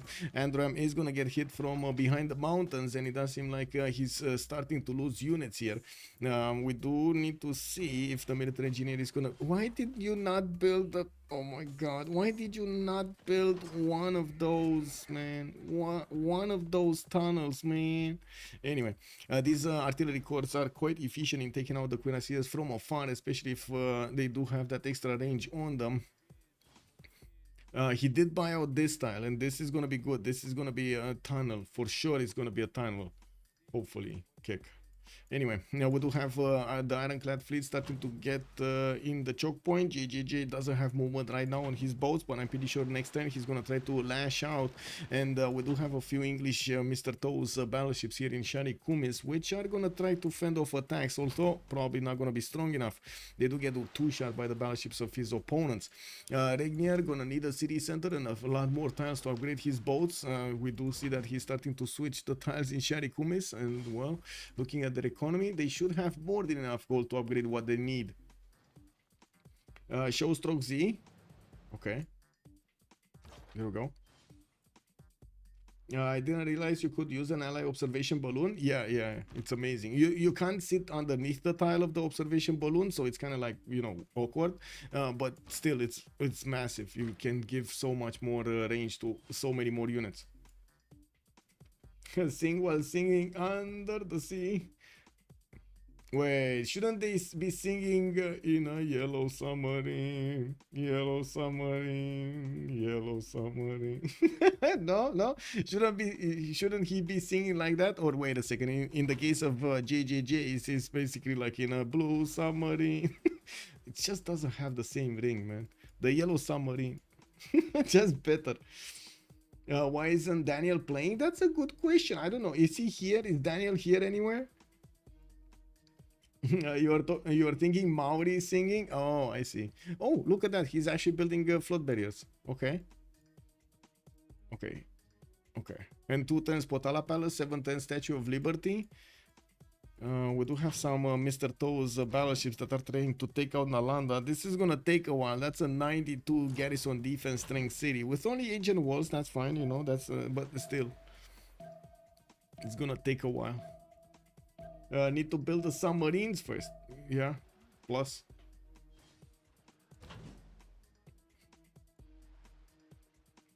Yeah, if they do manage to take out Nalanda, I would imagine Darius is going to go under the science of Sabuga. That is a pretty good advantage that they're getting from Nalanda and Anshan. Both teams do have a strong economy, a lot bigger economy on JJJ as a single person. He's 528 points of gold per turn with 540 points of production. We now have him sending one of his submarines to see what's in the water here, and it looks like Persia is going to start getting hit.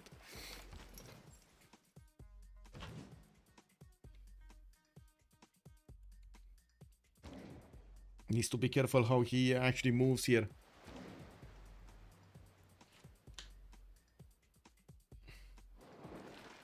Let me double check this. This is fine. This.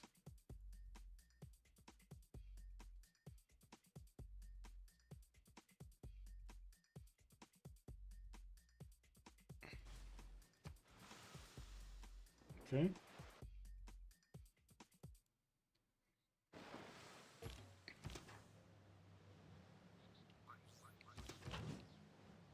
Yeah, there we go. The fleet of England is out, and he's hard building so many of these so quickly. Ironclad fleets coming in from multiple cities. We do have them build. We do have him building 3 every 2 turns, and it does seem like he did manage to get quite a bit of battleships here to fend off, try to attack from afar.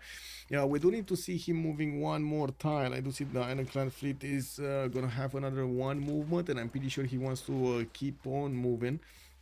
He cannot hit from that distance any one of these units. They need to be here. And so many more pre-builds from Rainier.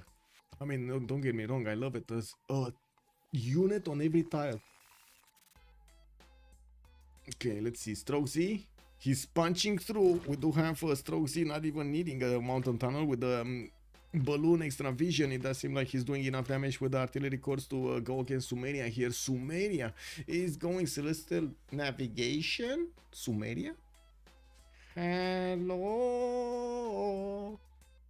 I mean, does he have, is he on 1 turn steel or something? Did he manage to get refining already? Let me see.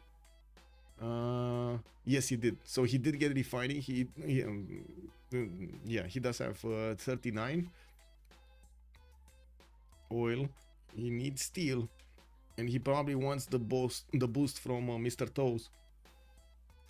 Okay.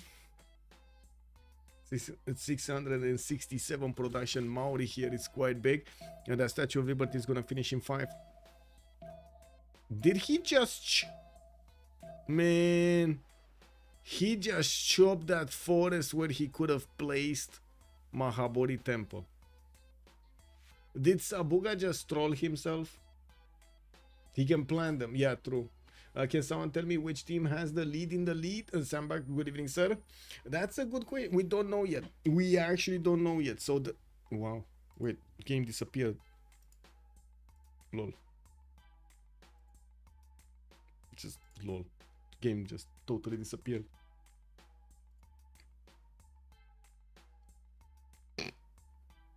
Not even fine axis crash, nothing. Game disappeared from screen. He has conservation, yes. Man.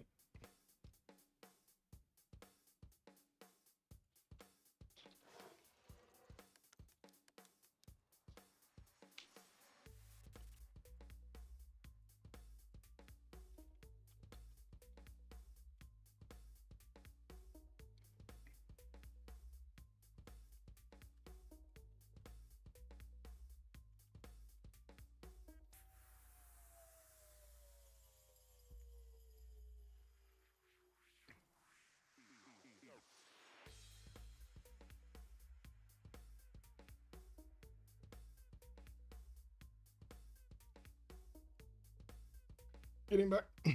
China and Schumer playing their own game. Yeah, I can't wait for Intel to actually put out something like for a fix for these processors, man. I'm not sure if you guys saw it, but it's like a big mess. Like this is a big mess what they did with the 1300 with the 13900 series and the 14900 series. Unfortunately, they're falling. Nobody actually can fix them with well, at least not right now. Hey Ben, thank you so much for the raid, much appreciated. I'm sorry that I had to rejoin.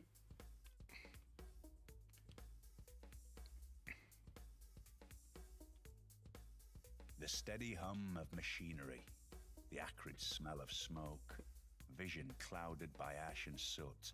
These are the signs of changing times. Okay, backhand. Really hoping I'm not gonna desync. Really hoping. Okay.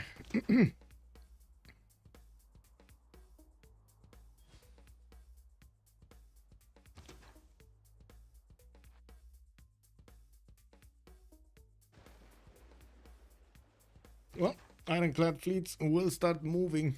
We did actually get into the new turn, and JJJ is starting to actually hit the city of Shari Kumis. Might actually want to take that out first. He's going closer with an ironclad fleet. He needs to be careful not to let his opponent actually take stabs at his battleships, even though I'm pretty sure his battleships are going to start cleaning up quite quickly what's happening here in the southeast. You can see how much damage they can actually do from 3 tiles away.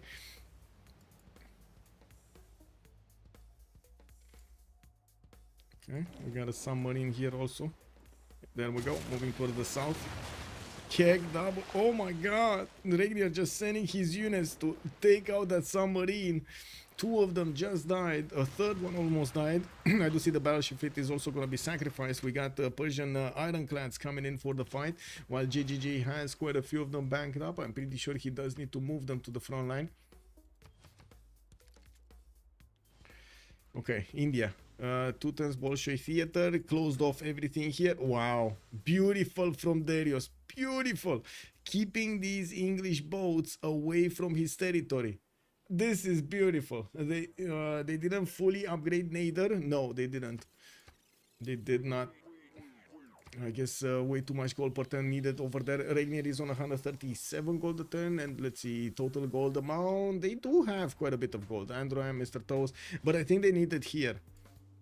I think this is a problem because actually Sumeria is taking massive amounts of damage, and I do notice he did manage to get to steel walls. Not gonna matter that much since artillery cores are capable of going through these defenses quite quickly, and of course with the extra balloon range he can put quite a few of them to attack into a single city center from afar.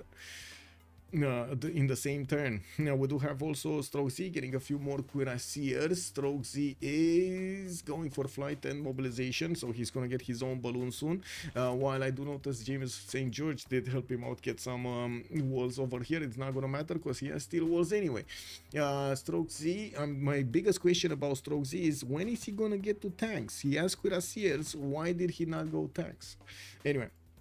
Looking here, we do have quite a few settlers from India getting on the west side. Majority of the economy is going through here. New aerodromes coming out, and since he did block the east side, that's not going to allow Mr. Toast to actually get units through. Calcutta did also finish Alhambra. That's another one. That's another policy slot that he can use with monarchy, force modernization, retainers, craftsman, rationalism. Ooh, okay, he doesn't have the double campus card. Not that he needs it. He has more than enough science. 374 and 306.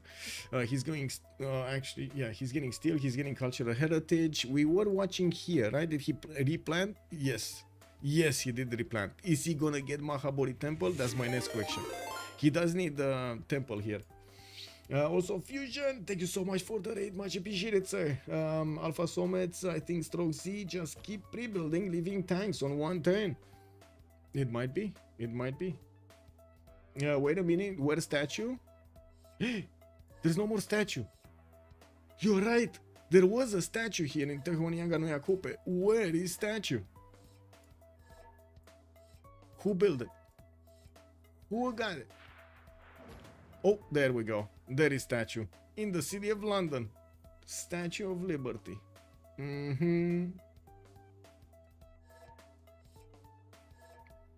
Okay, we had. Well.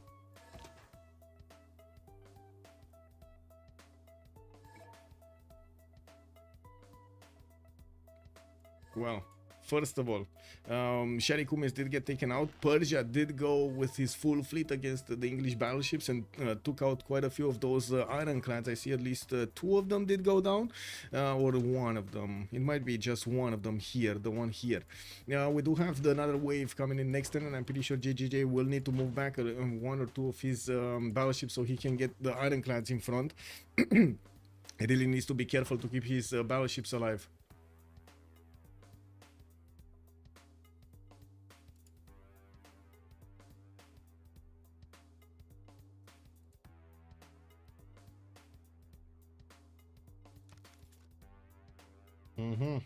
Sumeria.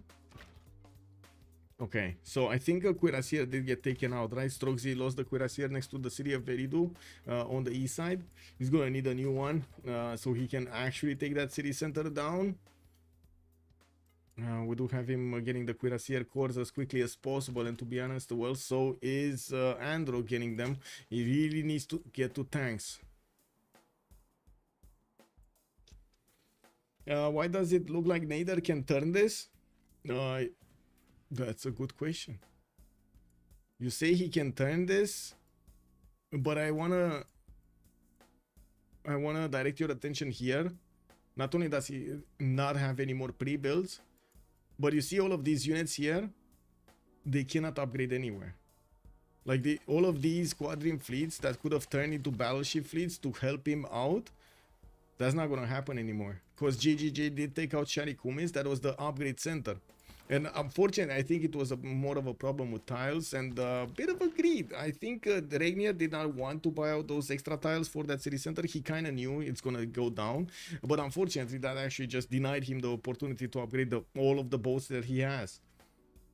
Wasn't JJJ getting combined arms, Shazak? I think he was. I think he is still, actually. Get me a sec. No, he's going economics. Okay. I was thinking he's going there because destroyers would have been much more efficient to go against Persia, but it looks like he didn't want to spend the extra time to get there. He wants to get to research labs much faster than going towards that. Wasn't there another settler? That was the other settler. Shari Kumis was that settler. I'm caught up. Thanks for fast forwarding the YouTube stream. Woo! Pelikanov, good evening, sir. Me thinks HOH is going down, but I don't think this is going to be a concession win for Team 250. Yeah, they're gonna play until the last second, I'm pretty sure. What? Mr. Toes lost internet? Kick W, man. What do you mean Rat ate his cable? Does he have like a... how do you call it? Guinea pig? Is Coupe going culture victory? He's kind of going Diplo victory. He's trying to get a defense against Gandhi. Gandhi is the one that's putting pressure on the tourism. 201 points of tourism. Ostrich Wrangler, hello there, sir. That's a joke, I think, about the rank. Yeah. He has a Rathina. What is that? I see. Yeah, the destroyer. Oh man, I don't know what's happening with the destroyer. Oh well.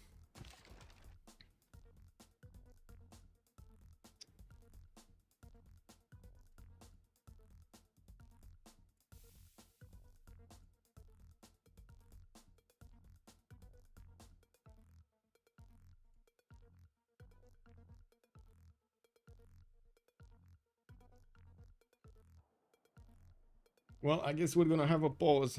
Darius is Imperial, so still fine for 2.5. Yeah. Darius is alive. He's alive. Yeah. No, it's actually fine. The fact that he's defending here against England is pretty good. Mysore, yes, it might be taken out. It does need vision into that. It does seem like also Mr. Toes is managing to push through the last remaining series of Khyber. It's still going to be a problem. Khyber does have cities over here on the west side. You see the city of Tushpa did get safely behind India. They're going to keep him alive. What's the culture victory right now? Like 3 points. Oh, 10 points. 10 points out of 87. Actually, it went from 3 to 10. Very nice. Very nice. And I'm pretty sure this is just the beginning. Darius 227 is gonna have a lot of tourism. A lot of tourism. It's just a matter of time until he starts to roll through the musician points here. He's on 10 musician points. I do see Maori's on 11 and England is on 6. So England can also pick up quite a few of them and give them to his ally here. Scientist for Maori? You mean this one? Yeah, probably. And we're talking here about the Diplo, right? The Diplo is at 8 out of 20 points. It just needs 12 more points. And Noble is going to be 1. Mahabodhi Temple is going to be another 2. That's 11 points. He can't get... Wait, can he get Mahabodhi Temple? Because it might have been taken away from him. I don't know if he can get him. I didn't see it anywhere, but to be honest, because it didn't show up yet, I think it's built somewhere. India, let's see India. Wait, no? Do you see a Mahabodhi temple here?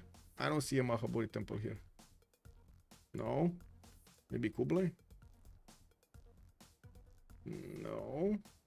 I don't know. 0 out of 117. Okay. Oh, for Kupe? Yeah, Kupe doesn't have.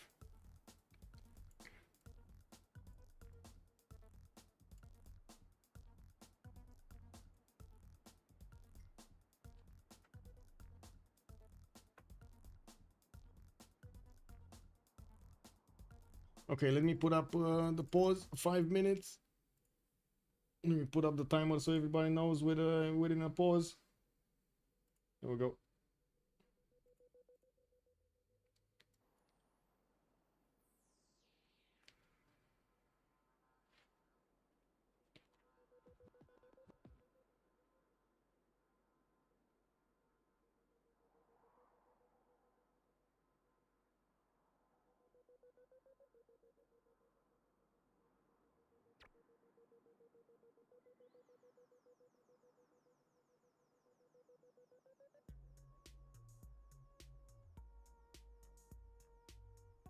Man, I'm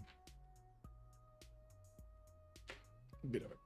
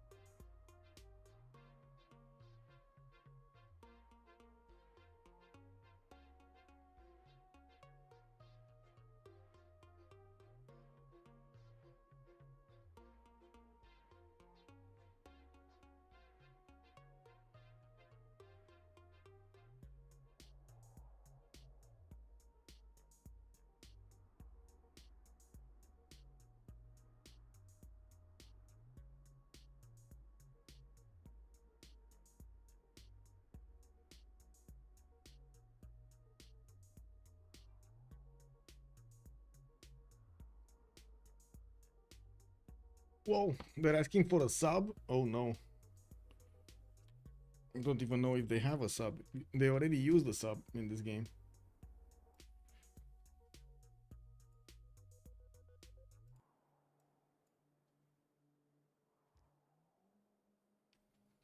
Yeah, 1:30 a.m. for me. Yeah, yeah.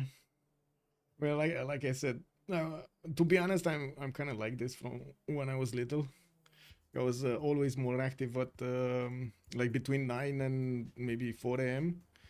I remember in high school. I guess this is story time. In high school, I was doing basketball practice, Counter Strike, yes, Counter Strike practice, and school. So to be good at Counter Strike, I had to spend quite a few hours training with my team, and we were spending like maybe 3 games worth per night. So that was like maybe 4 hours, 3 4 hours, plus the time that I needed to do my own aim and so on and so forth, like my own aim training, doing muscle training on the. I was saying on the mouse, and I was quite often sleeping like 1 hour a day, like literally 1 hour a day. I was playing until 4 a.m., going to sleep until 5, waking up, going to basketball at like 6:30 in the morning, and then I was finishing basketball at like 7, going to school at like 8 something. Sorry, it's 7. 8 at 8 I was finishing basketball. 8 and a half, and then going directly to school. KW, man. Ah, man, I was like, to be honest, it was the funniest thing ever because I didn't really want to do basketball. Like, I like to play basketball in like school or something, but I didn't really want to go to a club and get it done in a professional way. I was more like into games and stuff. And my father kept on telling me, "No, you gotta go," and he was kind of, well, I needed to do it, right? I was whenever my coach wanted to put me on the field, I was like, no, I don't, no, it's fine, I don't need to do this. I don't want to do this. It's fine, coach. Put somebody else. I really didn't want to do it. Good evening, Karate. Hello there, sir. Internet outage for HOH is quite bad luck. Yes. Yes, you can imagine nobody wants to see this ending like this. Not even I'm pretty sure not even Pinito 250 is thinking of getting a forfeit from this. To be honest, I'm pretty sure about this. Both were shooting something. Yeah, exactly. Man, I remember even now because back in the day, like in the 2000, no, even earlier than 2000, like 1998 or something like that, there were so few that were interested in internet games from youth, a lot more interested in sport and of course anything else other than computers. And when I was getting into my locker with for basketball practice, I had like my change, my shorts, my t-shirts and so on, but I also had a keyboard, a mouse, a pad, and headphones for my Counter-Strike. I was coming from Counter-Strike practice, So whenever I was like opening up the bag over there, everybody was like, what do you have over there? What is this? What? Like everybody was used to having like sneakers, extra sneakers over there or something. Yeah.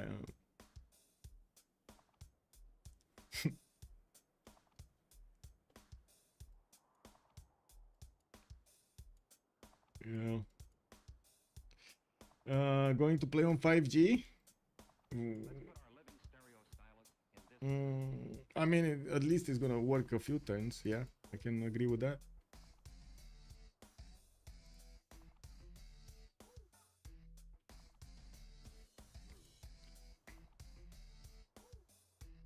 Yeah, that will be fun. Yeah, should work. To be honest, I've streamed before, but on 5G from my phone. Whenever my main internet cut out, it kind of works. I don't know if I can handle 2 streams though. Like right now, I'm streaming on YouTube and on Twitch, so I honestly don't know if I can do that with 5G. It's not as good upload as it is on the main line. Not nearly as good as upload as on the main line.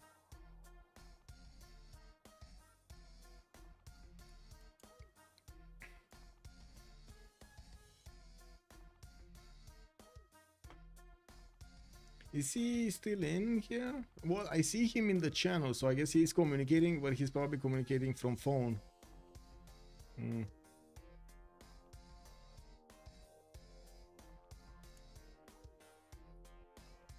Let me actually stop this also, the countdown. I have no idea when we're coming back. Let me actually put it up another 5 minutes, because, you know, at least people will know that we're waiting for something.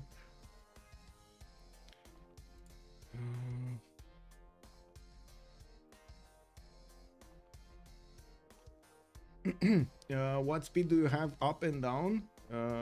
What do you mean? Oh, what speed I have right now? It should be 1 gigabyte up, 1 gigabyte down, I mean. And up is not really, like, it says like minimum 50 megabytes per second, but it usually goes to like 100 or something, 80 to 100 megabytes a second. It's more than enough. On the 5G, I have around like 200 down and around like 30 up. Not even 30. I think it's more. It's less than. But actually, let me check. I could just run a test right now. Give me a second so I can test it. Speed test. Let me turn off power saving because it takes away from juice. Okay, there we go. So on the Metropolitan line, it's not even. Wow, this is so bad. This is like 40 down. Lol. This is so bad.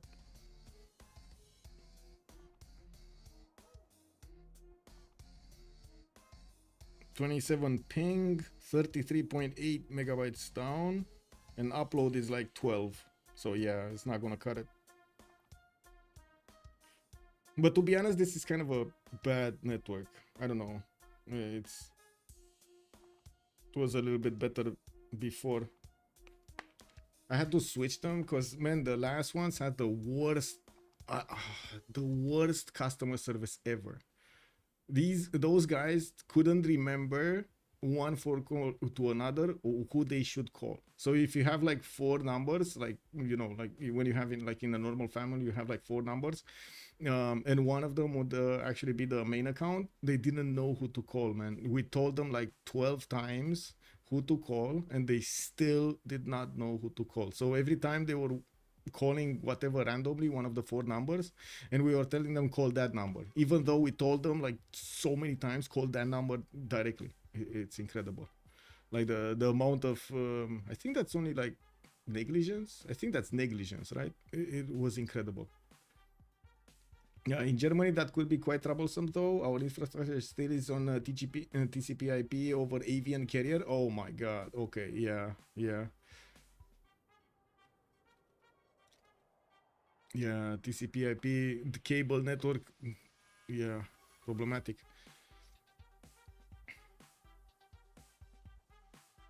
I guess that's one good thing about Romania, that it has internet. One good thing.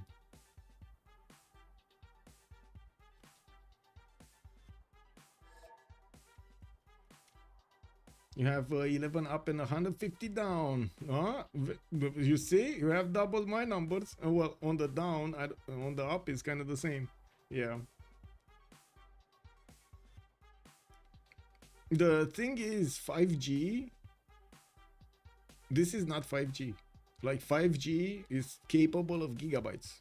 This is not 5G. This is like I don't know, second-hand technology or something. They're just calling it 5G, but it's actually 4G speed.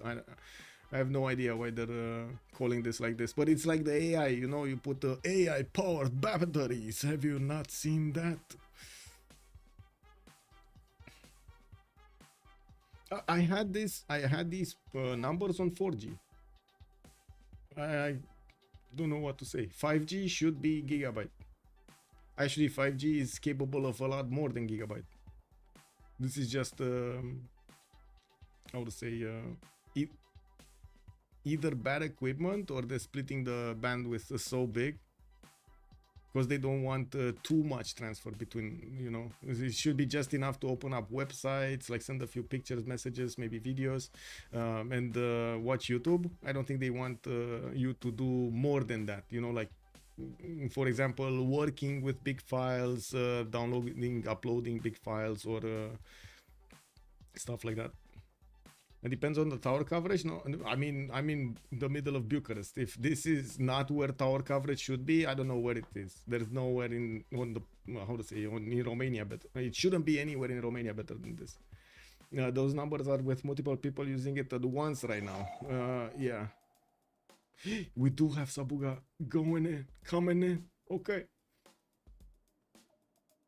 Technically, a little if ends command is AI. Yeah, true, Salty. True, technically it is. So wait, when I was building Mirk bots and with if then else commands, I was doing AI back in '98. Wow. I gotta say, I got so bored at some point, like in the 2000s. My parents were going to Germany and they took me with them, and I didn't really have anything to do. They were going to exposition shows and stuff like that, like work related stuff, and they wanted to take me away, to see the scenery, see new stuff. And I got so bored that I got at least my laptop with me, so the only thing I could do was download Mirk. And I couldn't connect anywhere because the internet was so bad in the German hotels. Like, you couldn't do anything. Like, literally, you couldn't even watch YouTube if you wanted to. You had to, you know how you could watch YouTube? You were starting the browser, like you're going into the YouTube, you're opening up the video, letting it load, like pausing the video, letting it load, and then doing something else. You're going to the toilet, you're going to sleep, eat or something for like half an hour, and then come back and watch 5 minutes of video. It was incredible. So what I did was read as much as I could from the documentation of Mirk, just the documentation, like in the about, just everything that I could read over there about the commands and so on. And then when I got back after a week, I started making bots in Mirk. No, internet is new territory in Germany. Yeah. 5G tends to be short range. Hope it's stable enough for a game. Yes, I mean, I'm not sure if he's actually using 5G, but I think we're starting, so I'm gonna stop this countdown. Well, stop this. Turn it off. Yeah, exactly. I remember that too. Taking minutes to open a website. Yeah.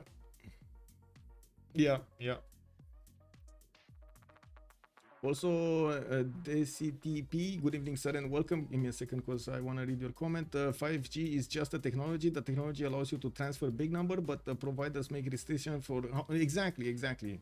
So I think it is extremely misleading to actually call it 5G when actually we don't get the 5G benefits. Neither instability or speed. So I don't know why they're calling it 5G. It's just like for the name without anything. There's no substance over there. I really don't like this. Like in general, I don't like this approach of lying to the customer. Internet is new territory. Angela Merkel, 2013. Woo! The new boundaries. Wow. We just found it. Yeah. Exactly. It's 5G and an asterisk. Oh man. Anyway, we got a game going, so we're gonna need to see what's going on here. We did have the clumping up of the English troops, and looks like Regnier is saying move land. Whoa, land ironclad. Where is? I don't know. Oh, this one. He needs to move it out of the land here. Anyway, JJJ is probably gonna need to rebuild his line and start moving towards Regnier here with his boats. There are quite a few battleships that could still attack and keep on resupplying there. His new boats with his ironclads coming in to the northeast. We do have also Theatre Square festivals in Jabalpur. I do notice he's gonna get military engineer here in Patna. We do have Mr. Toes also with quite a few battleships watching the biplanes, not really doing anything, while Bolshoi Theater is... Wait a second, is he actually moving away from Bolshoi Theater here? Darius will actually want to get the art museum going first. I think Regnier is really annoyed that JJJ did not move. Maybe JJJ is not even at the PC or something.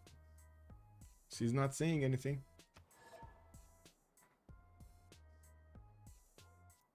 Oh, he promoted, so he can move it. Okay. That's why.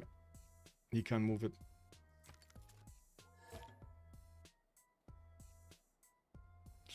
Phone rings and lose connection. Exactly. 5G is better than dial-up. Yeah, much better than dial-up. That's for sure. That's the comparison, man. This is amazing, right? We're actually comparing peanuts versus peanuts. Uh,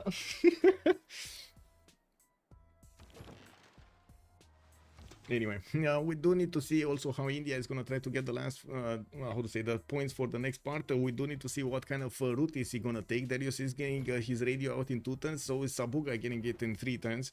There's going to be a pretty sure a massive race for these musicians. Will Coupe is going to get the next one. We do need to see when India is going to start making some projects. At the moment, he's actually getting more infrastructure, getting to finish his hangars and of course our museums everywhere. I do see military engineers and well, we're gonna need to wait for those broadcast centers to finish. We do have also on the west side, Sumeria did manage to get to his tank cores, getting boosted by his allies, while Stroke Z is gonna get his combustion next turn. He's also gonna get tank cores. He can keep attacking his opponent from afar. He has the balloon of India, and now he also has the flight technology. We do need to see if he's gonna start to put down aerodromes so he can actually attack his opponent from afar. Getting oil power plants in Handan. I do see more cuirassiers that will turn into tanks soon, and of course we do see quite a few artillery corps benefiting from promotions that will be also quite valuable in the next part of the game. We do have Sumeria holding on to dear life here with his anti-air guns coming out from Uruk. It looks like he's quite worried that he might get attacked by planes here, even though we don't have a single aerodrome being placed down at the moment from Stroke Z. Well, you never know when it's gonna show up. We do also need to see if India is going to start to get some bombers on the west side. That will surely help out surely will help out China do damage to Sumeria here, taking out his cities. 99 strength cities, not easy to take on. I do also notice GGG did spend the majority of his movement, got to clump up his boats here, and well, Rainier is going to need to make a semicircle of defense here.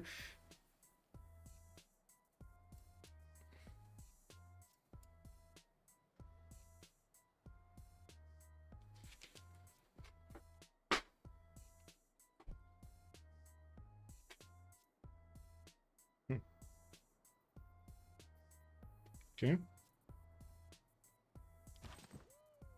Nothing's happening here. Coupe. Universities, Mares coming around. The defenses for the flood barriers. We got Theater Square Festival projects coming in, so he can actually get that going. And it looks like the countdown is gonna reveal the next turn soon. While the English battleships did manage to go to against Nalanda, it does seem like they're gonna take that city over. They're gonna take it down. There is a Mauritoa here that's just waiting to snatch Nalanda.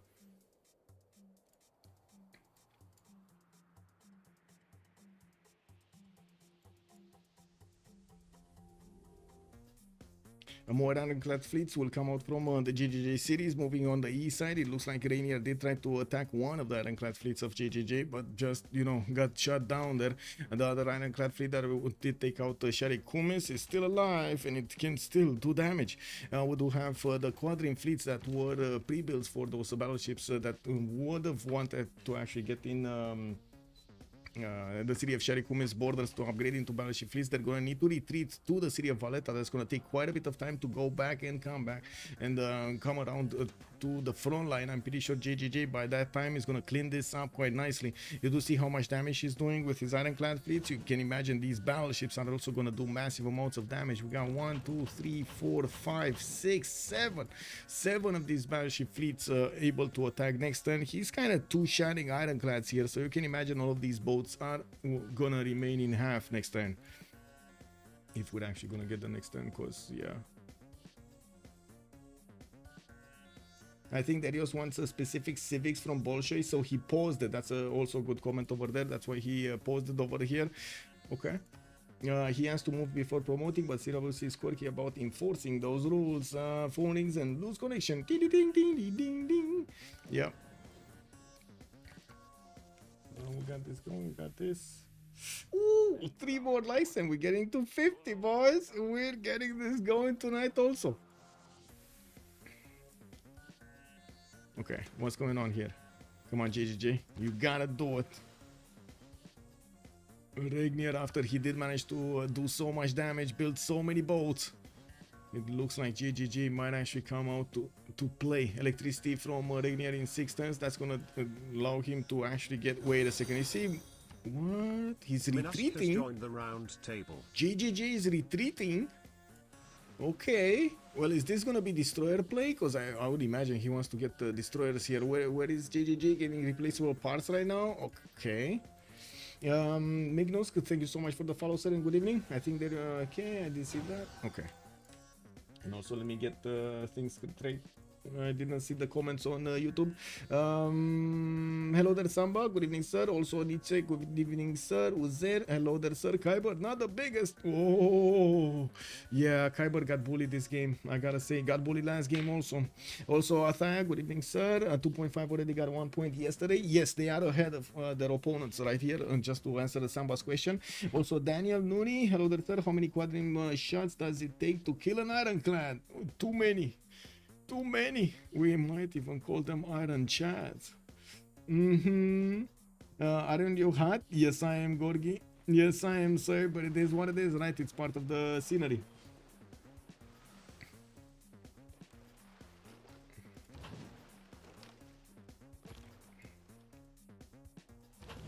Okay, where was really expecting for him to go destroyers. Anyway, Srigandar is to the north. It looks like that's another city for Chandra Gupta. We do have him starting off on his research labs, and well, I do notice radio is coming out in 2, or did he finish radio? Do we have any? No. We do have him 400 science that he's gonna jump up quite quickly with the research labs, so I'm pretty sure we're gonna see a lot more from him. Zranka is about to go down. English boat might actually take that down quite quickly. Looks like he's gonna get caught by that camel kick. Anyway, we got some trebuchets also doing damage, but not enough to actually take out the caravel entirely. It's gonna take some time. Regnier is trying to get the settler here. It looks like he's gonna need to move back, and we still don't have GGG going for those destroyers. Plastic from Stroke Z. We do have him upgrading some more of these artilleries and also tank armies, but I don't really see him doing anything about Eridu. While Sumeria did retreat the majority of his tanks, so they don't get hit by his opponents. Stroke Z will need to get into the borders of Eridu if he wants to. He did get the railroads connect to that pathway to the commercial. That's going to be quite important to get the movement speed there. And I do notice his 5 turning tank armies. Okay, that's not that quick. That's really not that quick. What do we have here? A lot of tanks. Oil power plants also coming in instead of the coal ones. Interesting that he's switching. Pretty sure he's not using that much coal, but maybe he's giving it to his allies here.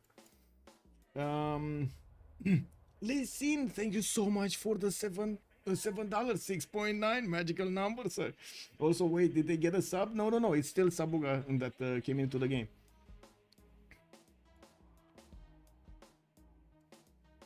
Then actually, by the way, the tip actually goes in for the CWC prize. I gotta say this, everything that's going on my PayPal, and we had this, I guess you did see the picture rolling around here.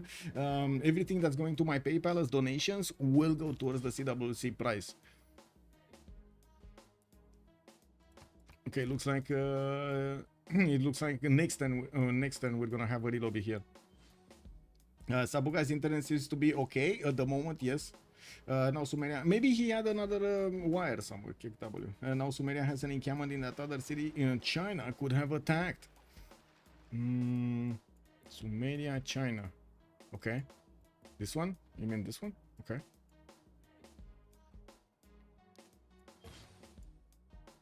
Okay, tech side, Darius finished radio. Sabuga is also gonna finish radio. We do have the Persian quadrants doing damage to the Persian units in the north. We also have GGG with the ability to keep on moving forward. It looks like he doesn't want to clean this up nicely. It's going to take some time to actually get his destroyers here. I don't see any other reason for him to be here. Combined arms coming out next turn from Stroke Z, while GGG is going to finish his chemistry next turn. East Coast, which East Coast? Of China? East Coast? Here? What? Okay. He took out the rat? Yes. I think Sabuga has gone from fixed PC to portable PC. It might be on the road. Yeah, true. We don't know, and I don't think they actually told us. So, you know, we can only assume. Oh, Zranka did get taken out. Mr. Toast did manage to take another city from Khyber. Khyber did get to his cities to Kiev strength, and I do see Tarsus is still in danger. Haraiva, not really. Anashan, not really. Pasagarde, not really. Unless we're gonna see an army, a land army from Mr. Toast to go against Pasagarde. Doesn't seem like that's actually gonna do anything here. So many traders coming in between them. And looking at the tourism, we got 250 tourism on Darius 227. I do see he's 17 out of 92, and it looks like the computer tells us 76 turns until the end of the game. That's a long time. He will finish Bolshoi Theater and start getting a few more of these. I do see he's starting to put down a few more of these. I mean, great writers, great artists, and so on, and musicians. I do see he's putting down national parks. Not really has enough space for them, but I'm pretty sure Gobustan could be another one.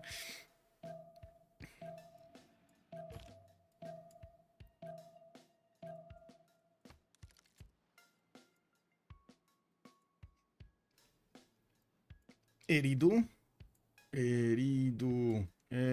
This one, yes. Oh, look at the Chinese tank army. Oh, this bad boy actually went into the gold.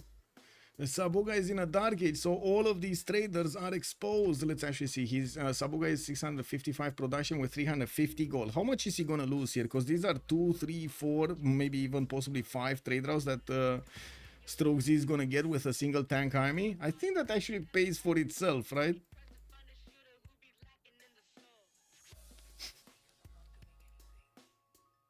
And we got to 54 likes. Woo!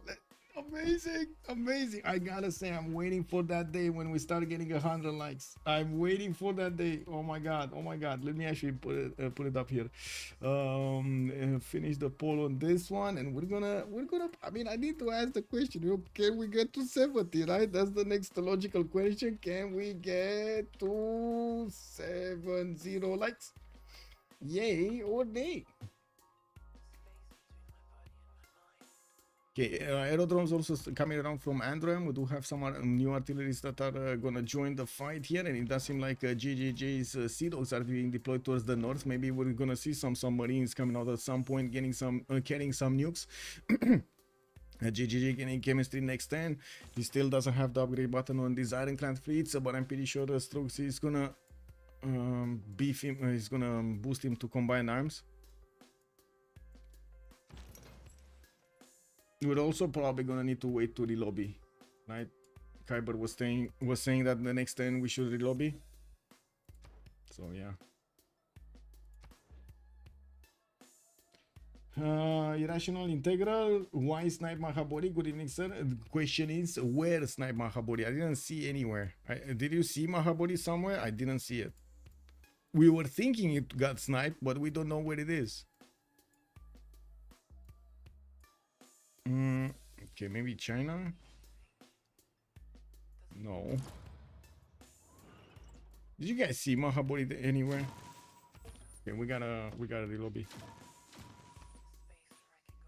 What is the cash price? Right now it's standing at 1,000. Where does the money come from? The price?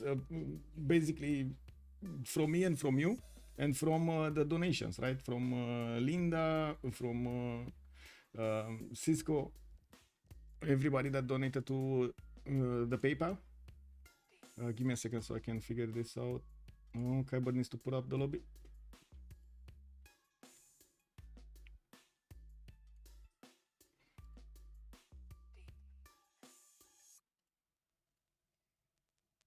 I have a wonderful electronic invention I want you to see. Show you. Whoa. Khyber is not putting up the lobby. What's going on? Oh, somebody else put up the lobby. Give me a second.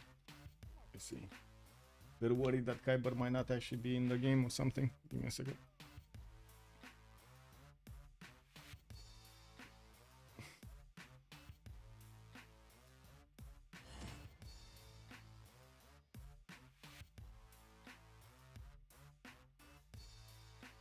A 1,000. The 1,000. Oh my god, I wish I had 10k, man. I wish. 1,000, not 10k. Oh my god, we could do so much with 10k.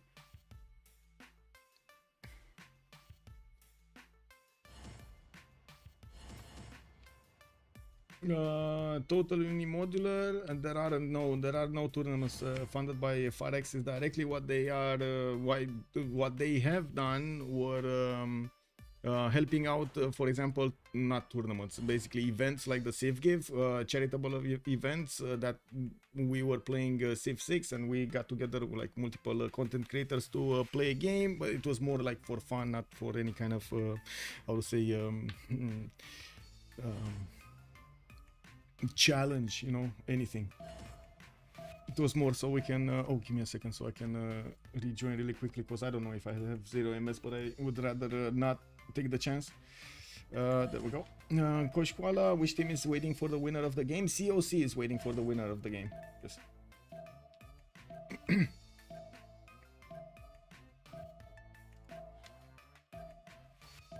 I don't think, like, that's just my personal opinion from what I've read in the rules and so on. I honestly don't think 2K or Fireaxis would actually get to fund prizes. Maybe they can help us with, I don't know, maybe some goodies. They did it before, you know, like t-shirts, like cups, like we had like pens or stuff like that that they gave us in the CCCs like 2 years ago, 3 years ago. I don't know if they're gonna change anything in the Civ7. Maybe if they want to push this a little bit more on multiplayer, they're gonna change their opinion. I have no idea. We'll see then. There are I have so many questions in my mind that nobody will give me the actual answer, like the actual reality, until we get to see what's going on. So I'm trying to how do you call it? Keep my expectations in check. I think I cannot search for Mahabori, unfortunately. It would be amazing if I could, but I cannot search for Mahabori. It's in the search function that doesn't work. I can search for it manually though. Let's actually take a look here. Did we even have England with a religion? No, we didn't. Never mind. Coupe? Did he build it anywhere and we didn't see it? Preserves? No. We thought he's gonna build it here, right? This is his only holy site, so he doesn't have it. There's no religion here, no religion here. Sumeria didn't get it. I don't think Sumeria got it anywhere. I have no idea where that Mahabori temple is. That is so weird. England, maybe? Even England got it? Like, what? I think he only got like one holy site, and it's this one, so I don't think he got it. Also, what is Stroxy questioning?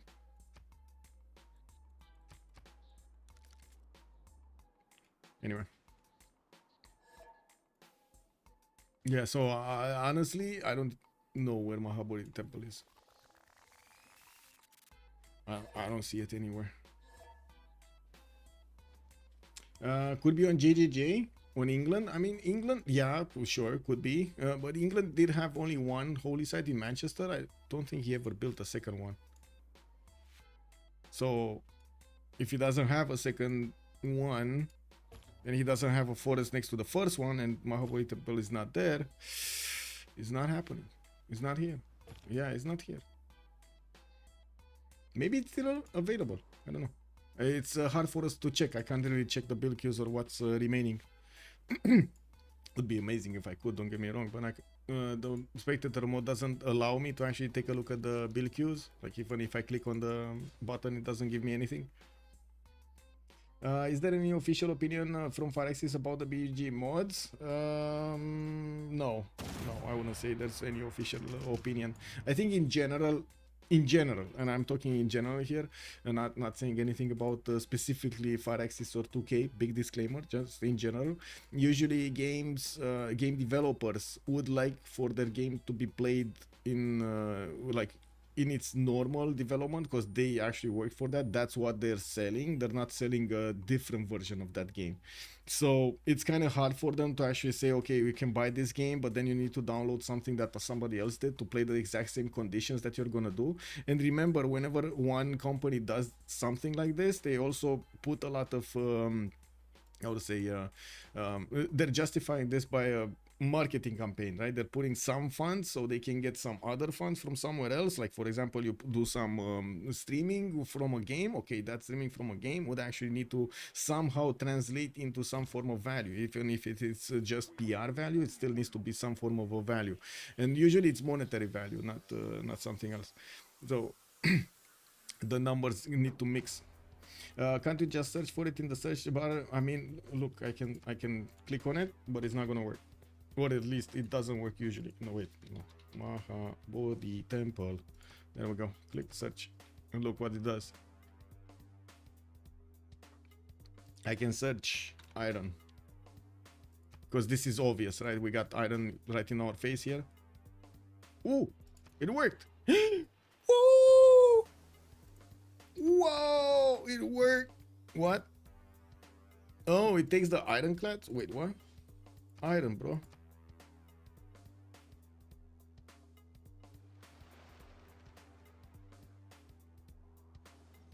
This doesn't work. I think it's bugged. Let's see Niter. Oh man. I click on iron and it shows me ironclads. Niter, 0 results. This really doesn't work. This really doesn't work. Forex made the game they want. It may not be the game MPCO wants, so BBG is needed. Exactly, exactly, Ansasu. I am thankful in general for I would say for them being open to the idea of having their game modded, which is definitely a good thing.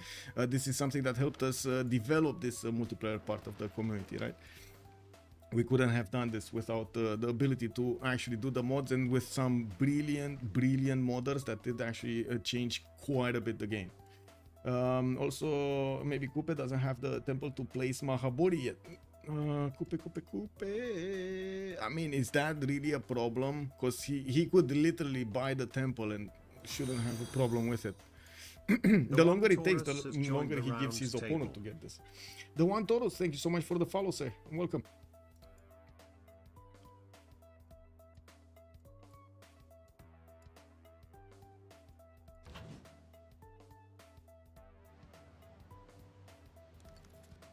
Okay. Well, the massive fleet of Regnier is going back home. Regnier doesn't have that big stats. If I take a look at his stats over here and look at his 100 science versus GGJ's 311, I think we know where this game is going. GGJ did not keep moving. He's getting a settler, and I do see him getting to the destroyer technology. He's gonna need to start upgrading these boats over here in the camp, in the city in the north, and then start repositioning them on the front line. The destroyers will be quite quick to move, and I would imagine he's gonna start moving after the destroyers are gonna come out, smashing through Persian defenses and also getting close up and personal with the English fleet is gonna be quite a bit of a problem for both Mr. Toes and Regnier. Mr. Toes did get to 200 science, but it's still not even close to what GGJ has in terms of technology. 51 technology points versus 43 on Mr. Toes, while we do have 9,500 on GGJ. Mr. Toes is only like 6,000. We do have to see if GGJ is gonna start upgrading. I would imagine so. He does have 2,000 gold in the bank. It's not a problem to actually get that gold going. And remember, he's on 700 gold a turn. We do have 6 turns for this turn to finish, for this era to finish. Actually, sorry, it's 5 turns for this era to finish, 6 turns for the World Congress. We're going to need to see who has reformed the coinage in the next one and who has something else. Maybe they're gonna go to arms.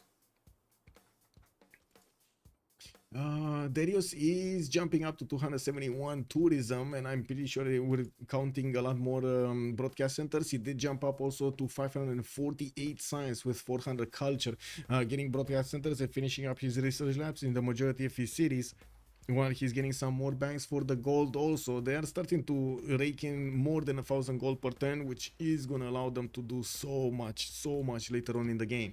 Him getting combined arms and him getting democracy is also going to be a big boost. I would imagine we're going to see, just like chat was saying, GDS running around everywhere.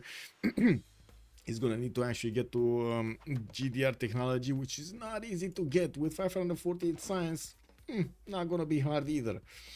In my opinion, Phyrexis mind is balanced the way they want, so there is nothing they need to fix. True, exactly. There is nothing they need to fix. Yeah. Yeah, I agree. I totally agree with that statement. Like, there is still, I do have to point out, there is still so much passion for the vanilla version of Civ6. There are very few games in this day that are being played at the same number of hours Civ6 is being played after what, 8 years? Well, we're getting to 8 years, right? It's 2016 that the game came out. Mr. Toast just lost his settler just south of Tarsus. This one? Wait, there was one here, right? There was a, yeah, there was one there. There's no more settler there. Okay. 2014? Wait, are you sure? Are you sure it's not? I think it's 2016. Are you sure? Give me a second. Civilization 6. Published date. Or release date. It's so 21st of October 2016. Wow, it was actually on my mom's birthday. Woo! Yeah, 2016.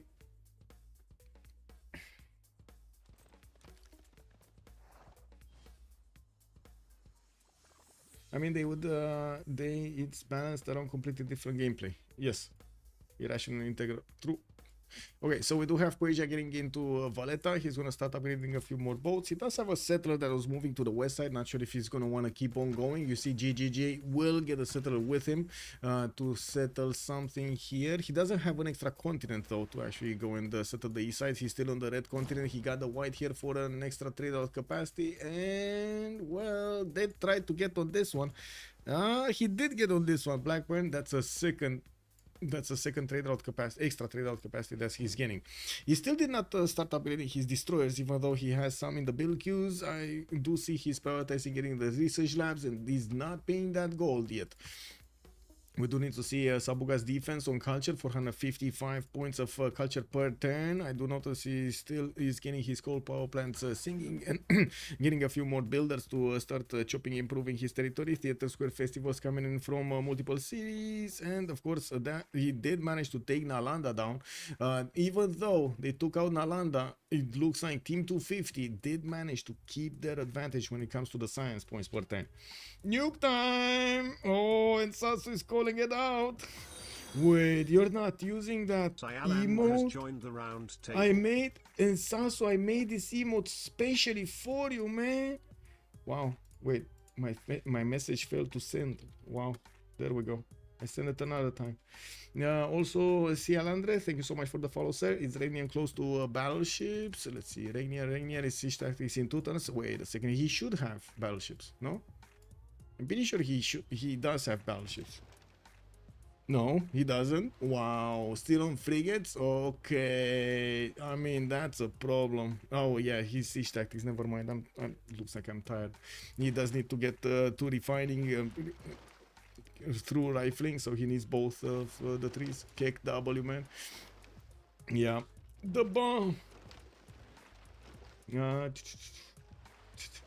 Because I think the reasoning behind the BBG changes can be valuable, especially considering the Civ7 is coming. Yeah, true. I mean, we will need to wait and see. There are quite a few valuable lessons that I'm pretty sure have been learned on the netcode, on the modding, on the other parts of connecting the code, how a multiplayer community works, and so on and so forth, using the new tools, because the tools that we had 15 years ago back in like Civ5 era are not the same tools that we're using right now, and not the same tools that we will probably use in 10 years from now. We'll see how things evolve. Okay, come on. Where is that? There's still no Mahabori. Unbelievable. Somebody must have built Mahabori somewhere, but it's hidden. 20 out of 117 points for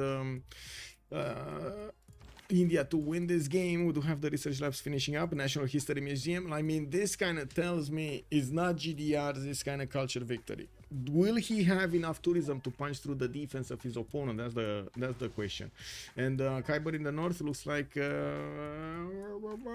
I see he's getting hit in the city of Haraiva, and Rainier does want to take his city with a scout. There is a cav there, and I'm pretty sure this knight of Khyber might actually want to take down that scout last second of the turn. Rainier is saying, I'm just merely passing through your lands. Well, I don't want to take any cities here. Then we got York is being settled. We got also the destroyer fleets coming out from those ironclad upgrades. And we're going to need to see how they're going to start moving. You can notice that they do have 9 movement. They're going to be extremely quick to cover this land, well, to cover these seas towards Persia. Looking here, Temple in Madurai. Whoa, Temple in Madurai. Well, he doesn't have forest. Okay.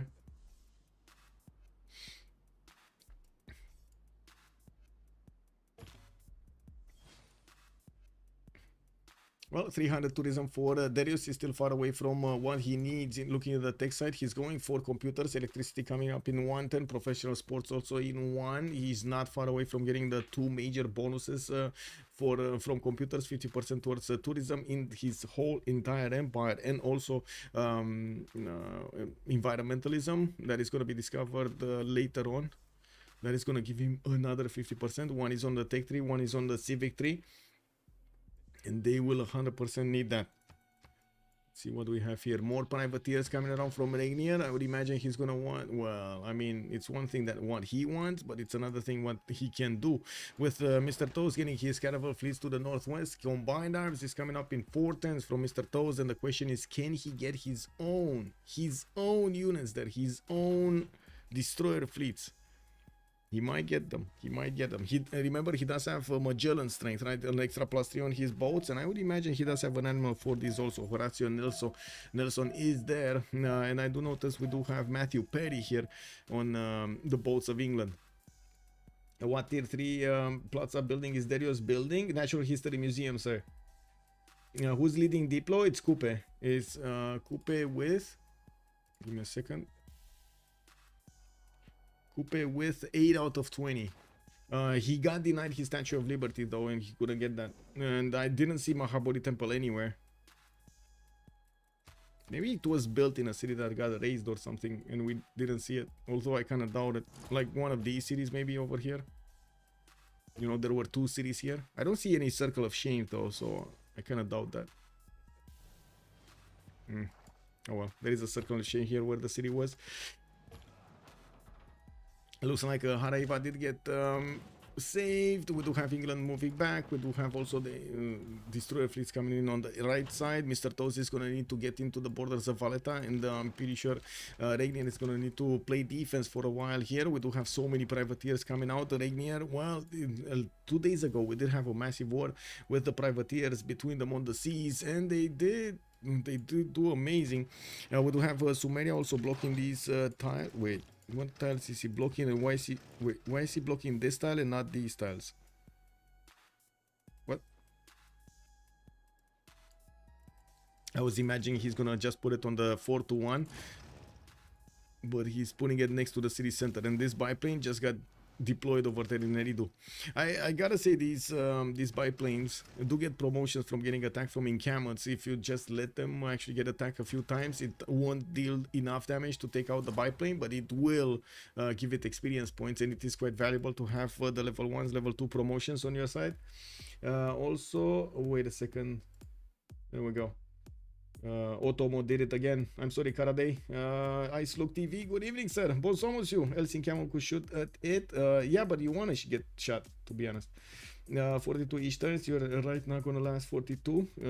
Okay, insane. I never knew. Almost 17,000 players. C5 right now. Exactly. That's what I'm saying, Karaday. This is there's quite a passionate and tight-knit community when it comes to Civilization 6. I mean, it kind of like the target of the game is a little bit, I would say, towards more educated people, which do tend to have a lot like heavier conversations, and they do tend to be a lot more friendlier with each other.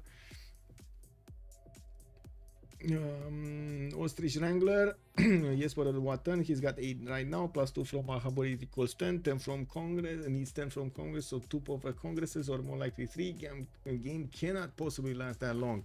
Yeah, he's gonna get Alfred Nobel, that's another one, but still, that's so many points that he's gonna need. And it's not like they're gonna take anybody out entirely, right? Everybody's kind of safe somewhere. They have, or maybe Regnier. Also, I'm pretty sure Rainier, the second he actually sees he's gonna get attacked, he's gonna get a safety settle somewhere. There was a settler here. Where did that settler go? Wasn't there a settler moving towards the south? I'm pretty sure there was a settler moving towards the south. Anyway, we do have aerodromes coming in from England, and he's gonna start getting some fighters, some bombers in the air. He has another settler coming around, and of course you do see the massive fleet that has been outputted here to go against Persia, and at the same time Mr. Toes. Sabuga is gonna get his computers. We do have JGG going nuclear fission here in 110 and ideology in 5. He has already southeast of the Empire. What does he have already? And what? Oh, who got golden ages? Did we go into the next era? We didn't get into the next era yet. Andram will get it. It looks like he's gonna be golden. Sabuga gonna be 1 point off. He might get it. He might not. We don't know. We're gonna need to see if he's gonna manage to acquire that. Yeah, there we go. He just got it, and that's gonna be a heroic age. Mr. Toast gonna go dark. Kyber gonna go dark. Strokesy looks like he's 1 point off. 116 out of 117 to get the golden age. Now we do have India also deploying fighters against Sumeria. Sumeria is deploying fighters and anti-air guns to fend off attacks here. We got some tank armies moving in. I'm pretty sure China did manage to extract all of that gold from the trade routes of Maori here. Pretty sure that happened. Southeast of the Empire, safety settler moving. This one, is it? What?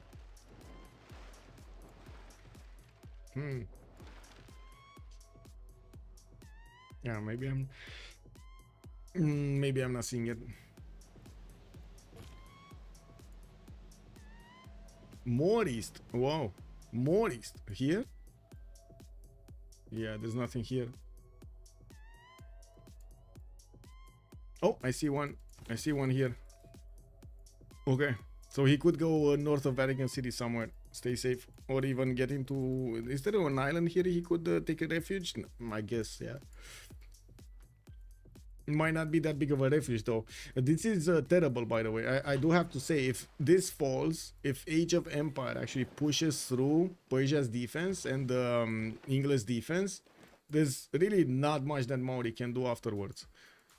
Maori does have a lot of production. 658 does have infrastructure to build, but if he starts actually getting boats out, he's not going to be as effective to deny anything that his opponents are going to put as victory conditions. We got Darius on 600 science. We got also 513 culture. I do see 624 points of production on his side. HOH going to try science or domination. Yeah, looks like we do have 2.5 cultured victory, and we did have Sabuga going for Diplo, but it looks like he might not get that. Yeah, India's the one going for cultured victory here. And the war will start. We're gonna start seeing these destroyers going directly against Mr. Toes. We did see Mr. Toes getting, I'm pretty sure he got the upgrade button. Oh, he didn't get the upgrade button for destroyers. He just has his ironclads. This might be a problem. Like these ironclads are gonna be paper thin. They're not gonna do that much. Like, look at the battleships. Don't do that much damage, but they do just enough damage with the ironclads to shut them. HOH played 2 bad games in a row. They were badly outplayed. This one, I wouldn't really say they were badly outplayed in this one. Like even in the first one, I don't think they were badly outplayed. They did get outplayed, but I don't think they were badly outplayed. They played nice. I'm pretty sure if there was another team over here, it would have been quite a problem anyway. 4 nukes coming out from London. It looks like GGG is not going to give up to take this win. We do have battleship armadas coming in from the north, 1, 2, 3 of them, and we're probably going to see him try to get some missile cruisers soon. Mr. Toes, combined arms. Let's actually take a look here. We got hangars coming out from Jiaodong, hangars coming out from China. A massive air force is going to come out soon to handle the Sumerians in the north. He's trying to scout out what's going on here. Oh my god, if only he would have gotten a few units to this city center and took it a long time ago. This is so much economy that's going through there. Some sanctuaries coming out in Maori's territory, a lot of preserves going in there. And I do want to double check what are his numbers. Okay, almost 600 points of culture. He does have almost 900 points of gold. We did see him go into a heroic age, hard bit of steam with 2 arms and from the coin age. So no surprise he's getting a lot of gold. While also Andram is going to be in a golden age with reform the coin age. Kyber going to go dark. Strozzi, heroic age on his side. He has only 107 gold. I guess it is what it is. Darius is 600 science, 522 culture and 621 points of production with 327 points of gold. Reform the coinage golden age, not as big gold income as his opponents, but it's enough. GGG also 437 gold with reform the coinage and 655 points of production. Do seem like they have this in the bag. GGG gonna get another settler moving towards the east side, and yes, we're going to see the bonking happening here. These destroyer fleets do look like they can easily two-shot the ironclads of England, and I'm pretty sure with the battleships coming in, they should walk through this defense. I do also notice Regnier is trying to get, I think he's trying to get to submarines. He's going to require quite a bit of gold to upgrade them. Gold shouldn't be an issue. And of course, well, submarines don't actually require any kind of resource because, you know, under the water, you don't need anything to move, to breathe. You don't need anything. Anyway, now let me actually finish this. Oh, that was an easy one. All right. Go me. How does 250 win here? I mean, space or culture, both of them are viable, or even nukes, GDRs, all are viable. They're viable options here. Just look at how beautiful this land of Darius is and what kind of points he has. Back.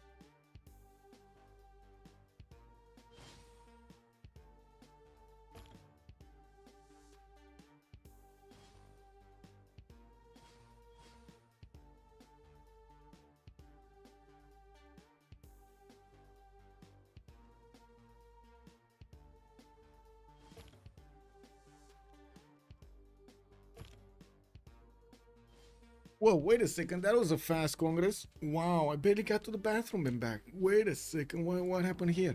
We got Kublai Khan, 20% faster population growth, new districts here for GGG, active culture bombs, and Kupe did get to win 2 more Diplo points, but he's still on 11 out of 20, and it looks like, wait, did he get it?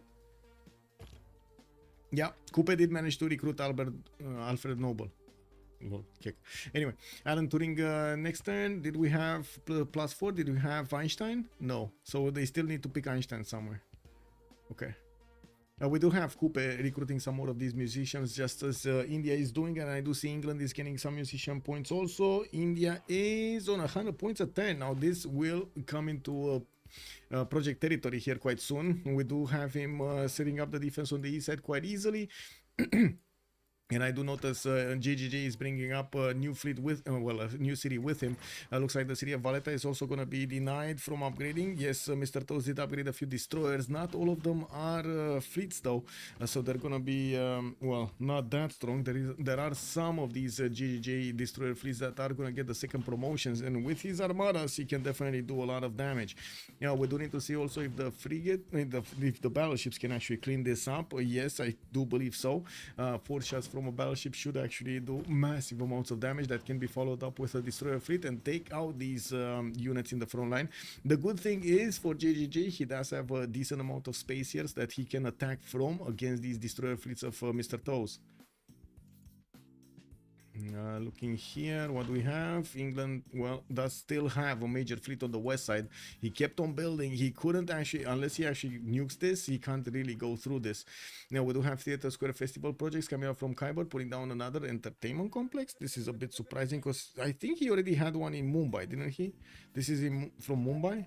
Yeah, this is from Mumbai. I was remembering he built one earlier. Interesting that he's gonna go for 2. Like usually the players do go for 2 when they're gonna be further apart, like for example here, so they can hit other cities.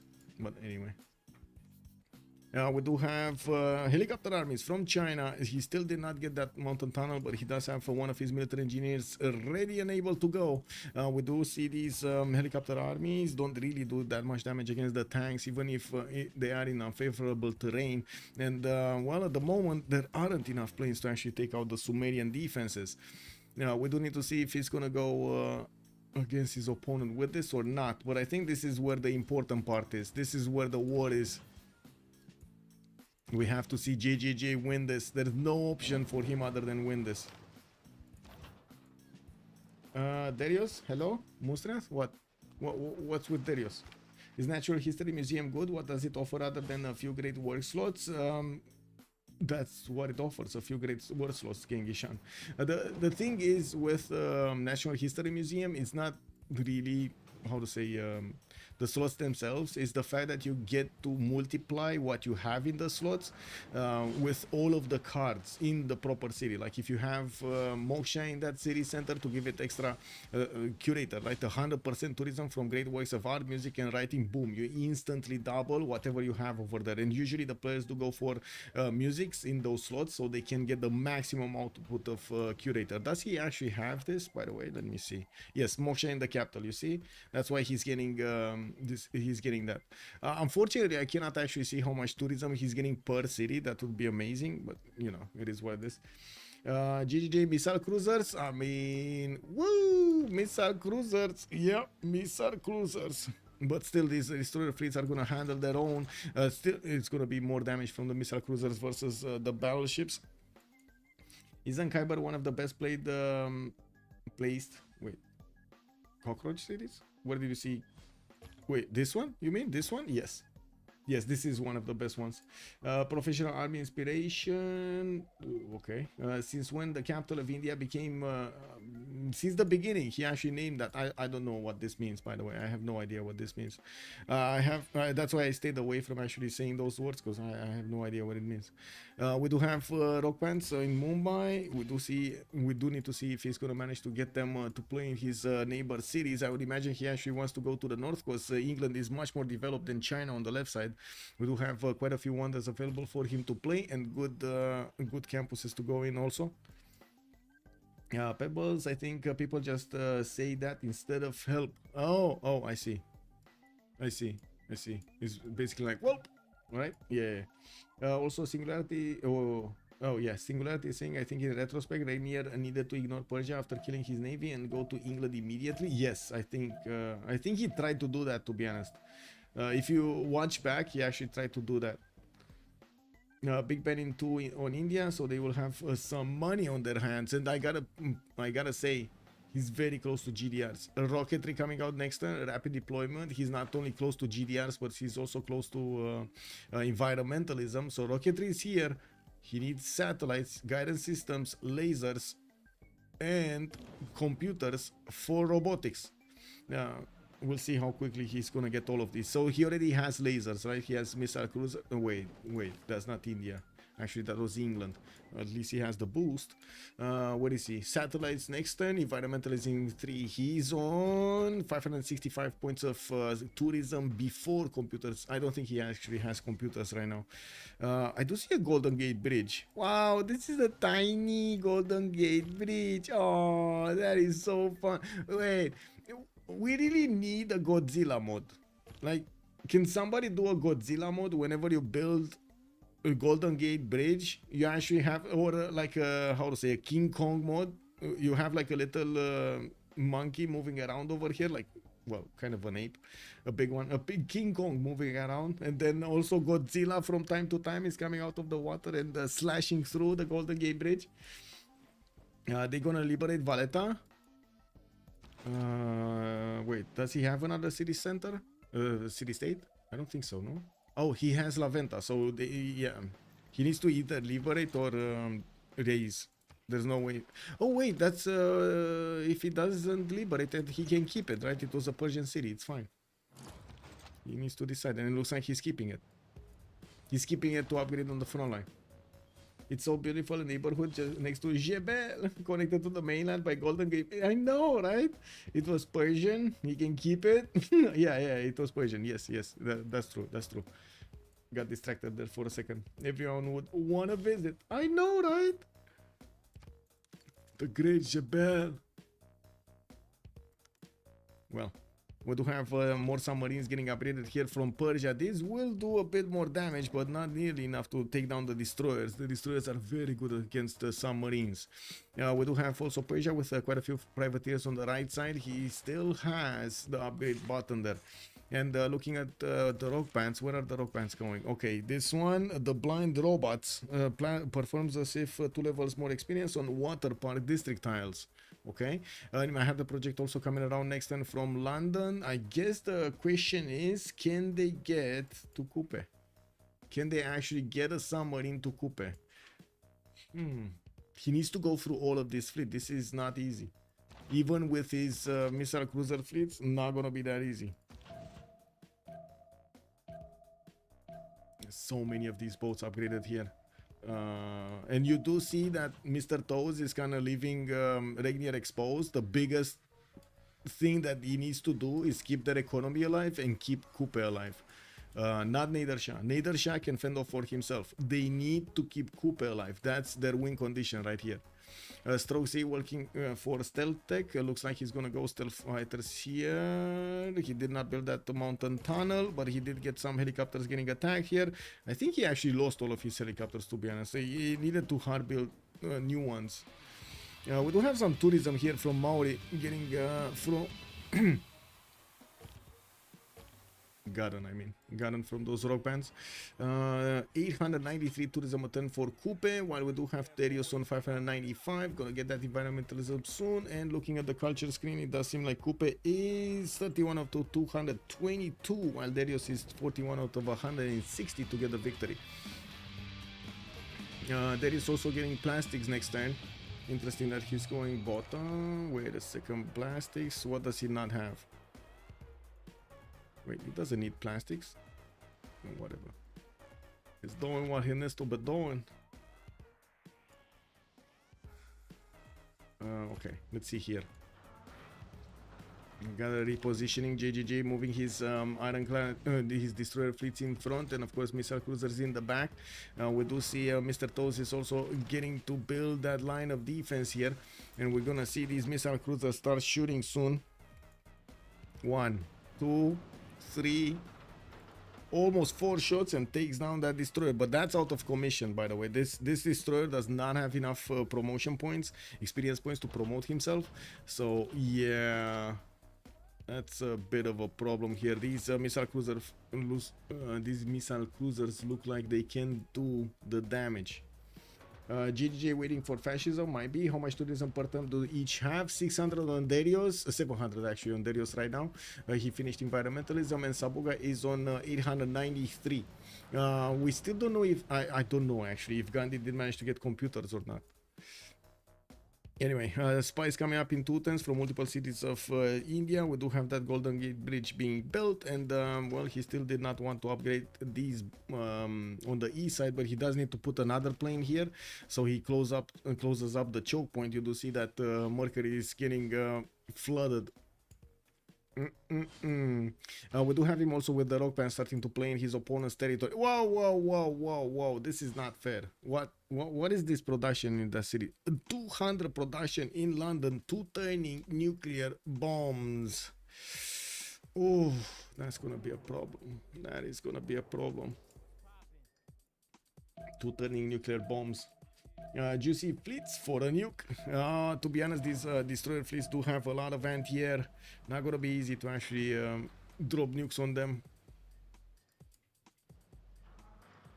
Can he? No, they can't get from the other side here.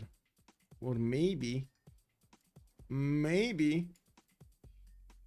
if he only got a city over here, he could have actually damage some of the cities, but yeah, I don't think it's worth. I really don't think it's worth. A level 2 spy also in the city of England here in Lincoln. Let's actually see the moves. Are we actually gonna see him moving? We got some rock bands playing. We're gonna keep on watching the tourism if they're changing their numbers. 44 out of 166 for Darius, not enough to actually move every turn.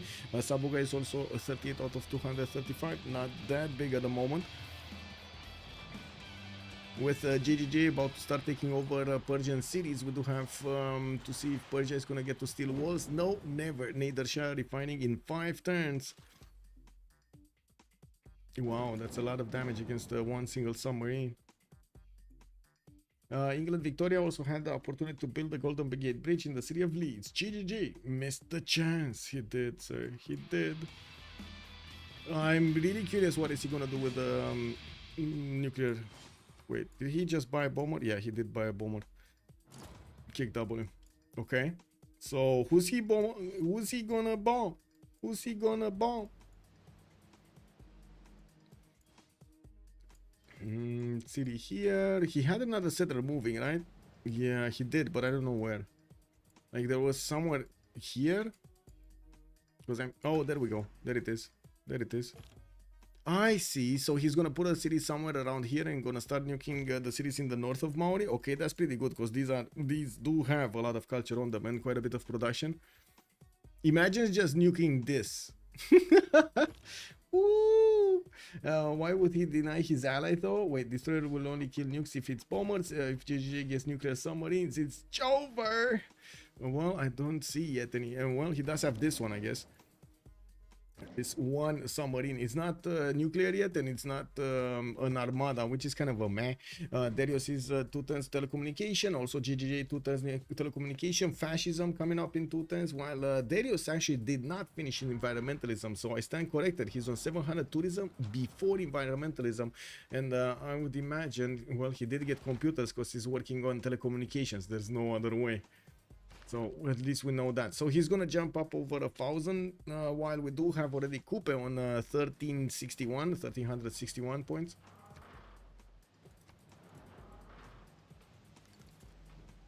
Preservation, self-preservation. Maori build the Christ Wonder? No. You're talking about Cristo Redentor? No. Oh my god, the fleet of JJJ is getting smashed. We got Mr. Toes lashing out, taking quite a bit of damage with him. Let's actually see if these boats of JJJ are going to remain alive. There is a promotion on this one. Looks like it did not get the time. Let's see next turn, because these missile cruisers are very low HP, and I'm pretty sure with JJJ is a fleet being deployed to take over the city of Sparta. He has a few problems here defending his other boats. Promotion, there we go. Moving back his missile cruisers. We got one of these destroyer fleets down. Let's see. Okay, submarines being taken off from the north. The destroyers are managing to clean that up quite nicely. But this is scary. If he doesn't, like, the boats of England are going to be quite scary about against JJJ. And that's another destroyer missile cruiser armada. I mean, to be honest, I haven't really seen these missile cruiser armadas be that worth in the games. Like he could have easily had a lot of battleships and that be done with it. No, yeah, it looks like England might actually not push this anymore, because Elizabeth I is there defending and is managing to do quite a beautiful defense. And we do have Darius on 1042 tourism after he got that environmentalism, telecommunication finishing up next turn, and space race, while JJJ gonna get that fascism next turn. That might be what changes the numbers. Elizabeth I is only on mobilization, still needs quite a bit of time to get to his own fascism, to get an extra +5 on his boats. Are there gonna be enough boats though? It doesn't look like there are gonna be enough destroyer fleets. It looks like Mr. Toast did win the fight here. 123, so wait a second, we got Intel, we got Military Alliance, battleships, destroyer does have +3 from Ferdinand Magellan, the oligarchic bonus. Okay.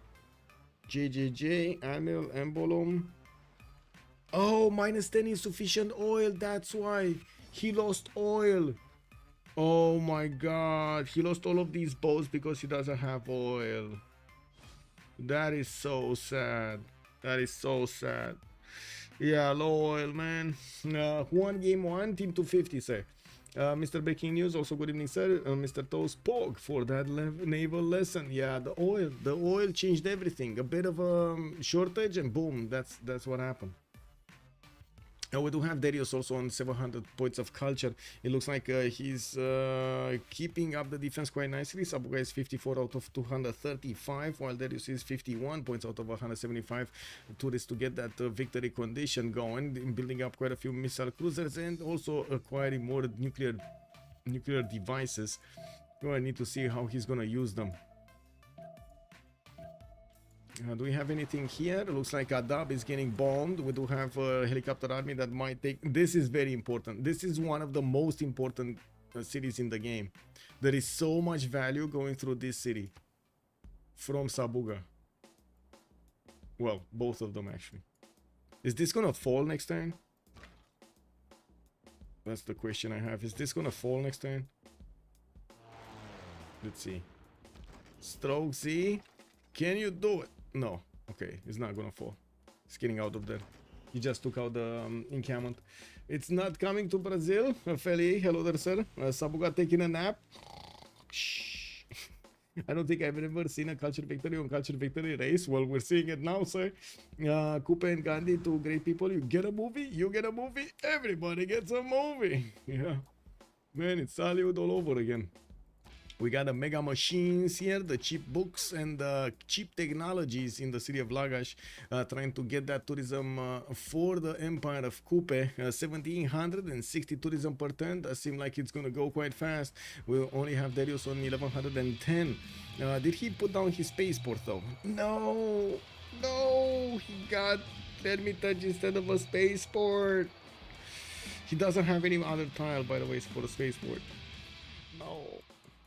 A level 2 rock band in Lagash. The other two did die. Right? No? They moved? They moved. Never mind. They moved. One moved, one died. Where was the other ones? Here. What do we have here? Okay, more nuclear bombs. Here, tic-tacis. Looks like the GGG destroyers are far away from actually winning this fight. He did manage to get a nuclear submarine armada, and there is a significant chance of actually taking down quite a few boats of his opponent. It does seem like his destroyers with -10 oil are not nearly capable of keeping up with his opponents here. Wait, he doesn't have any more low oil. I don't see any more low oil. Wow, and they're still going down. The extra intel and Ferdinand Magellan, or I should say the extra +6 is doing amazing here. You can't nuke destroyers with nuke subs. Yes. Nuke the boats, nuke the lake. What happened to the GGG settler? You mean, wait, this one in the north is still here. It's actually still here. It's gonna get to settle this. I guess the question is he gonna nuke here? Is he gonna nuke directly in Maori's territory, or is he gonna want to actually do some damage against England? I think he's gonna nuke directly on Maori, to be honest. Anyway, we'll see. Yeah, exactly. He should try to nuke Kupe directly.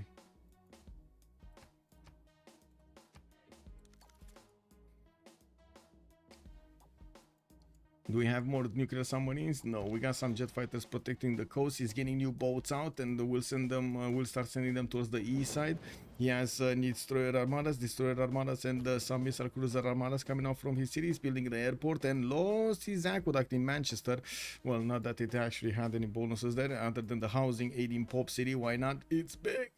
We do need to see also if we're gonna have anything happening here on Darius. Darius is on 1350 tourism a turn with 150 faith versus Sabuga's 180 faith, and of course 800 culture a turn, while Sabuga did get to 1800 tourism a turn. I do notice Sabuga did acquire 79 points of tourists out of 259, just like Darius has 62 out of 188. Well, that's still going to take a while. They're both kind of third of the way there if you take it in proportional terms, percentage points actually. We do need to see if there's going to be more push from Stokesy. It does seem like there is a nuke somewhere. There is a nuke somewhere. Where is the nuke? What?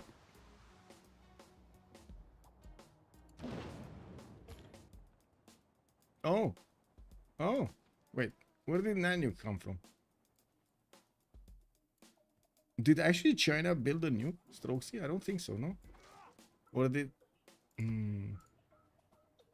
Kick double. I don't see a nuclear submarine here that could shoot. Jet bomber? Okay. No. It can't be a jet bomber because I heard the nuclear submarine attack. Or not only the nuclear submarine, also the missile silo. It has like basically the same sound. Anyway. North of Sumeria. Oh, this one. Yeah, you're right. GGG actually did get these ones. Okay, I see. So he's yeah, he's gonna slowly take out Andram here. Looks like Adab is also gonna be slowly pushed. We got the helicopter armies that could actually get the last second of the turn next to that city center, and we'll take it out next turn. This is going to be very important. There is extreme importance here for what Mr. Toes is doing. The fact that he did manage to take out the whole GGG fleet, and also will not allow him to get those nukes in the cities of Kupe from the northwest. It's going to be extremely important. There was a nuclear submarine that I think died somewhere here. Why did he not put it in the ice, man, underneath the ice somewhere? Oh well. Nuclear devices in London. Okay, we do have more archaeological museums. Darius is 1500 points. Abuga is 1800 points. Looking at the tourism count, doesn't seem like anything changed that much from the last time we watched. Kupe getting as many of these Theater Square Festival projects as he can, with submarines getting out from Bakri next turn.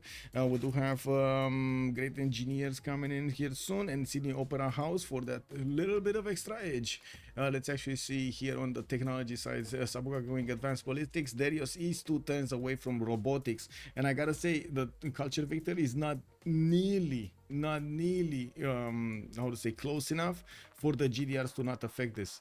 There is such an easy way for the GDRs to get into Maori cities and start taking cities extremely quickly. It's not even funny.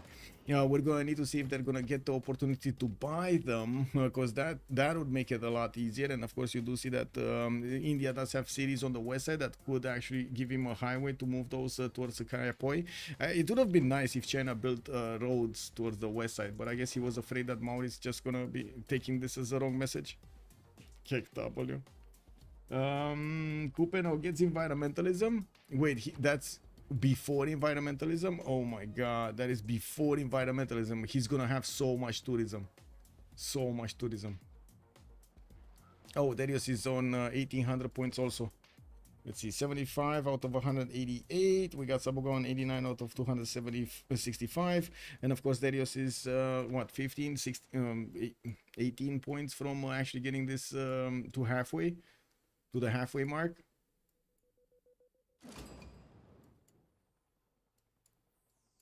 Okay, War Department also finishing up in London. That's going to give him more production towards units. Also, another major factor is he's going to get the heal back whenever he's going to take out a unit. Not that he has any more units to actually fight with, but still it's important.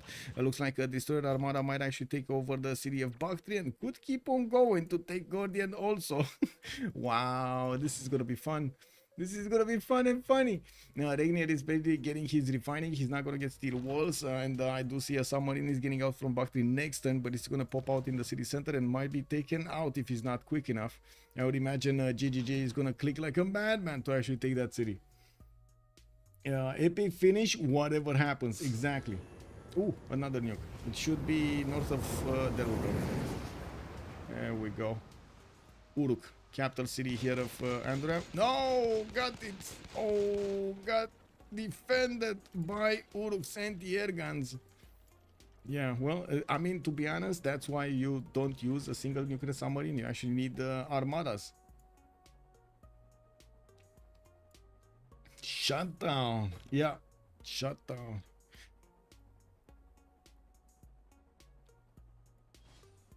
What's happening with the economy? Okay, not that much, to be honest. More than 1,000, more than 1,000. Dario's gonna get GDRs 2 turns, right? So now it's the time that they need to keep gold. They really need to keep a lot of gold. Okay, can they one-shot this artillery with a plane or something? Maybe a bomber? Anyway, it looks like they're carving a path through Sumerian's territory. We do need to see if the GDRs are going to pop here in the western city of India to go against their opponents. And we kind of need to see what's going to happen here with the remaining boats.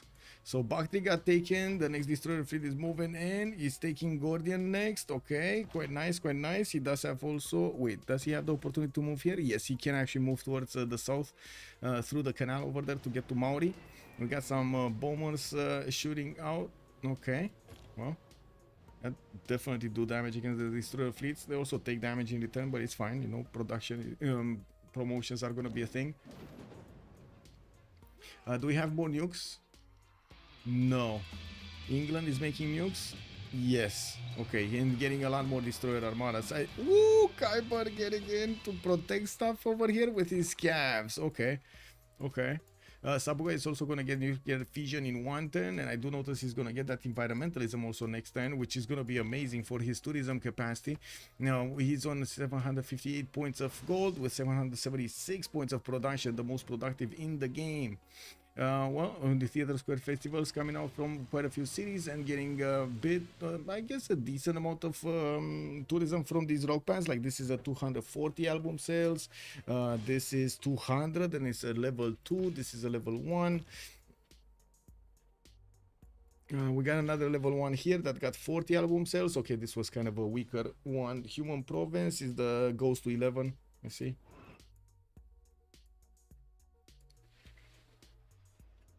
So he was just unlucky. Dean Oop, good evening, sir. How much tourism India and Coupe have? India is on 1982 points of tourism per turn, and Sabuga on Coupe is on 1930. They're neck and neck. Probably wasn't enough for intercept, more NTRs, more intercept rolls. And power. More power. Okay, jet bombers, more jet bombers coming out from China. He wants to keep on going. And, well, Darius. Where GDRs, Darius? Where GDRs? You see, well, he's moving away to get synthetic materials. Interesting. Theater Square Festival projects coming in from multiple cities to get that tourism. To get the tourism, he needs to recruit as many of these musicians as possible. You can see India does have 456. He's probably gonna take this one. And we'll soon get more points for artists and writers also. Did we have Einstein being picked up? Yes, China got it. China got it. Okay, Stroke Z got it. He cannot raise the airports. Kuiper is same team as JJJ. Yes, yes, yes. That is true. I think JJJ should have built silos in China to nuke Coupe. Well, Yeah. Oh, look at Stroke Z. He's actually building the infrastructure towards the west side. So nice. You would need like 1 or 2 more military engineers to actually make a good amount of time to the west side. But since Darius is gonna take a bit more time to actually get the GDRs discovered, bought, and moved, it's still gonna be good. It's still gonna be good. Okay. I think we had the cleanup on aisle 5 here, right? Yes. Well, GGJ did manage to take out another city away from Persia. This one keeps on going, Norwich, and this one keeps on going. It looks like the English boats are just moving around it. Yeah, they're not really retaking the cities here. But this would be 1-2 cities that, well, they could liberate. This is pretty nice. This is very nice, very nice. 200 points, easy peasy.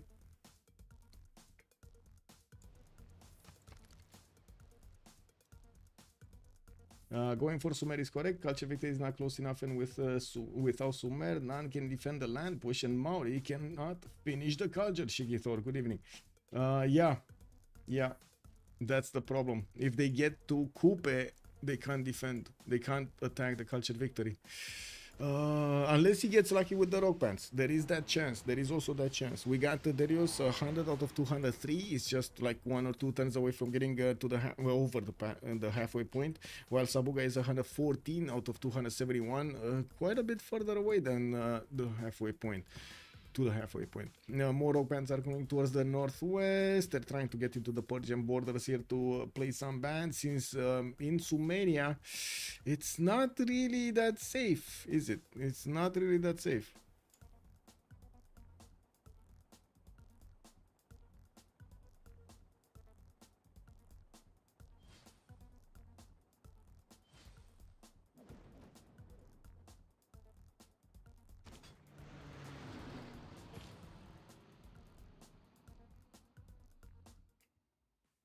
JJ can't build a silo on China's territory. Yeah, he cannot. He needs safety. He needs how to say, his own city to build it. War department in Beijing. I do see more jet bombers are getting bought and upgraded there from the other ones, and it looks like Andram is trying to focus all of his defense here to the west side. He did block these with fighters, and it does seem like it's gonna be a pain to actually go through. Ooh, they could take out this fighter. They really could take out this fighter. Why is he not taking out that fighter or the anti-air gun? Kick W, man. Anyway, next turn we're gonna have the GDRs, and the question is, how many can he buy? None. He cannot buy a single one. Okay, that's a problem. We got another nuke in 2 turns. Nuclear submarine armadas coming up in 5 from Leeds, and this one in the north. Did it get the armada up? It got a fleet up. Okay, he needs another one. He needs to get. Maybe this is what they bought. Maybe they bought JJJ one nuclear sub. Do they have another nuke? No. We only have England using like one of his cities, his capital city, to get the nukes out. Maybe he's gonna start getting some more from his other cities. But I'm pretty sure we're gonna see Darius here needing to get those GDRs out. Now, west side, not building any. We do have him in the main city, still not building them. Come on, we gotta see the GDRs coming out. Commercial hub investments, looks like in the next one is the tourism one, increases territorial capacity with one, set up breed rev, and of course the 25% tourism rate is amazing. China is on the way, India is also on the way with 22 points, and looking at the musician, Maori should get the next one. What's happening in the culture screen? 111 out of 216. Okay, he's past the halfway point, and Sabuga is still not past the halfway point. 127 out of 303. Now we do have Sabuga on 2700 tourism, 2766 tourism, guys. Yes, Kupe is on 2700 tourism, while Darius is only on 2514. Actually, wait, 2366 now. 2366.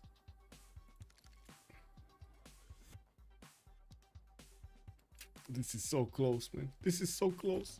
War department getting built in China's territory. Looks like he still didn't pass through this. And yes, he didn't actually do more damage to these cities to the northwest.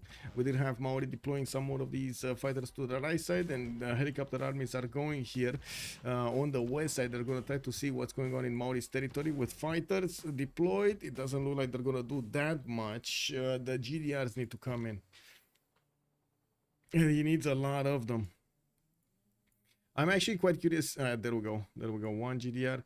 I'm actually quite curious if he even has time for the GDRs, because it's one thing to build the GDRs and it's another thing to actually send them to their opponents. It's gonna take a while, and I don't think they have that much time. I mean, sure, computer says like 11 turns. It's probably gonna be a bit more than 11 turns, but GDRs, if they take like 7 turns to build, that's gonna be a bit too slow.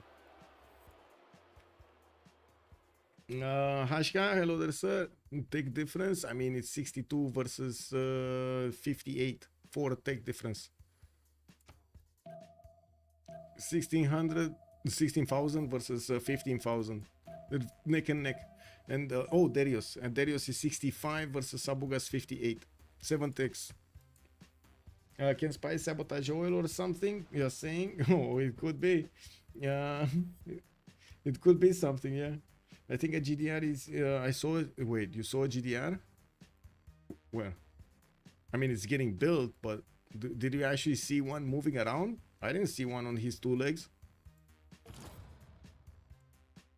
And Diplo? Diplo is on 12 out of 20. Not happening. Diplo is not happening. Yeah, and you cannot steal strategy resources. 1,000 culture per turn is like 6 domestic tourism. Chat would need to answer that. Where are Gandhi's rock bands? Gandhi's rock bands are not anywhere, actually. They were going towards the north. I don't know where they disappeared. I guess they died, and he didn't have that much faith. Looking at the yield stab, he's only on 150 faith a turn, so I would imagine he was able to put more faith into this. Like, a lot of faith into this. Hermitage also coming out from his capital in 2 turns. We do have him getting Theater Square festivals, not winning GDRs, and this might come back to haunt him. We do need to see if he's going to manage to get those points. 127 out of 218. Well, computer says in 7 turns, but Sabuga is also about to pass the halfway point. 144 out of 303. He really needs everything he can get right now. Nukes, England, nukes, England, nukes. I think he just finished a nuke, right? Yeah, he just finished a nuke in London, so we should see him drop nuclear submarine fleet this time. Can you show?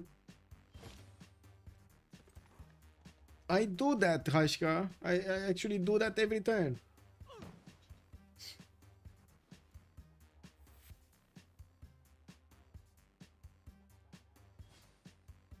Yeah, I have no idea what Hashka is asking. He needs to put an AA gun.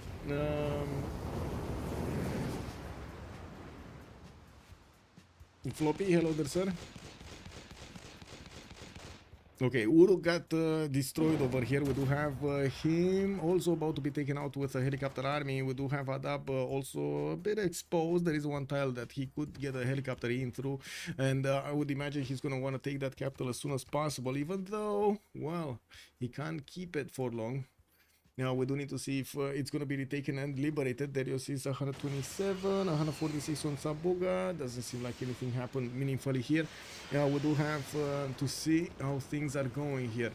While Darius did get to 2470 tourism, we do have Sabuga on 2966 tourism. And we need to check the GDRs. 2 turns for Hermitage. We do have Theater Square festivals coming in. Also, have you not watched any multiplayer Civ? Last time was on screen. Yeah.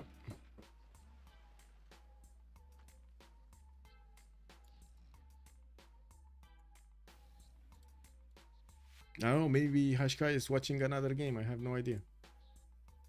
Cavs coming out from multiple cities of Khyber. These are probably going to be used to try to do some form of aggression against his opponents, even though, to be honest, Cavs are going to be quite weak. He was sending quite a few of them to the west side. Looks like he's going to... Oh, I see what they're doing. They're trying to pillage and or take cities away from Sumeria much easier, since this southern border is blocked by so many planes and defenders. They can actually use the northeast to get in. The bomb has gone down in Uruk. We don't have a nuclear bomb available for England to shoot right now, and I do see Mr. Toz also going for his nuclear fusion. GGG going rocketry, and still no GDR coming out. Still no GDR, unbelievable. We do have more Theater Square Festival projects. It looks like he's considering the culture victory is going to be much faster than actually playing with the GDRs. Darius is 143 out of 231, and to be honest, he's not that far away from getting the victory. There was a city that got taken. This was massive. This is massive.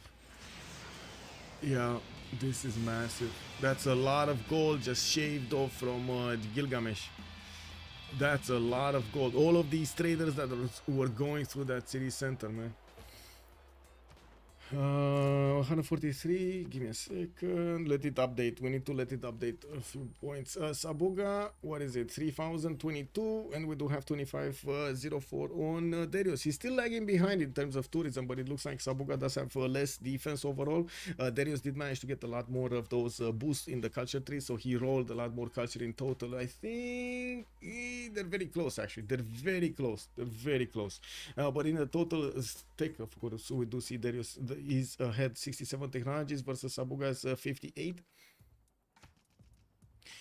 I think if GGG actually kept his fleet games, is over by now, because Coupe would be nuked. Probably. Yeah, probably. Higher culture early, also higher science and protection each, so likely more boosts. Yeah, probably the boosts are gonna make a difference here. Also the speaker, hello there sir and good evening. The general is the real MPB. MVP, I mean. When you go on scoreboard culture and look, why would... Can somebody tell Hashka you can actually see the technology here? Because he probably doesn't know. Like, can somebody tell Hashka that you can actually see technology number and culture number and tourism number from just this screen? Like, point him, make a screenshot or something. Maori doesn't have digital democracy stream. No, not just chance. Maori is winning right now. Okay. Well, let's actually see, because Maori is running after this victory. Theater Square Festival projects coming out from multiple cities. Yeah, no problem, Hashka. No problem. Like that's why I'm just watching this. I'm watching the numbers.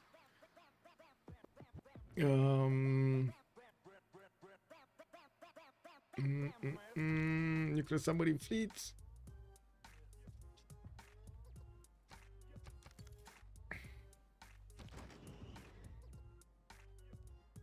Wait, did I miss something on... Oh, I missed something on YouTube.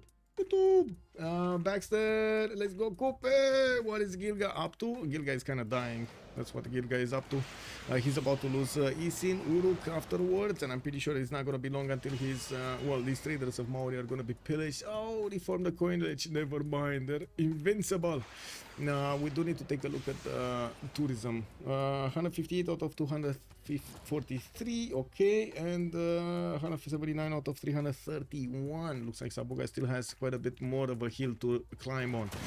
We do need to see also if GGG gonna get those next bombs. It takes him a while. Uruk has been taken over. Khyber is winning against Sumeria.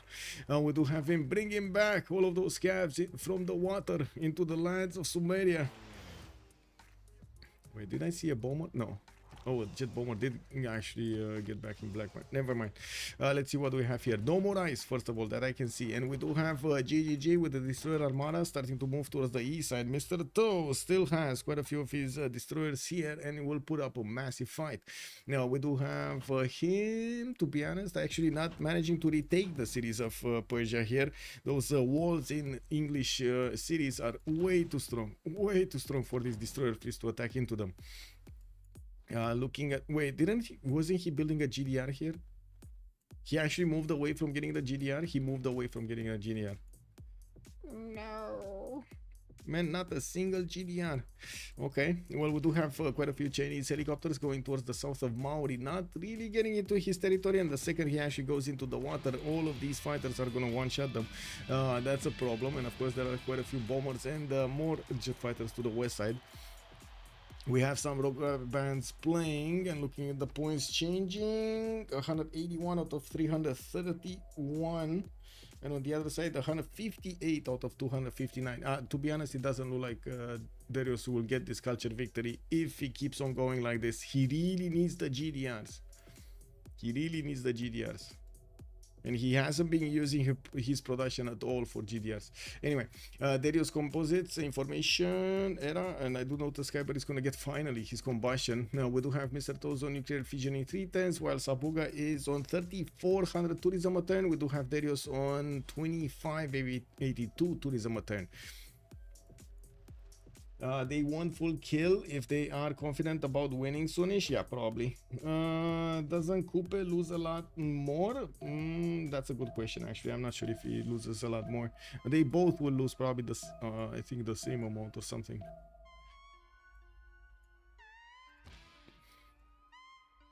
It's gonna be a slow down. Digital democracy on Darius. On Sabuga, we do have digital democracy. They're both in digital democracy, actually. Okay, do we have any more thing? No, Isin does look like it's gonna go down. There is a cap that could actually take it over. There just needs to be another damage done, another damage point down. Wait a second, he can't get there. Whoa, he's too far away. He's actually too far away. Anyway, 176 out of 260. Isin did not go down. That was a helicopter that I wanted to go in. Couldn't do it. He couldn't do it.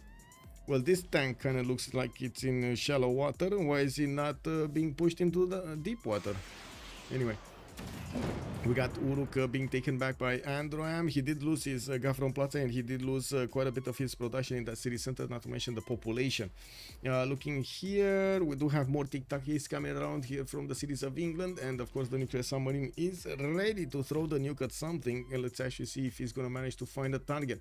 With Sabuga's 1300 culture return, we do have him passing the 200 tourist mark. I do see Darius is on 176 of his own out of 258.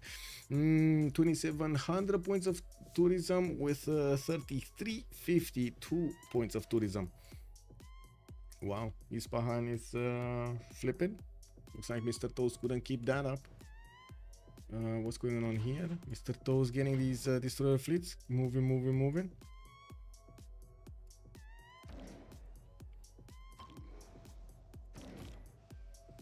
Okay, they can't get to Coupe. They cannot get to Coupe. This is quite a problem. Looks like Stroke Z is gonna get in one helicopter army that's gonna be taken out by these jet fighters. Extremely good to take out the helicopters. And my question remains: where are the GDRs? Where are the GDRs? I was really expecting them. Wait, they have enough gold to buy GDRs. They have enough gold to buy like 2 GDRs. Why isn't he buying them? Okay, there we go. Finally, one. Okay.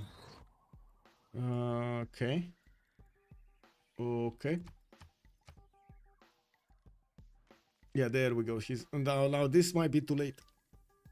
This actually might be too late. He might not be getting them quick enough to Coupe to make a difference.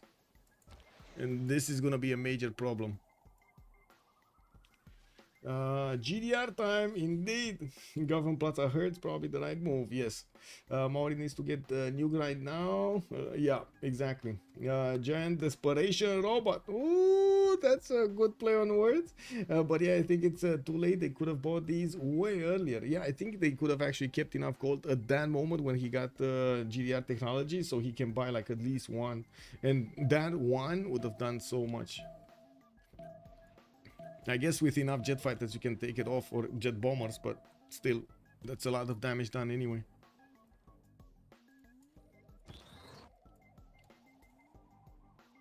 So 6 turns to actually get to the first, 5 to 6 turns to get to the first Coupe city here.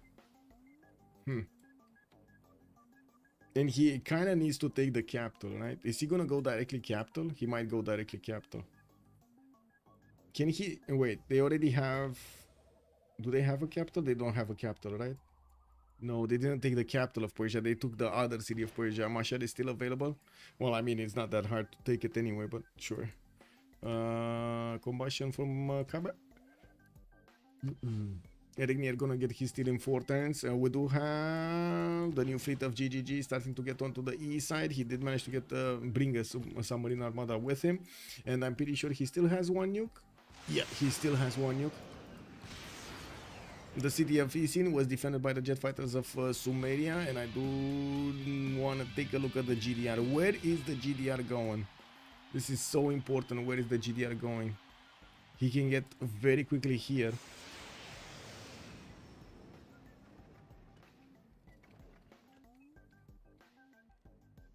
So they cannot get to the capital city of Elizabeth I, to Sheffield. That's not gonna happen.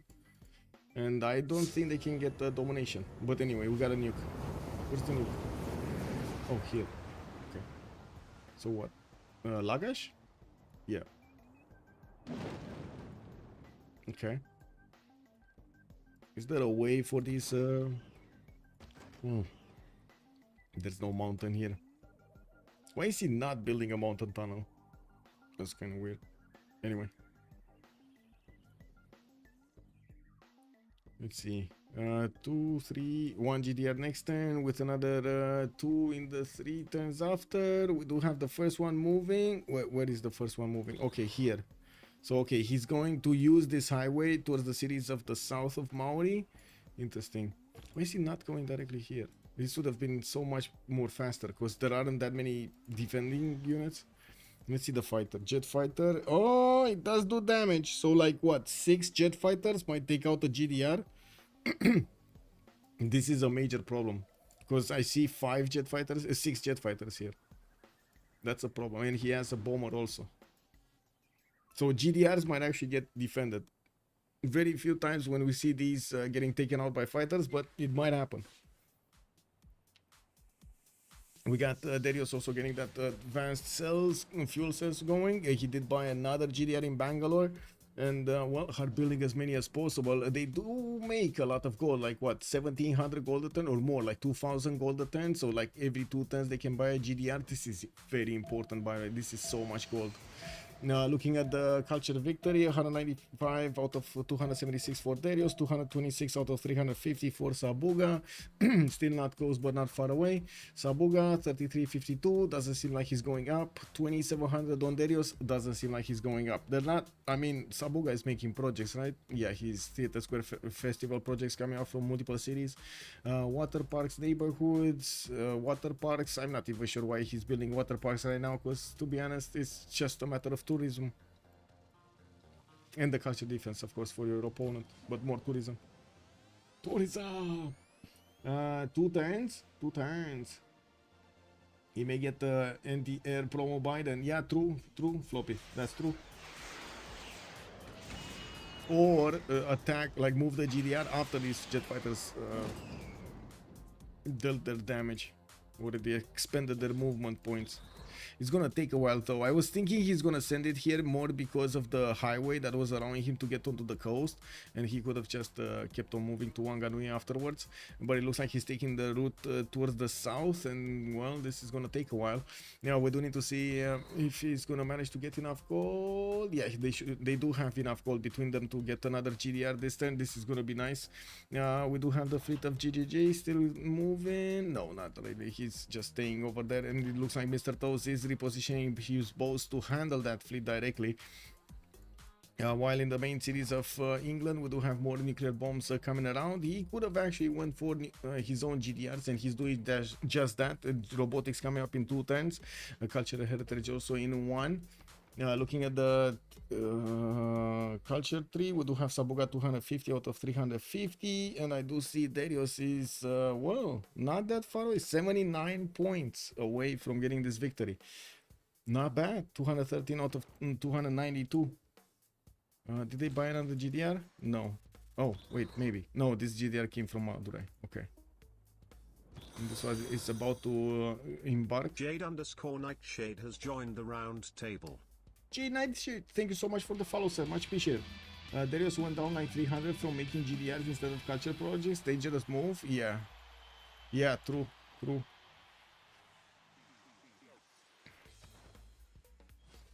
Yeah, we'll see, because I mean Sabuga is moving very quickly with Hello that underscore Queering has 3700, joined the round 3500 table. tourism. I look Quirin, thank you so much for the follow, sir, and welcome. Coupe has it. Let's actually see if he has it in the bag.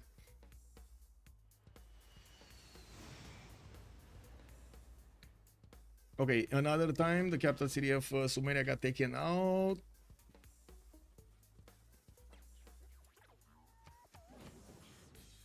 His computer says that Maori's culture victory is imminent, and to be honest, well, he does have 99 points to go, while we do have Darius a bit closer, They can't really take out anyone from the game to slow this down, and I do notice that GGJ still will have a few problems with the English destroyers. Quite a few of them are coming in. This time around he didn't, well, mess with missile cruiser armadas much better, to be honest.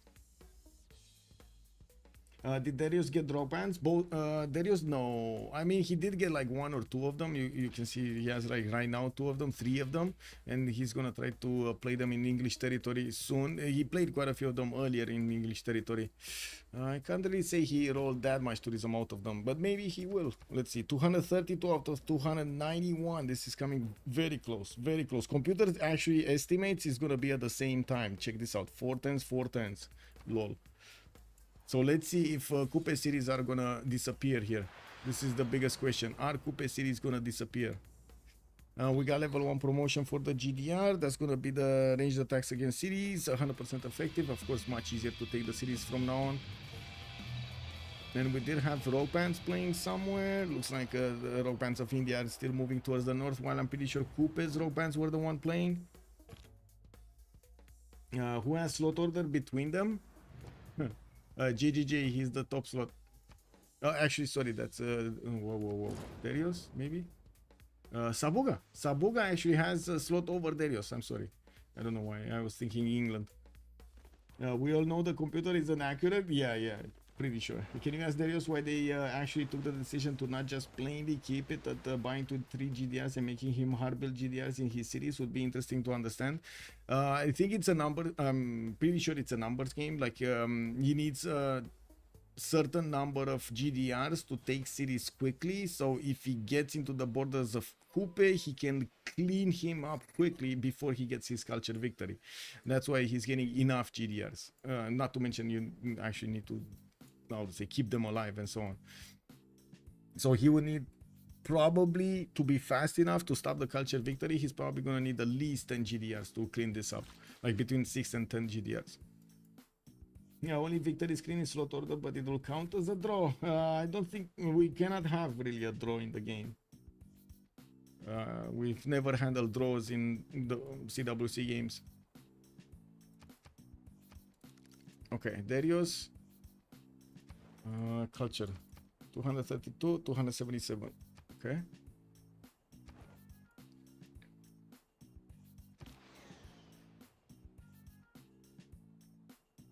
Yeah, rules of CPL FFA are a bit different. That's actually where you can actually have that. Okay, ring and take or pass. What does he want to take or pass? This one, the scientist. Okay, let's actually see which one are they gonna get. He pass it.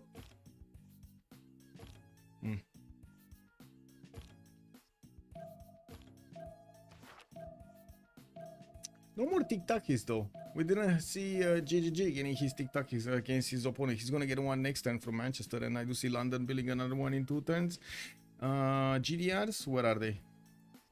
Wow, these are very slow. These are very slow. Man, these are slow. And this is a major issue, by the way, that they're this slow. Slot order is like when you get denied wonders. Yeah. That the FFA rules are specific to that case. I guess Teamers isn't the same. Would be crazy to have a game come down to slot order. Yes, it would be very crazy, especially one of these important games. Imagine the finals actually getting there. Anyway, let me actually take a look at the era score, because we do have Andram, Dark Age, Normal Age, Golden Age on Sabugam. Mr. Toast is going to be Heroic. We do have on the other side Darius keeping on his Golden Age, while JJ is going to go Dark. We're gonna need to give them 2 minutes after this round, so they do go through the World Congress. Oh, where is the nuke going? What the? There's no nuke here.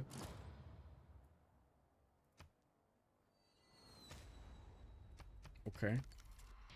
Let's see, liberated. Where did the nuke go? Did they actually nuke any one of the... Oh! Oh! How did they get here? How did this happen? WTF? Jet bomber? From somewhere? From where? From here? Well, to be honest, yeah, there's... Well, we do have Stroke Z with the jet bombers, but I don't think he has tic-tacs. I don't think he has bombs, right? No.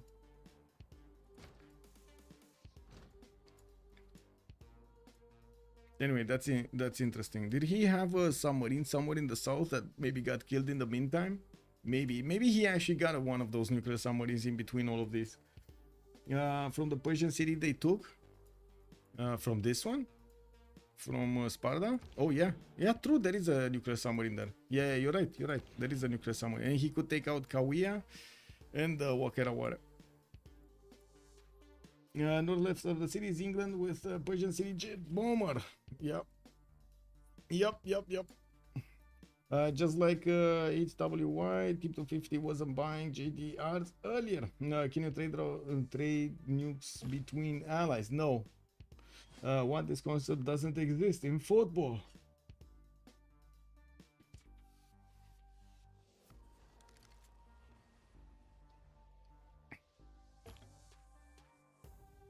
Okay, looks like JJ had enough bonking for one day and he's not gonna take on England anymore. Mr. Toes does get to keep his toes. Moving on the west side, we do have Darius 227 with the jet fighters of China in the front line and his GDRs following suit. There are 3 GDRs on the front line here, while a 4th one did get bought in Bangalore, and we do see quite a few of them that got finished over here in the cities. I do see 4, 5, 6, 7, okay, and he's 8 actually, because they're 8, 9. Okay, so he's going to 10. He's going to 10 plus. And the question is, ding ding ding ding, how much time do we have? Darius is 249 out of 298 points. Let me actually go through this. Nuclear. Oh no, sorry, hypocrisy.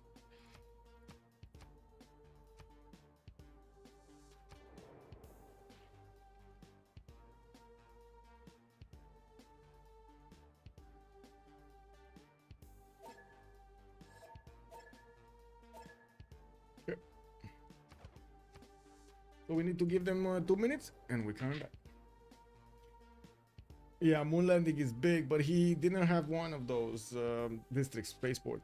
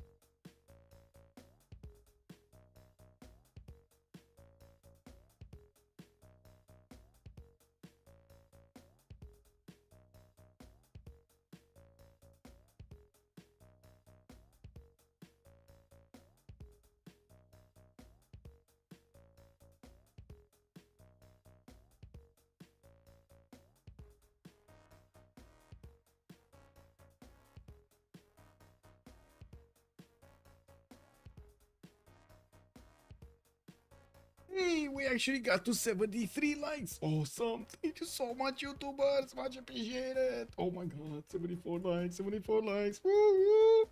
Okay. I mean, amazing. Okay. I don't want to get greedy and ask for 100, but thank you so much for 70. That's 70% and in 4 turns he's done. Whereas Darius is 10 turn and he's gonna need like a 5. Well, he's gonna start losing cities here by the looks of it. 269 out of 268 out of 298 on Darius. Computer says 2 turns. So does Buga on 323 out of 375. We do have Darius getting us fast. Okay. We have another nuke. No nuke. We have another nuke. No more nukes. No nukes this turn. And it does seem like they can't take the city, no? No, they can't take the city. Well, that's a dead helicopter. At least next turn he's gonna take one gun away. I don't think this is gonna be enough. He needs to take at least like 3 cities a turn to make this worth. GDRs. Well, they have 2 more turns to get in there. Okay, jumpy.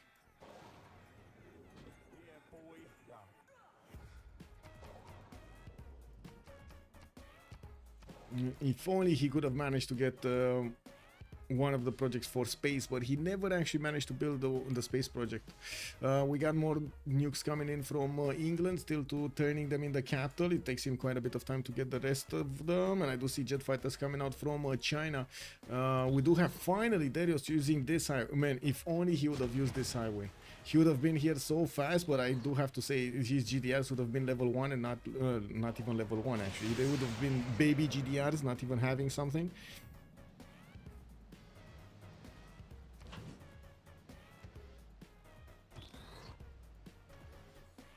Sabuga is gonna do it. He can block GDR with Admiral, baby. Well, he can't really block the GDR anymore. Looks like Opango is also gonna be soon taken out. The GDR can get next to it and take it in 2 turns. Can they send a helicopter quickly? Like to take both cities at the same time? Because that city is down. This GDR doesn't have enough movement. I don't think it has enough movement, does it? No. Check tourism? Sure. 269 out of 297, 323 out of 375. Weren't these the numbers earlier? I don't think it got updated, by the way. It takes a little bit of time after the Rock Band's play to see these numbers update. Quite a bit of time, like a minute and a half or something. I'm not sure exactly where is the tick rate for this to update, but it is not done immediately after the Rock Band is playing. Yeah, this is so close. This is unbelievable. Unbelievable. Let's see tourism. So Sabuga is on 3600 tourism. We got Darius on 2750 tourism. Whoa. I don't think I've ever seen a CV versus CV in this kind of a game, especially on the Primordial map, especially like this. This is beautiful. Amazing. Okay, let's see. 287 out of 316. It looks like 1 or 2 turns. Okay, he just lost a city. How much did he go down? Not much actually. He's still 3600 tourism. Okay, this GDR is gonna take Opango. Well, if he can.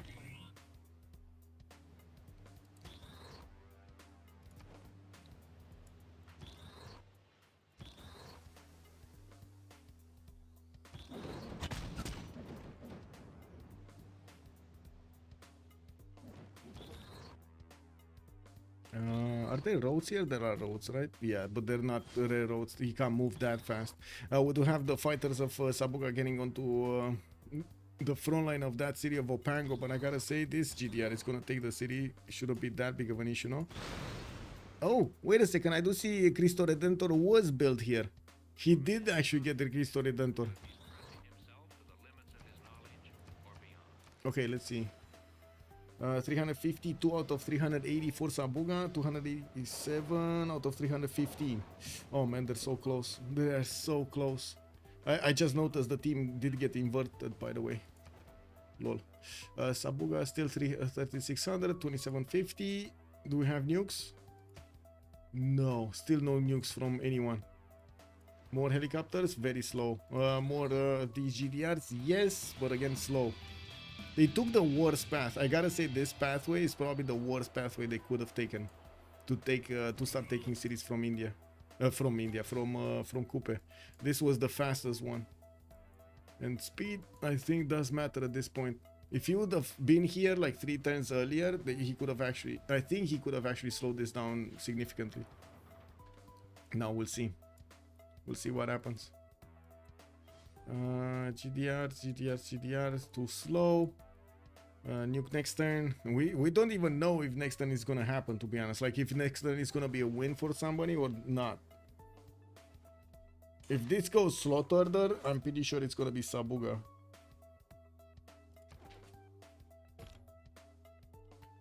He's further along in a percentage. Yes, that is true.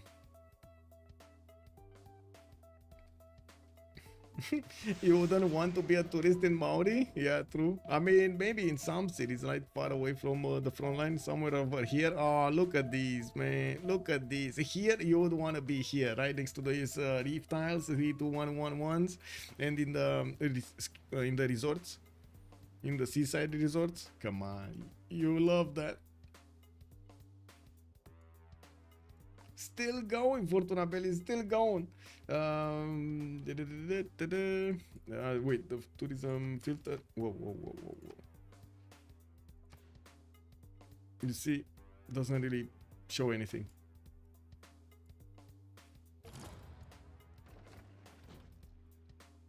Okay, can he get this? This one doesn't have movement, no? Yeah, doesn't have movement. This one. Oh, he needs to deal with one fighter. Somehow he needs to deal with one fighter. Okay, 372 out of 392. Darius is, wow, computer says 9 turns, 308 out of 332. Sabuga does seem like he's 20 away from getting this victory. Sabuga is also 32. He dropped 400 tourism. Okay, he's 32-16. While Darius is gonna get off all the expedition, I mean, does it matter anymore? Because he doesn't have a spaceport anyway. Can't build it. Anyway, let's see. Jet fighters deployed. Builders. That's a submarine. So the GDR cannot actually go around, but he can jump. He can actually jump in between these or get right behind the city center. That's just gonna mean there's gonna be one more turn to take that city center, which it's not ideal at all. He needs to take it now.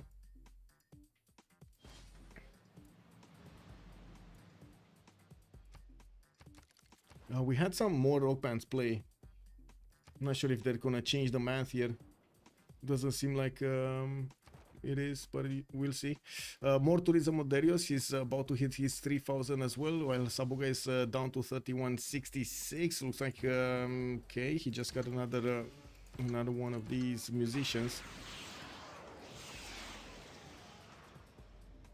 trying to hit the GDR with all of his jet fighters. Ooh, did he just expose this jet fighter? Come on, India, one jet fighter to rule them all. Yeah, there we go. No, he could have hit it with this. He could have hit it with this.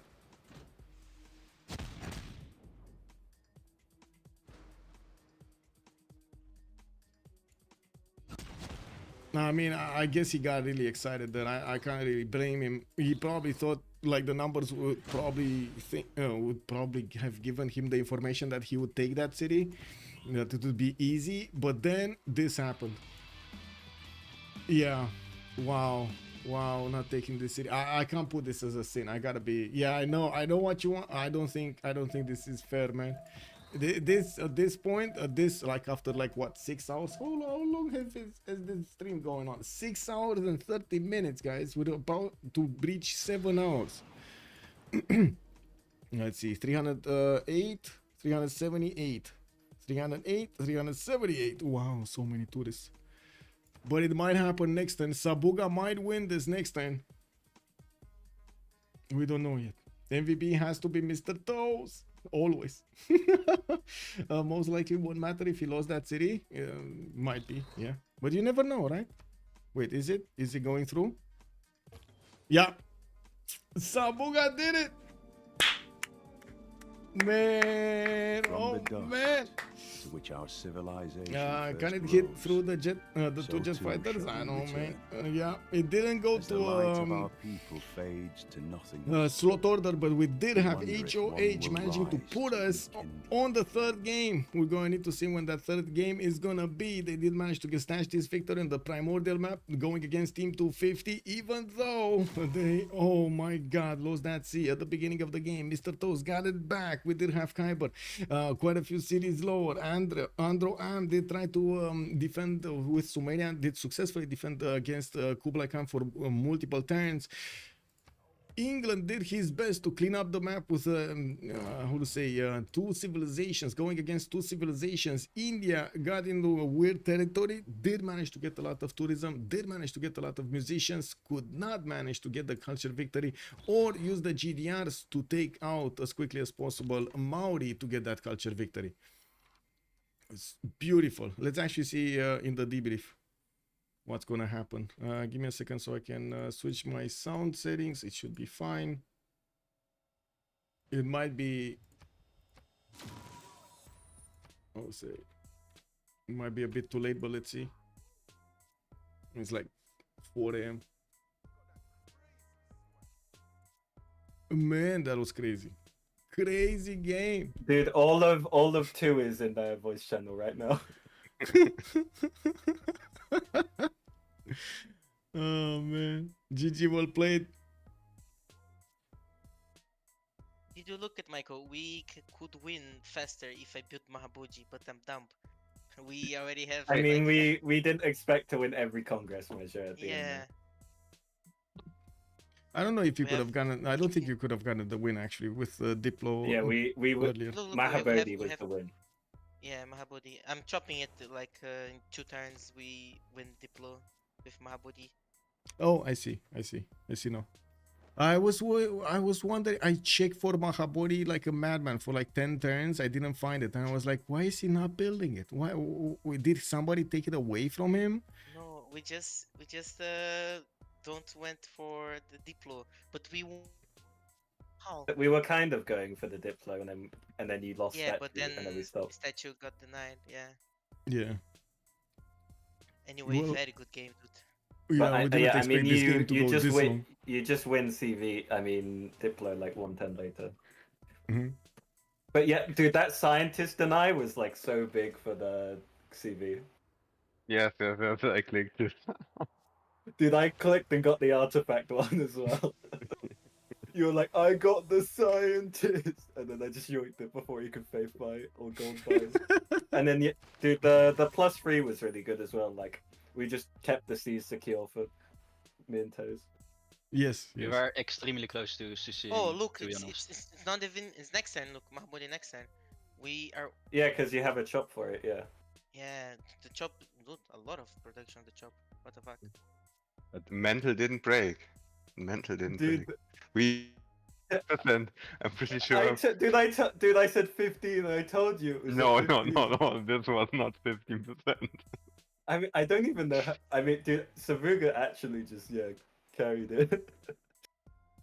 Toes did pretty well as well. Like, I thought the Venetian England was gonna have his way. I mean, with he me, didn't but- defend Legacy. That's kind of suspicious. And it's I also also don't know why they just not sent one settler down and nuke Sabuga. They nuked me like 20 times. Yeah. Each fucking turn. My whole fucking land had anti-air guns. Yeah, this was a crazy game. Crazy game.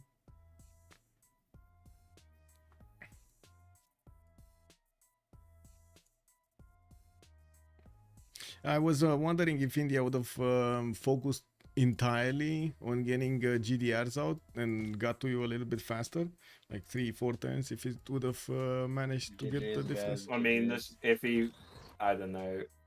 I mean, he kind of half and halved it and then lost to CV. Yeah, yeah, basically.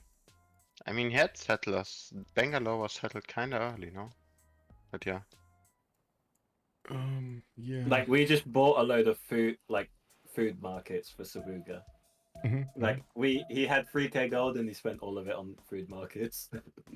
yeah.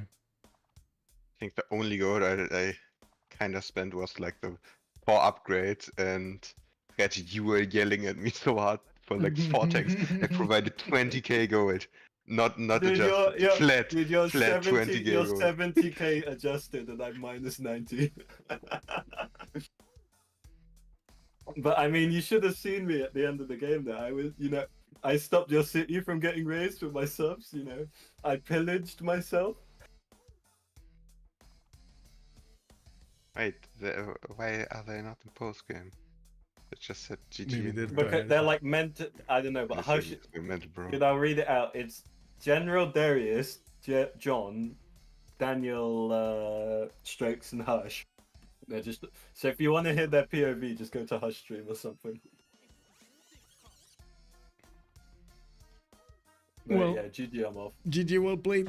And waiting for the third game, I guess. GG's. Yep, Thanks for casting. GG. Thank you. Bye bye. So we did see HOH bringing this to a 1-1. We're going to need to see who's going to win the last one. Sabuga did amazing to get this culture victory, and you've seen it was quite a team effort over there. The gold, the markets, everything, the resources were just moving around to do best thing ever. Now on the primordial map, Team 250 did do their best to actually get this victory. Unfortunately, HOH was just there a little bit faster, just a tiny bit faster. I do want to say thank you to everybody that joined the stream, and I do hope you enjoyed the show with me tonight, watching COC, watching HOH going against their opponent's Team 250. I don't know why I'm saying the second time COC, but it is what it is. Sorry.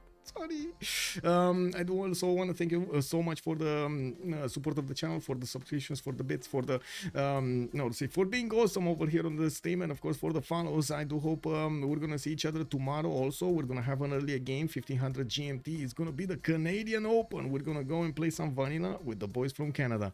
I do hope we're also gonna have a good time tomorrow. And in the meantime, if you don't wanna check out my schedule, you can take a look at my Discord. I do try as quickly as I know about the games to actually add them up over there on the schedule screen, on the schedule channel, so you get the information as quickly as possible. Also, much appreciated for the likes on YouTube. Thank you so much, you're awesome. I do hope we're also going to see each other in the next streams, and of course please be patient. The vote is going to come out in just a few hours. I'm going to put it up over there. It's just waiting for YouTube to actually process it. Have a great evening, everybody, and thank you so much for everything. Let's see each other in the next one. Bye bye.